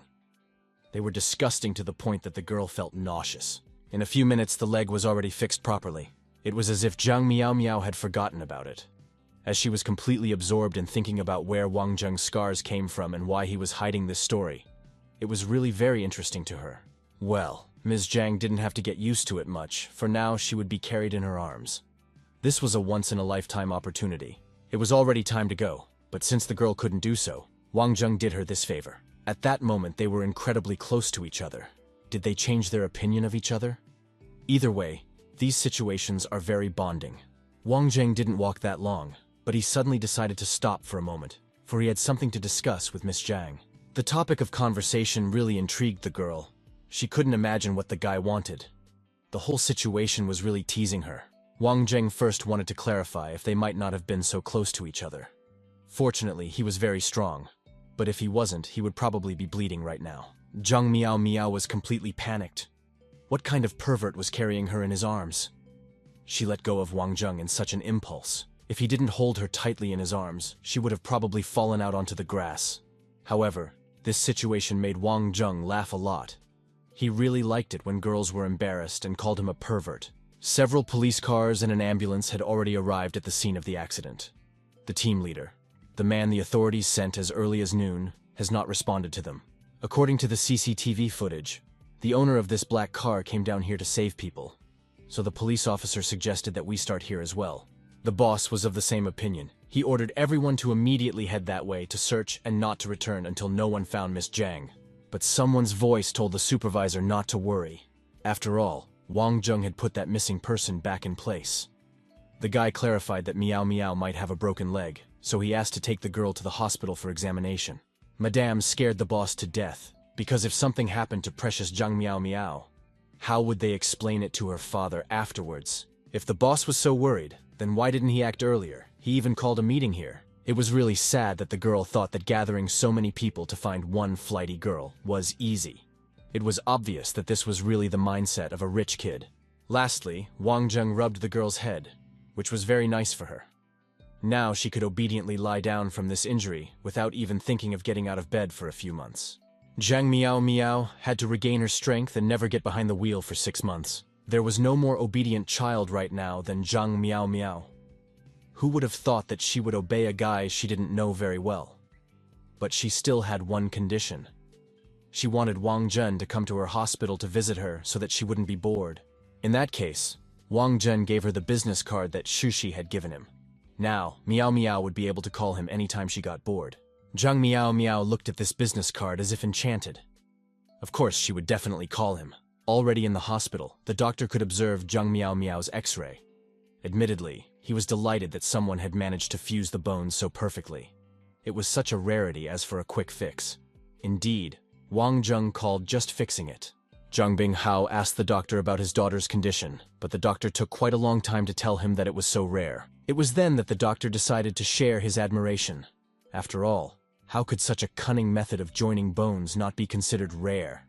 If someone had not used this ingenious method to join the girl's bones, she would have had to stay in bed for 6 months.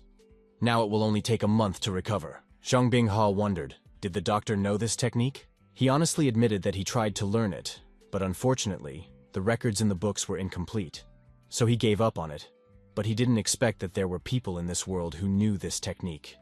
This person was definitely an expert. It would be nice if Zhang Bing could get to know this person better. If the doctor thought so, then Zhang Bing wouldn't mind this meeting. He really wanted to thank this person properly.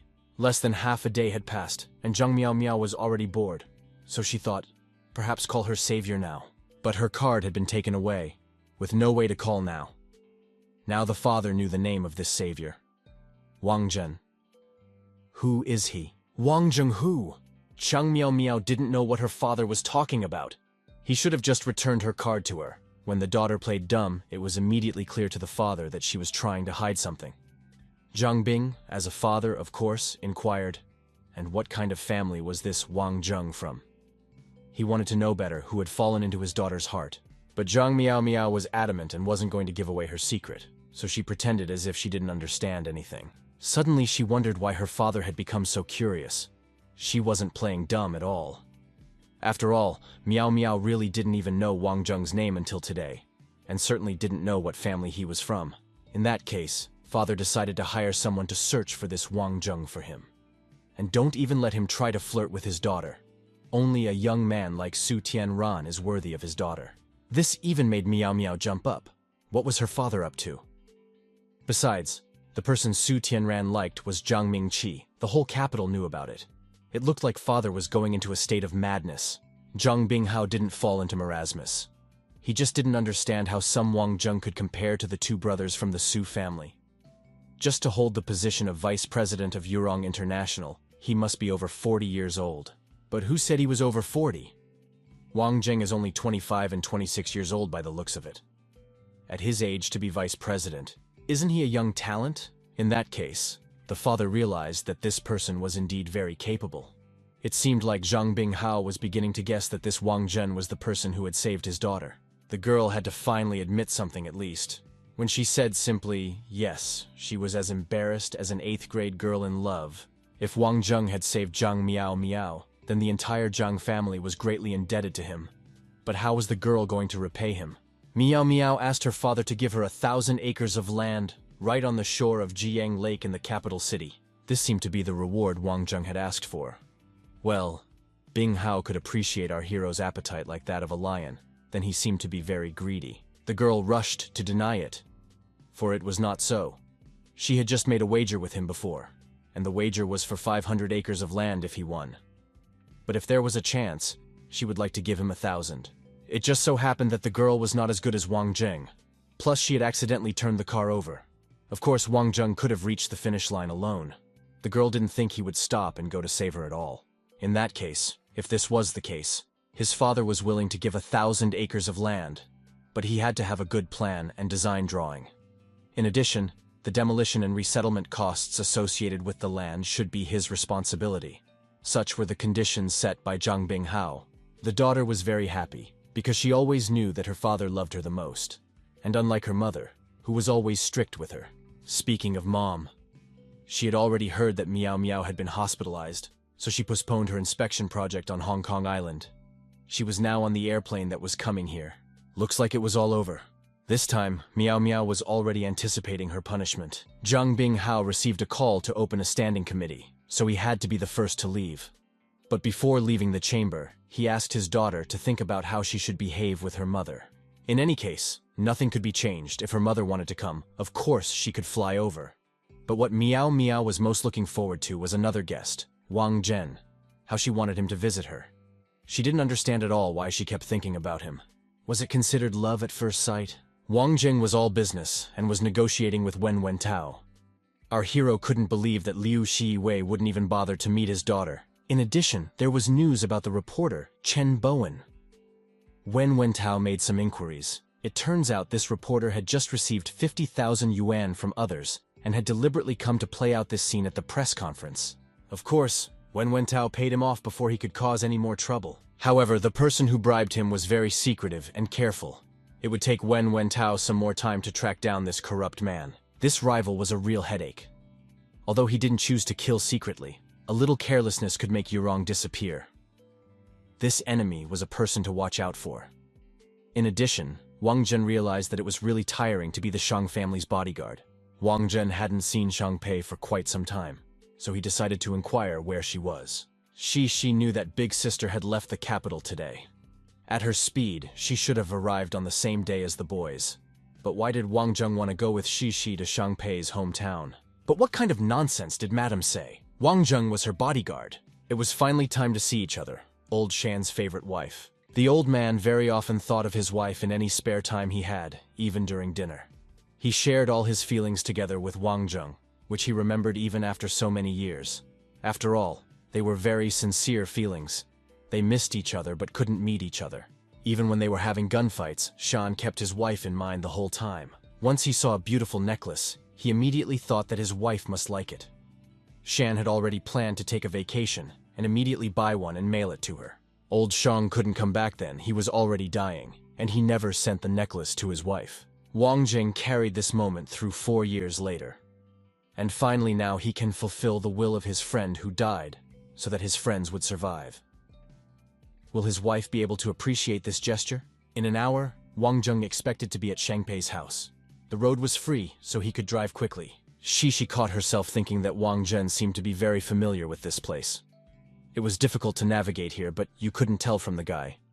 Was he really in Shang Pei's home village? The girl's observation caught Wang Zhen red-handed. How can he justify himself now? The guy decided to lie that he had just come here on business a few years ago, but it basically didn't sound like a lie.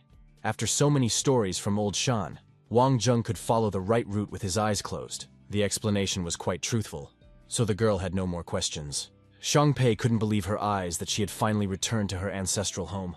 She hadn't been back here for only 2 years. But she couldn't understand how her home had become like this. When she first left, she remembered the small, cozy house that held all her memories. And now, that little house has been transformed into a 3-story mansion. Her mother met her on the doorstep. She had aged considerably, but she still had that kindness in her eyes that she loved so much. As soon as the mother recognized the grown-up girl as her daughter, she immediately smiled and invited the native into the house. It was so hot outside, it was nothing to stand on the doorstep. Shan Pei, like a little girl, immediately rushed into her mother's arms. She hugged her as tightly as she could, and the tears of joy could no longer be stopped. Their separation had been so long that such emotions were forgivable. Mom tried to comfort her daughter, for Shangpei missed her to death and finally did return. Shangpei didn't give up hope and asked her mother to go with her again. Shangpei could take her into town and have fun, and of course take responsibility for her. But Mom couldn't afford it. This house had gotten so big that Shangpei's grandparents had moved here, and now everyone here was living the good life. So how could they be willing to leave here at this age? Still, Shangpei didn't quite understand where the money came from to build this house. It was very expensive. 600,000 yuan was spent on this house. And it was all thanks to the money that Shangpei sent. The mother was delighted with her daughter, for she sent more than 20,000 yuan every month. But next time, the mother asked that her daughter not send them twice, or else she would have to go to the village to withdraw the money, which was quite a hassle. Well, actually, the daughter was trying to give her mom and her grandparents a better life.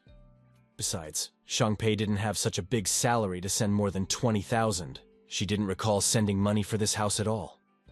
Was there anyone else who had sent money to her family besides her? Maybe it was some kind of mistake, but it couldn't have gone on for years. The mom hurried to invite her daughter inside so she wouldn't have to stand in the sun. Completely by chance, Shangpei had just noticed her mother's dress. The design of this skirt has been styled with the collection of international brand Iman. This dress, as my mom narrated, came to her in the mail.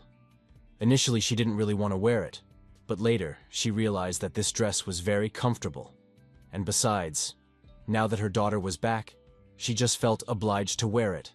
Was it really Shangpei again according to Mom? But she didn't send anything. Besides, when this dress was first released, it was very hard to get. But I had to go because my grandparents were waiting for me there. The first thing Shangpei did was to meet her favorite grandmother. She was very happy when she first saw her granddaughter. Therefore, she hurriedly rushed to please the girl with the news.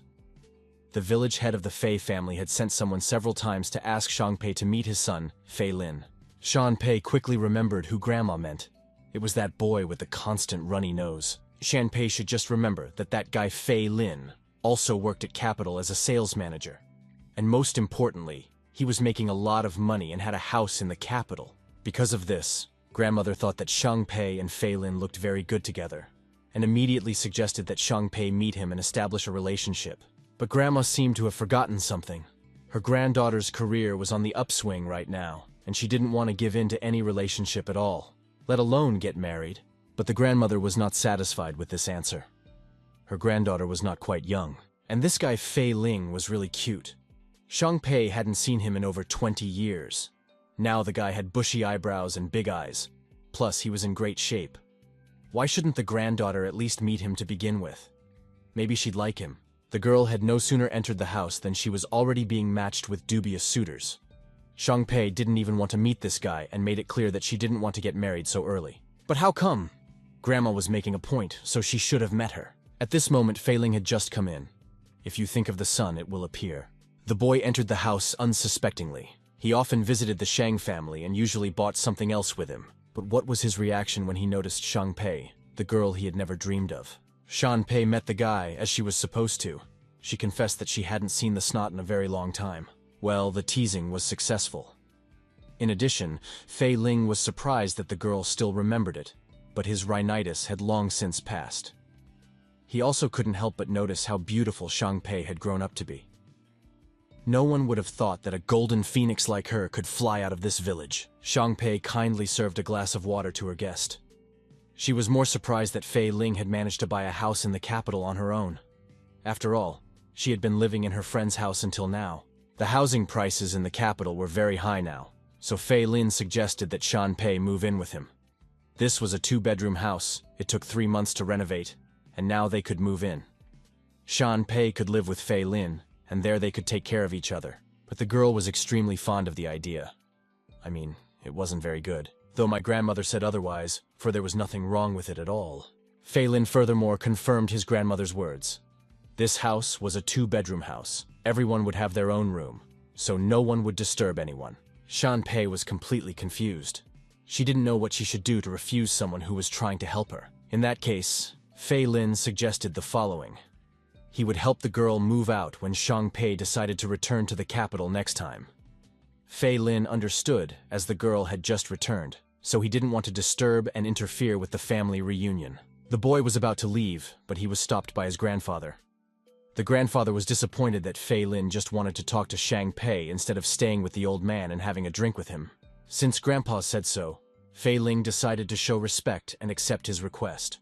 At this moment, the young man thought that his grandfather understood him perfectly. Grandpa expected colorful stories about Fei Lin's house, but he didn't share his grandfather's admiration, for he didn't find anything interesting in it. It's only a 2-bedroom house. If Fei Lin finds out that Shang Pei will become a major shareholder of Blue Ocean with a net worth of over 100 million, will he be so ashamed that he will find a hole to burrow into? A sumptuous table was set in honor of the beloved daughter and granddaughter coming home. Besides, Shang Pei had set it up. She had to do a bit of work, but she was happy to be able to serve her red pork stew to her family. Shang Pei was so caring that the women couldn't get enough of her. If she were their daughter, they would be happy. Of course, the women could not refrain from hinting that Shang Pei was at an age when she should have found a boyfriend. I wonder if they couldn't just have a nice conversation and avoid the topic. Why did everyone start to care so much about Shang Pei's personal life? The girl felt a little uncomfortable because she didn't know where Shi and Wang Zheng were right now. She really hoped that they would come quickly and save her from these tyrants. As soon as she thought about it, she heard a car horn. Shang Pei immediately thought it was her friends who had arrived, so she decided to go out to greet them. Wang Zheng and Shisha had indeed arrived very on time. In addition, our hero appreciated the architecture of Shang Pei's house. This house was very well built. Shang Pei literally pounced on her friends because she had been waiting for them for so long, even though it had been about an hour since she had been here. She had missed her friends so much. Fei Ling decided to also go out and see what kind of environment was there. He tensed up the moment he saw a man unfamiliar to him. A real male jealousy towards Wang Zheng was manifesting in him.